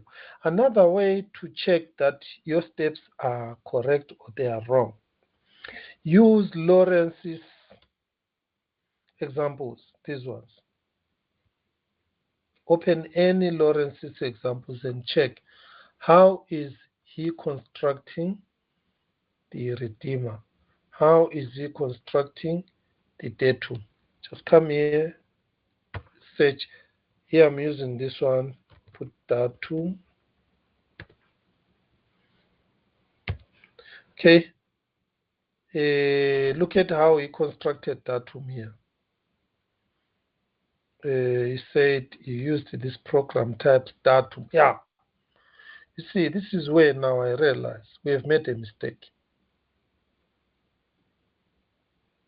We must construct the datum for the on-chain, this program type datum, and put in the values inside.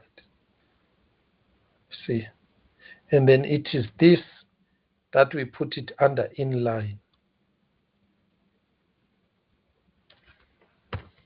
Right. I want you to see the difference with what we did. Okay, I want you to see the difference. What we did, we created our data following the structure of the on-chain. Okay, and then down here we have got datum.inline, we passed in this data. Then we took this, we passed into the output. This one, inline. You can see this part is correct. Datum inline, which is this one, datum inline, which is this one, is correct. And then what it does, what it is taking here, I want you to see, according to Lawrence, you have to use this compiled.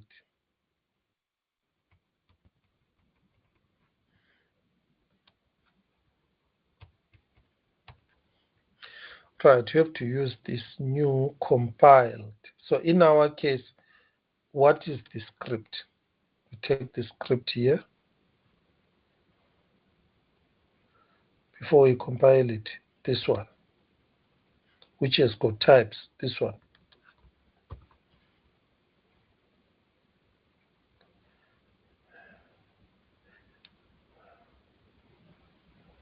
Right, there's something again that I remember now. The TX8 script must come after all these things are done. So which means this attached script here needs to come after all this is done. I think so. It makes sense. Let's put it here. Okay, let us add that types, this one, auction, into this part. And then here we have a datum.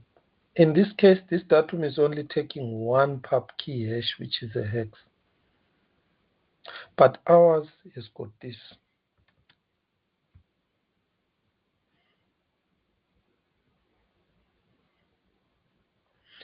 So we need to supply this here.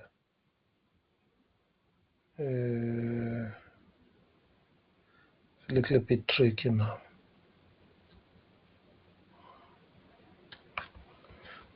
All right, I have supplied it like that.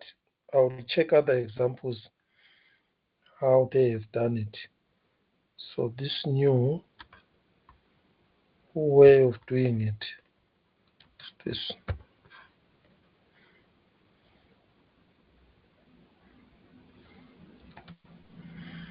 There it is. So one way is we take this one out. Okay. I'm not sure about this part here because we've got so many fields with our datum. I'll check one example so that we don't make an error there. Then this datum here is the one that is in line here. We say datum dot inline. Datum dot inline. Then we pass in data. Pass in this datum. All right, let's cross check. Let's cross check here. This one here is the value. Output. TX output. So this one must be this side. Then we have the datum dot inline. This is a new instance of the program. Let's cross check, move closely and see how this one is done. The datum is constructed from the script types datum. Then you pass it the values. So this one has got only one. We need to look for one that has got two. Then on the add output, let me check again the add output. Yeah, this one here. And we need to check again, does attach script come after this or before this?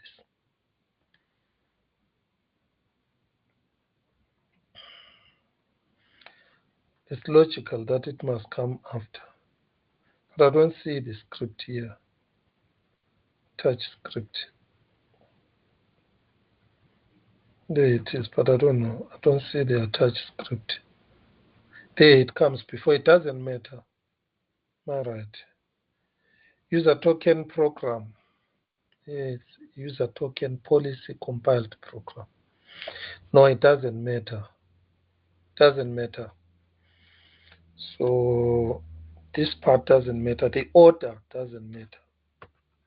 So I can take it back to where it was. It was here. Now let us search for one example where the datum has got many fields and see how do we use this script program with types to construct this datum. This is the last most important step. And then from there we add the signers, signatures. Then we finalize, then we test. Right, let us use Lawrence's examples and search where we have got multiple fields. Okay, we've got the beacon. That one doesn't have escrow. Yeah, let us look at this one. This one has got multiple, which is what? The escrow. So let's look at the escrow of chain. So I'm going to move until I find the escrow. Escrow.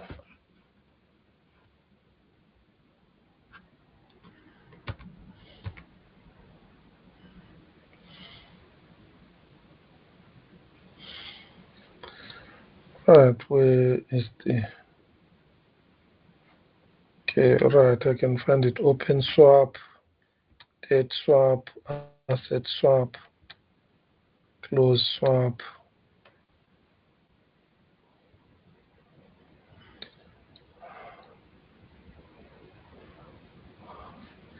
Mint user token.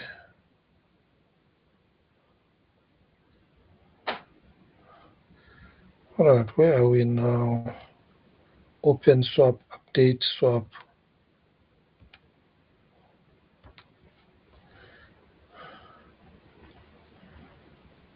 There we are. Yes, let's check this one here, escrow program. Let's go to the datum. How was the datum created? from this compiled program.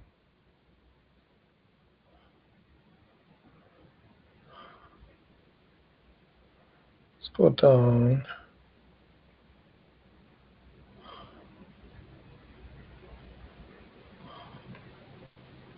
Yeah, here it is. Here is one example. This one you see types datum.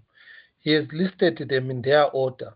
I see where we made a mistake.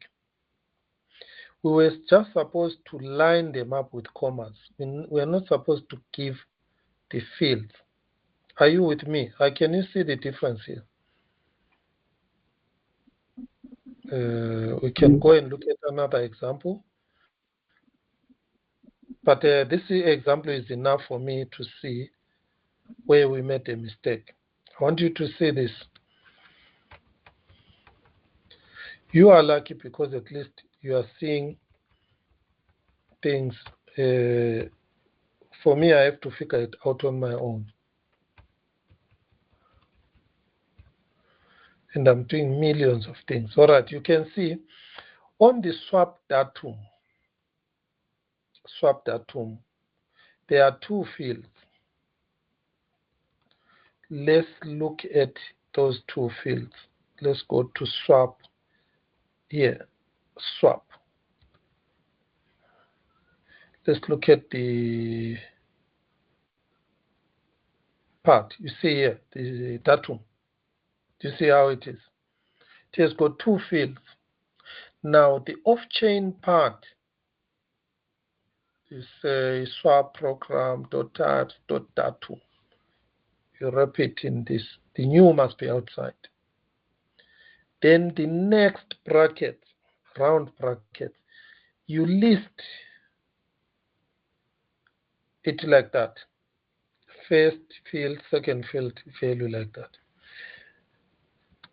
We should be able to get this here.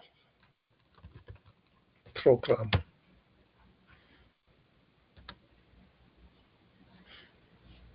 You see parameters, set, get purpose, compile, types. Where is types here?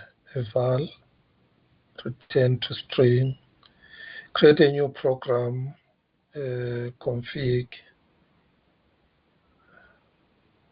types. Let's check. Program types. Example. Program example. Yeah, this one. Owner. Got this one here. Program.types. Construct the datum. There it is. Under what? Structure of the script. Parameterized contract. Construct with the datum. So let's look at the example. The example is poor. There's no example here. Just don't need to. There's no example. I don't know where Lawrence got it from. But then now, I've tested these programs. They are running. They are working. So let's follow this. We will follow that method. So let's correct ours. Then we test. Right, how do we correct ours? We all remove these field names. And then we just list the values. But we need to keep the order. That one is important. And you mustn't skip any field.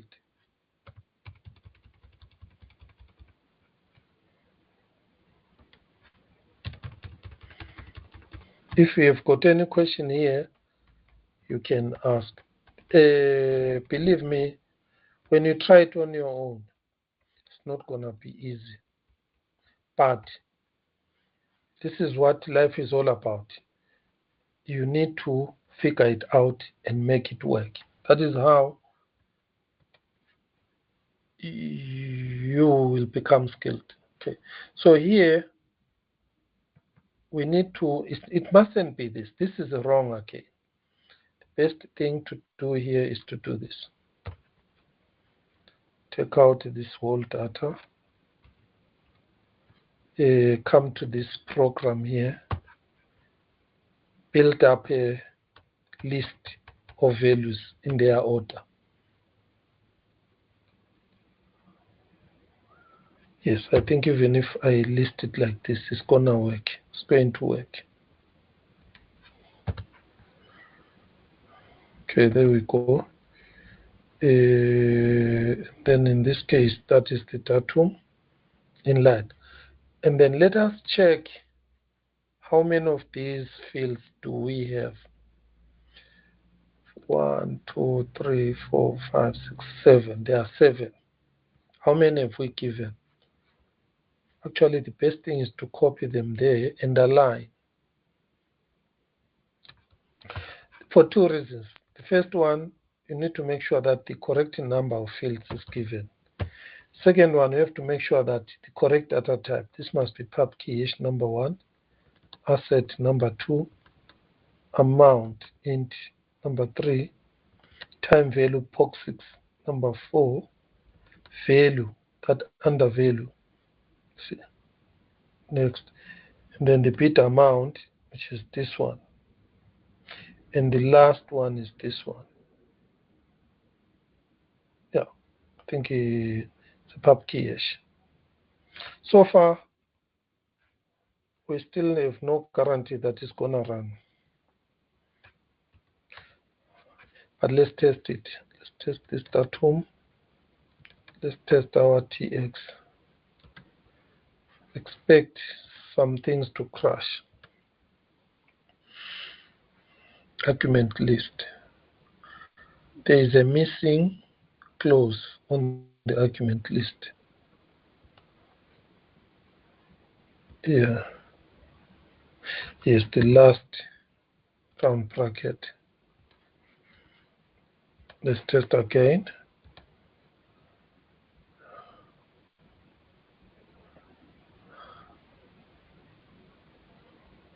Or there's a spelling error there. Bit mean bit. Mean bit. 133. Yeah.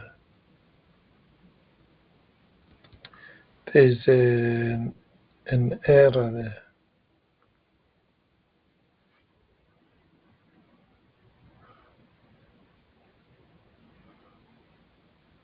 Oh yes. Remember the minimum bit is this one. So what we need to do now, take it out and create a variable mean bit. Let's go const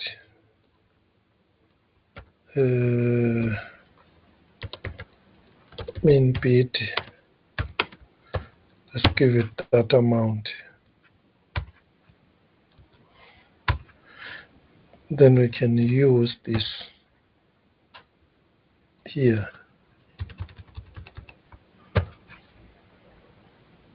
If this is bigger, then we use this. Else we take that. I think it's going to be the same with the higher bit. This part here. And then, yeah, let's test. Next. Let's move on.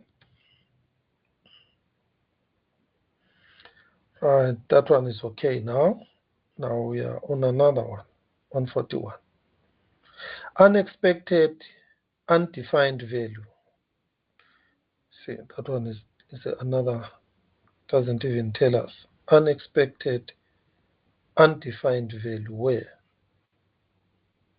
Mean bit, yeah, under bit. 127. Okay, so you can see our datum is unexpected, undefined value here. Tracing this one, we have got those fields here. 141. Okay, this is where I'm calling it. News track. Helios news track.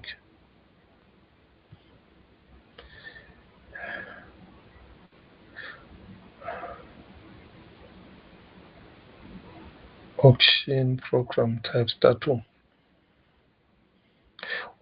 Says unexpected undefined value. Asset defined values. There is one way we can check which value is undefined. Come here. We have an object here.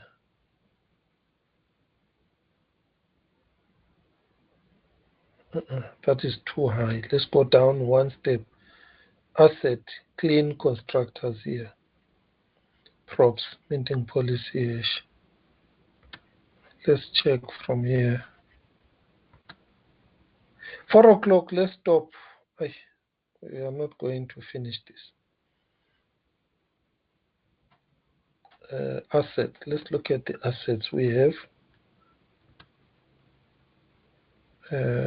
Minting policy, there it is. What about number 2? Number 2 byte array.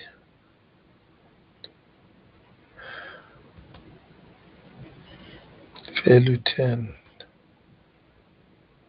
What is this asset? Props. What is this?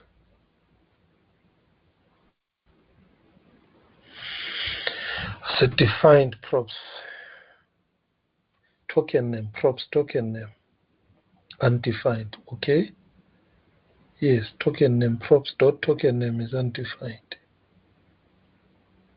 Props token name. Let's go back.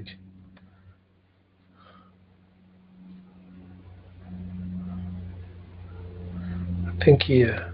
I think this is where the problem is. Assets here. Token name. Tokens MPH. Tokens.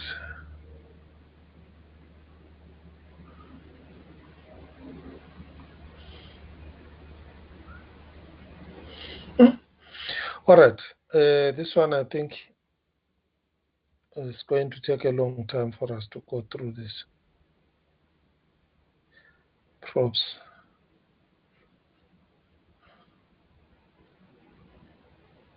Token types.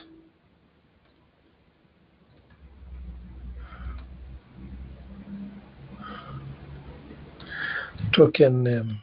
So the asset defined. Okay, let's go in. Check the undefined.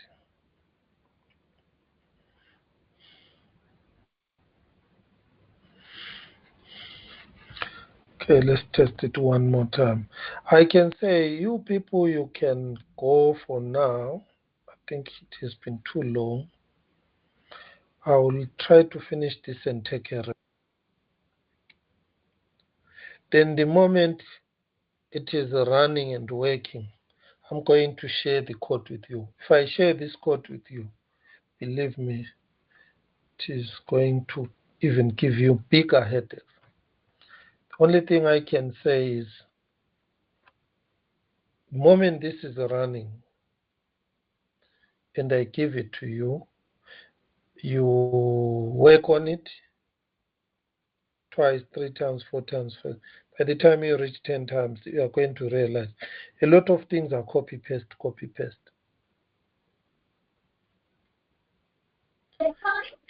Any question from your side?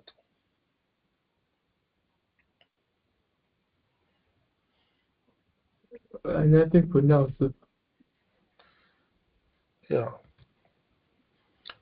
Right. Another mistake I did here. You see from line 123,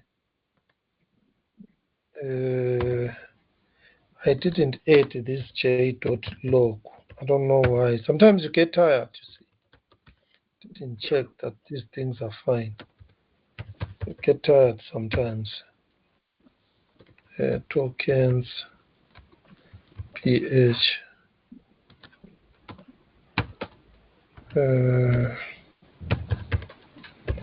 I created this fantastic library for you. For me, it's helping, but remember sometimes if people are used to console log, they will use it. It's fine.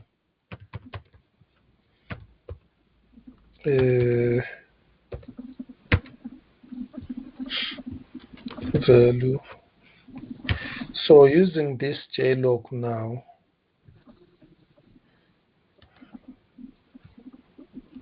let me just try to see. I'll comment out this. Do I have anything that is undefined on top? Tokens, token MPH. You see, this one is hard. So sometimes when you have hard coded something, you don't need to test it because you can see the value there. All right, let's check one more thing here. If there is something undefined, say token name empty. How do you serialize big int? Right here, take out this. If you want to serialize big int, then no, the j.log complains. I think I must improve it on this part. Right, how do you serialize big int again? Where? JLog 144.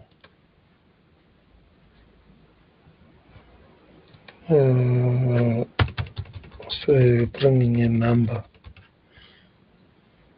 I think I must fix this bug. It is a Chimba bug, so that one I can fix to see what it does. Everywhere where there is a number, throws an error and it stops. But then now, let's go to assets.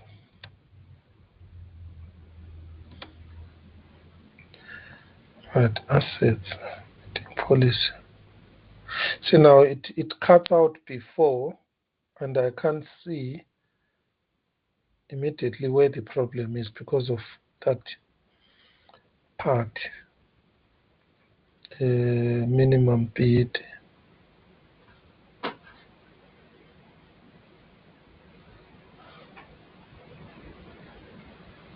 Bid action.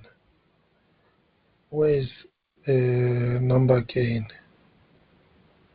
Oh yes, here.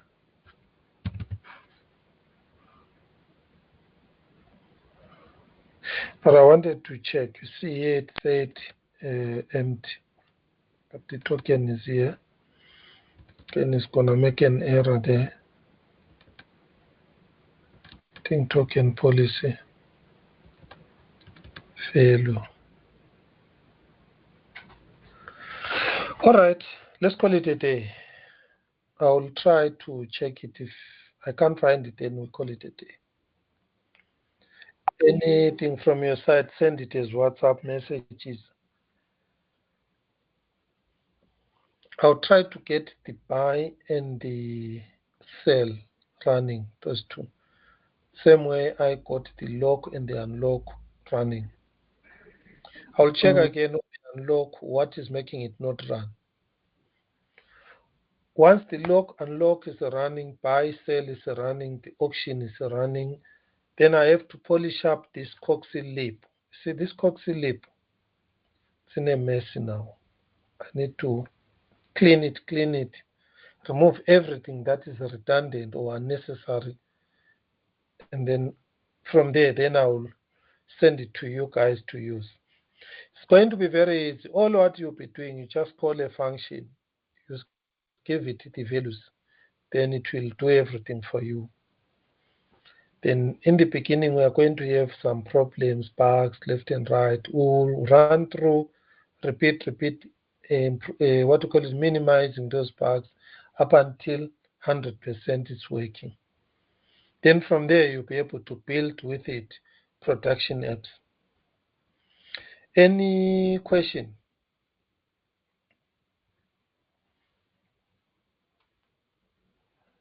No, so when can we expect the Cox slip to work? Right. The last time I left, I don't know which library. Where are you with your Helios? Where are you? The one that you Are gave you us. able to mint tokens with the library that you have? No, not at all. Actually, no. Then I think you are using a wrong version. Remember, we all had the same problem before. They had to do the Cheng fork. Then after Yes, some I know. time, I went in there. Then Lawrence gave me this Helios. Then I came. Then I worked on it. Then I got it to work. Then from there, I have built a lot of functions. It's a lot of interesting functions that you can't wait to wait for it. If I give it to you now, it will throw tantrums, and then you'll start bothering me with a lot of other bugs. But this one has a lot of functions. For example, now you can create a wallet without a wallet using this one. Let me show you. I'll comment out this one. Okay. Then here, I'm going to run this code. I'll run it. Will create a wallet for me without a wallet. Const, say let's call it address. I don't know, wallet 1. So equals await, because this function is in async. Then I check what is it going to give me.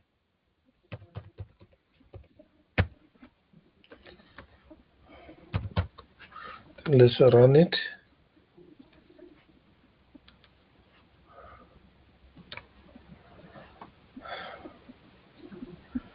Okay. What did I call it? I call it what?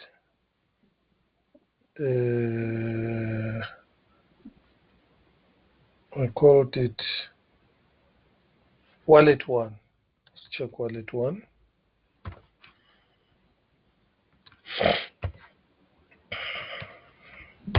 So you didn't put it in log. I forgot to put it. Oh, yes. I didn't see it. I'm tired. Yes. Guys, let's hope this thing get it to work. There. Do you see? I want you to see what I've created with that thing. I've created, you see, there is a wallet with a new address. Now, what about if I want to change that address? Do my own address. Let me show you what you do. In this case, you see that address is hard-coded. It is hard-coded on these ones here. On these, what to call it? These phrases. And the question is, what about if I want to create my own 12 words? Okay. You come to Coxygen. I always forget the links. Go to Coxygen, type keys. Is it wallet keys?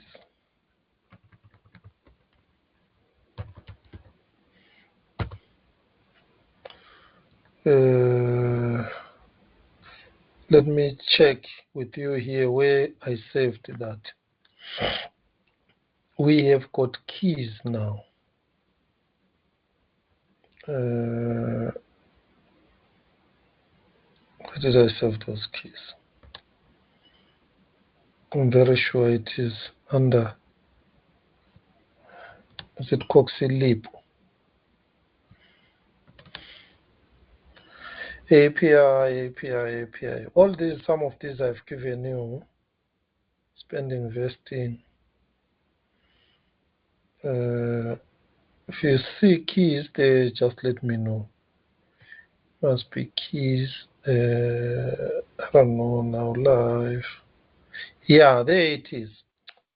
I called it seed phrase. Okay, there we go. Seed phrase. I don't know which one is easy to remember, but the seed phrase is correct. Do you see what you see now? This will generate 24 words for you. Remember, when you are creating a wallet, you either want 24 words, 15 words. Normally it's 12, 15, 24. So you can create any of those. Let's start with the 15 words. Generate. There we go. These are Cardano valid 15 words for. It's just the same like you're creating your wallet. Then from these ones here, let us then now create a wallet. You'll see it will give us a new wallet.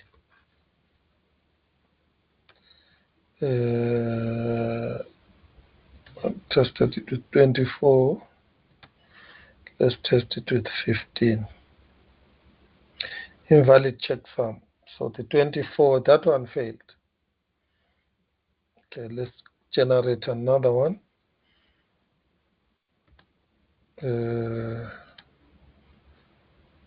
Said invalid checksum failed. Okay, let's go to 24.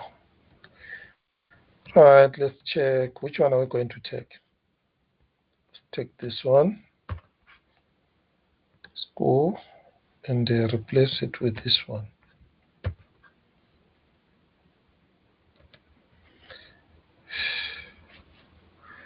Run it. Voila. There we are. We've created another wallet. Can check. It is a new address. There it is. Check. There it is. See, it's a new address.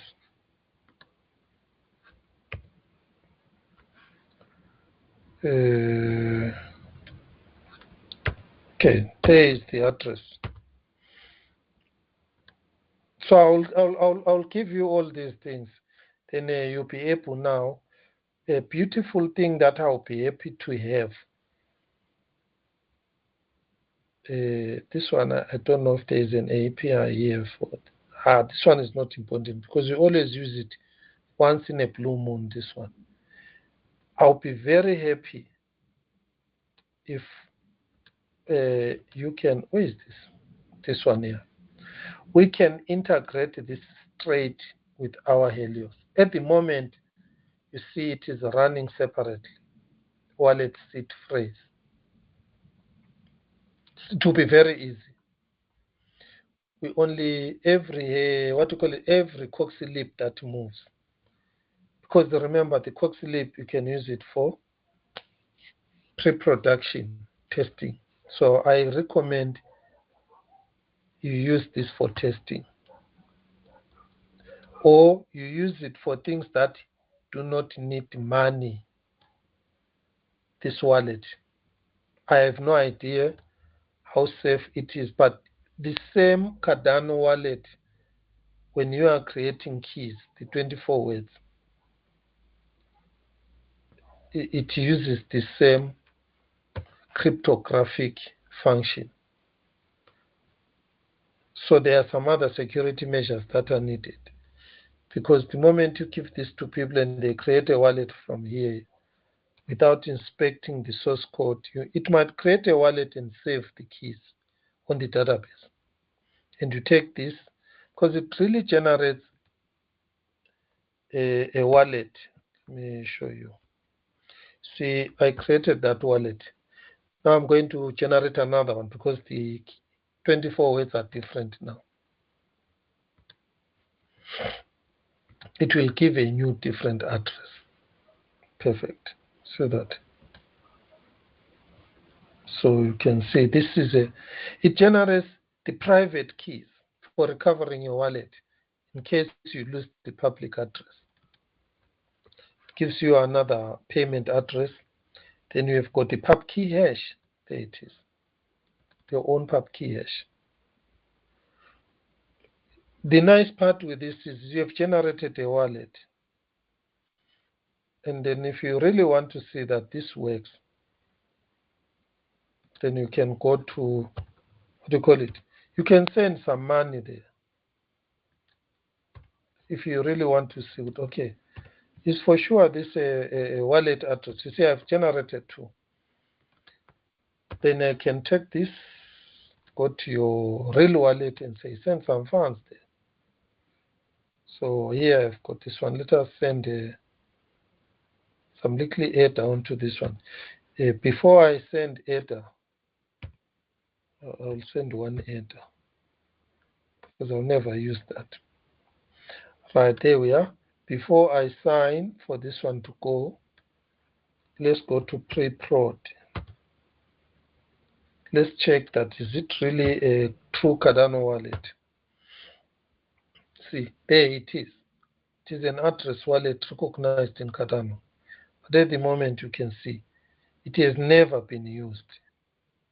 See, it has no UTXO. It's a fresh, no asset, nothing. So now let me send it.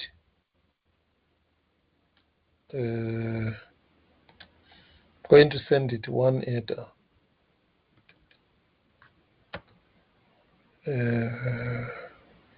SPG20. So I'll send it one ADA. Sign.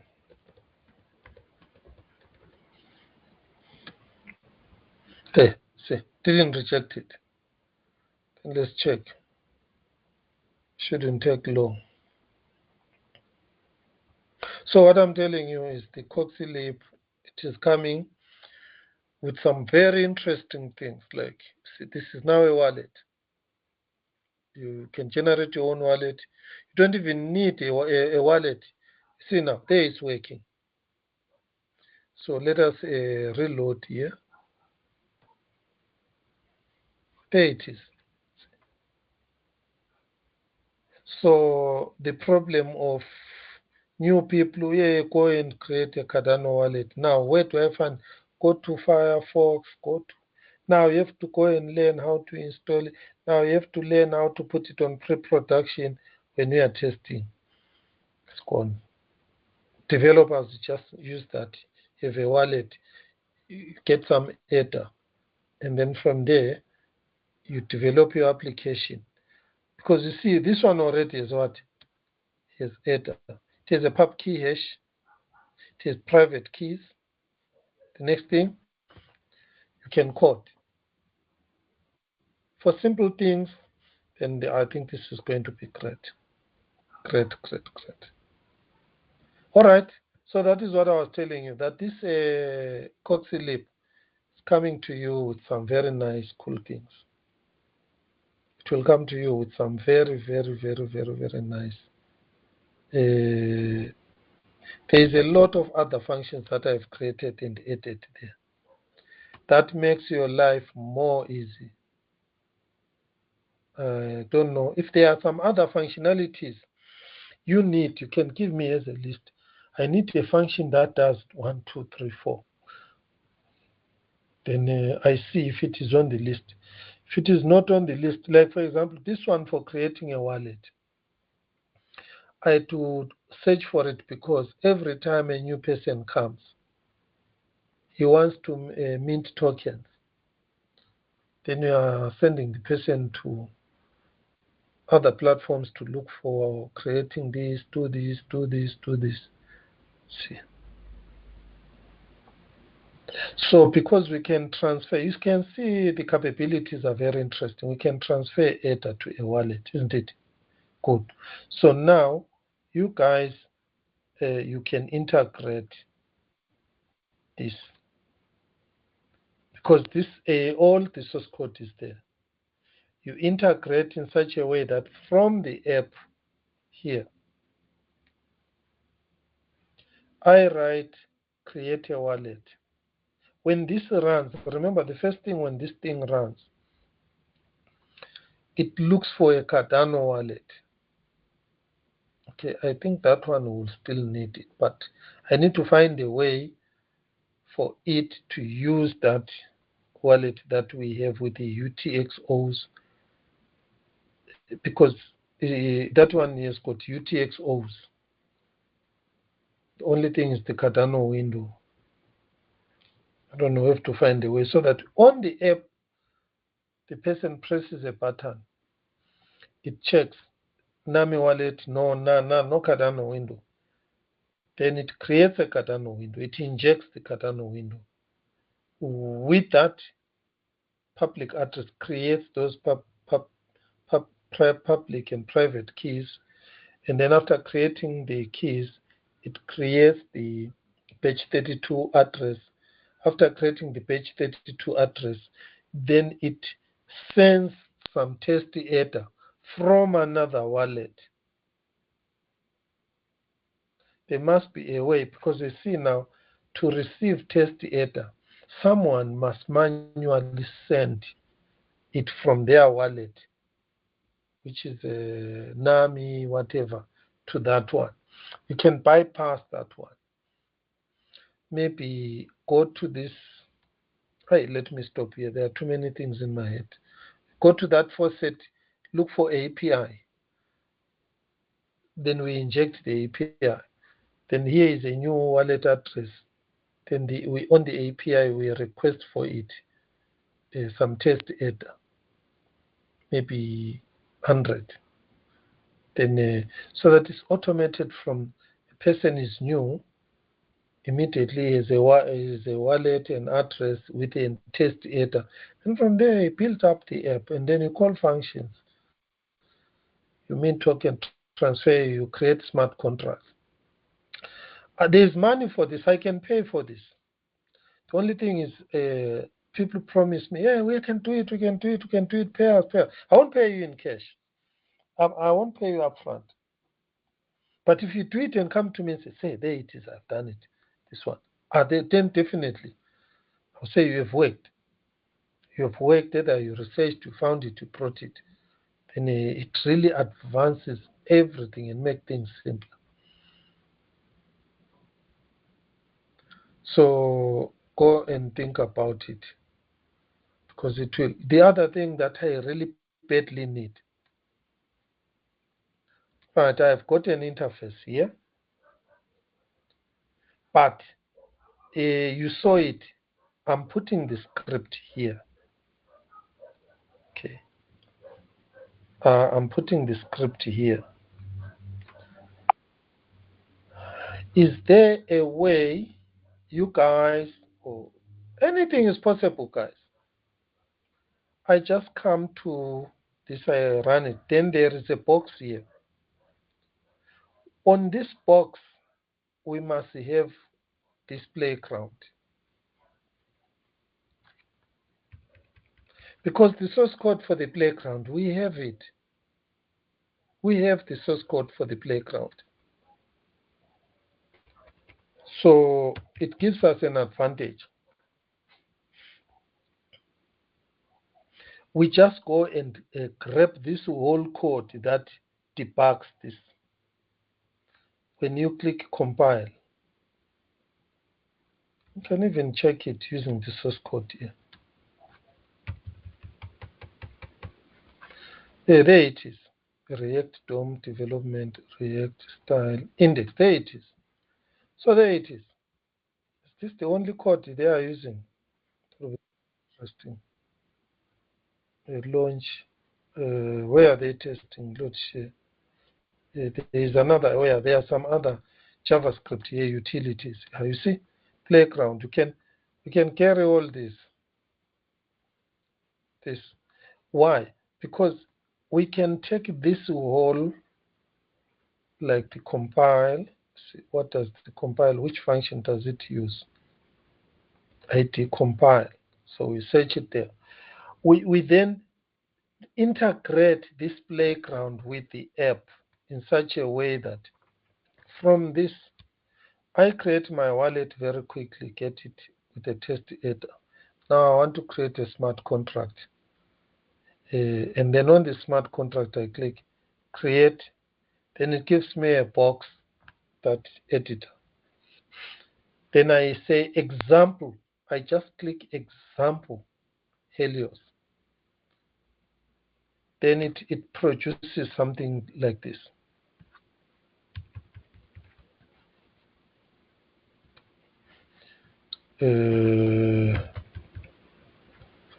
Where they are 1, 2, 3, 4, 5 different examples. Then you click the simplest one. Which one is the simplest one? Hello world. Yeah, like this. Click this one. This one has got no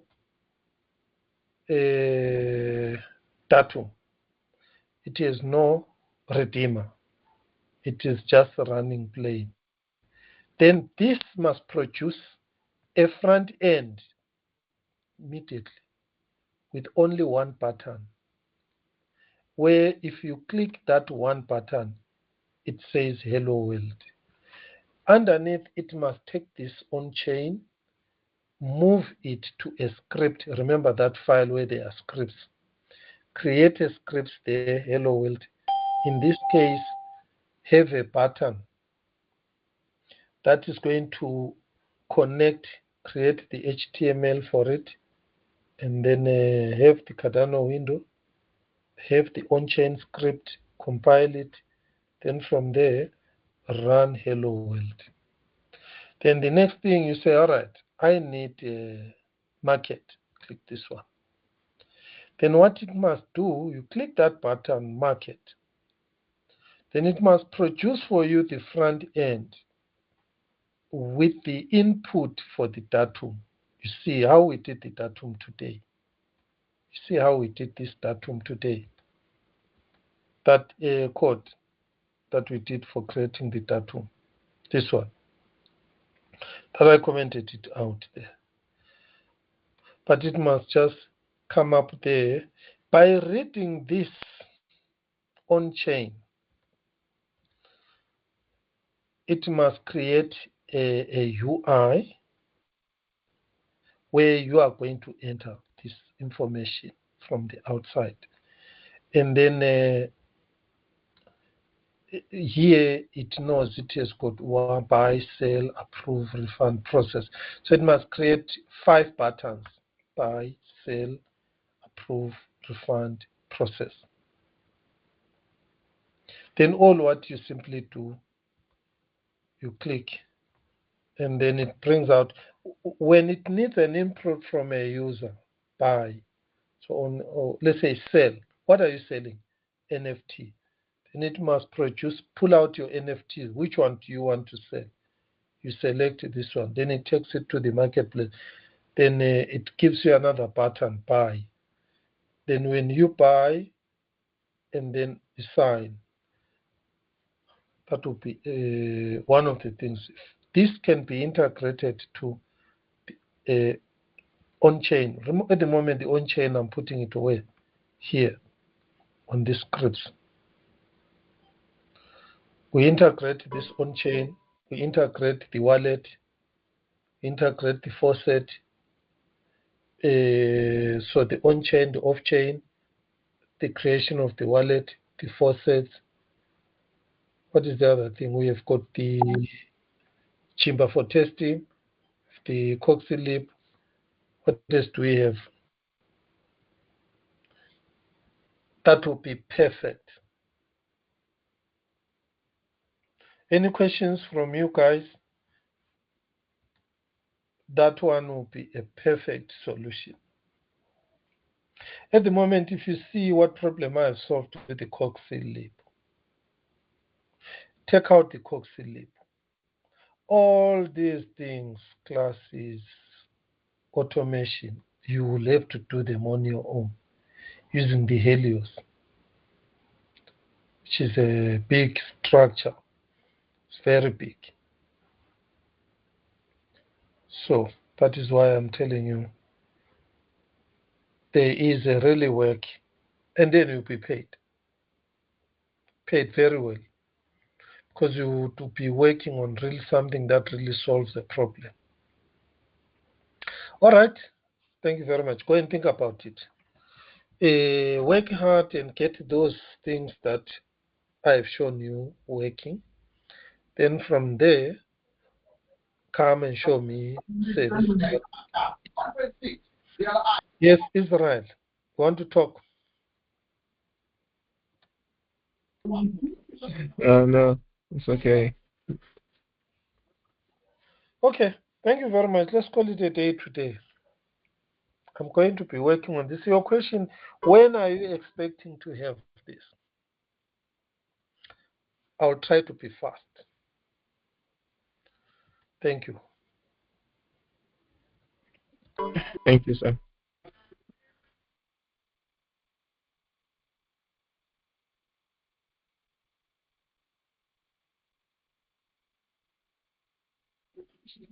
Dylan.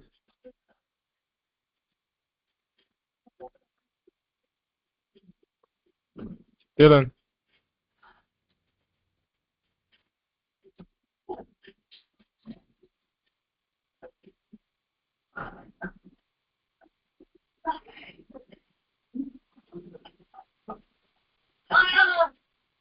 Dylan.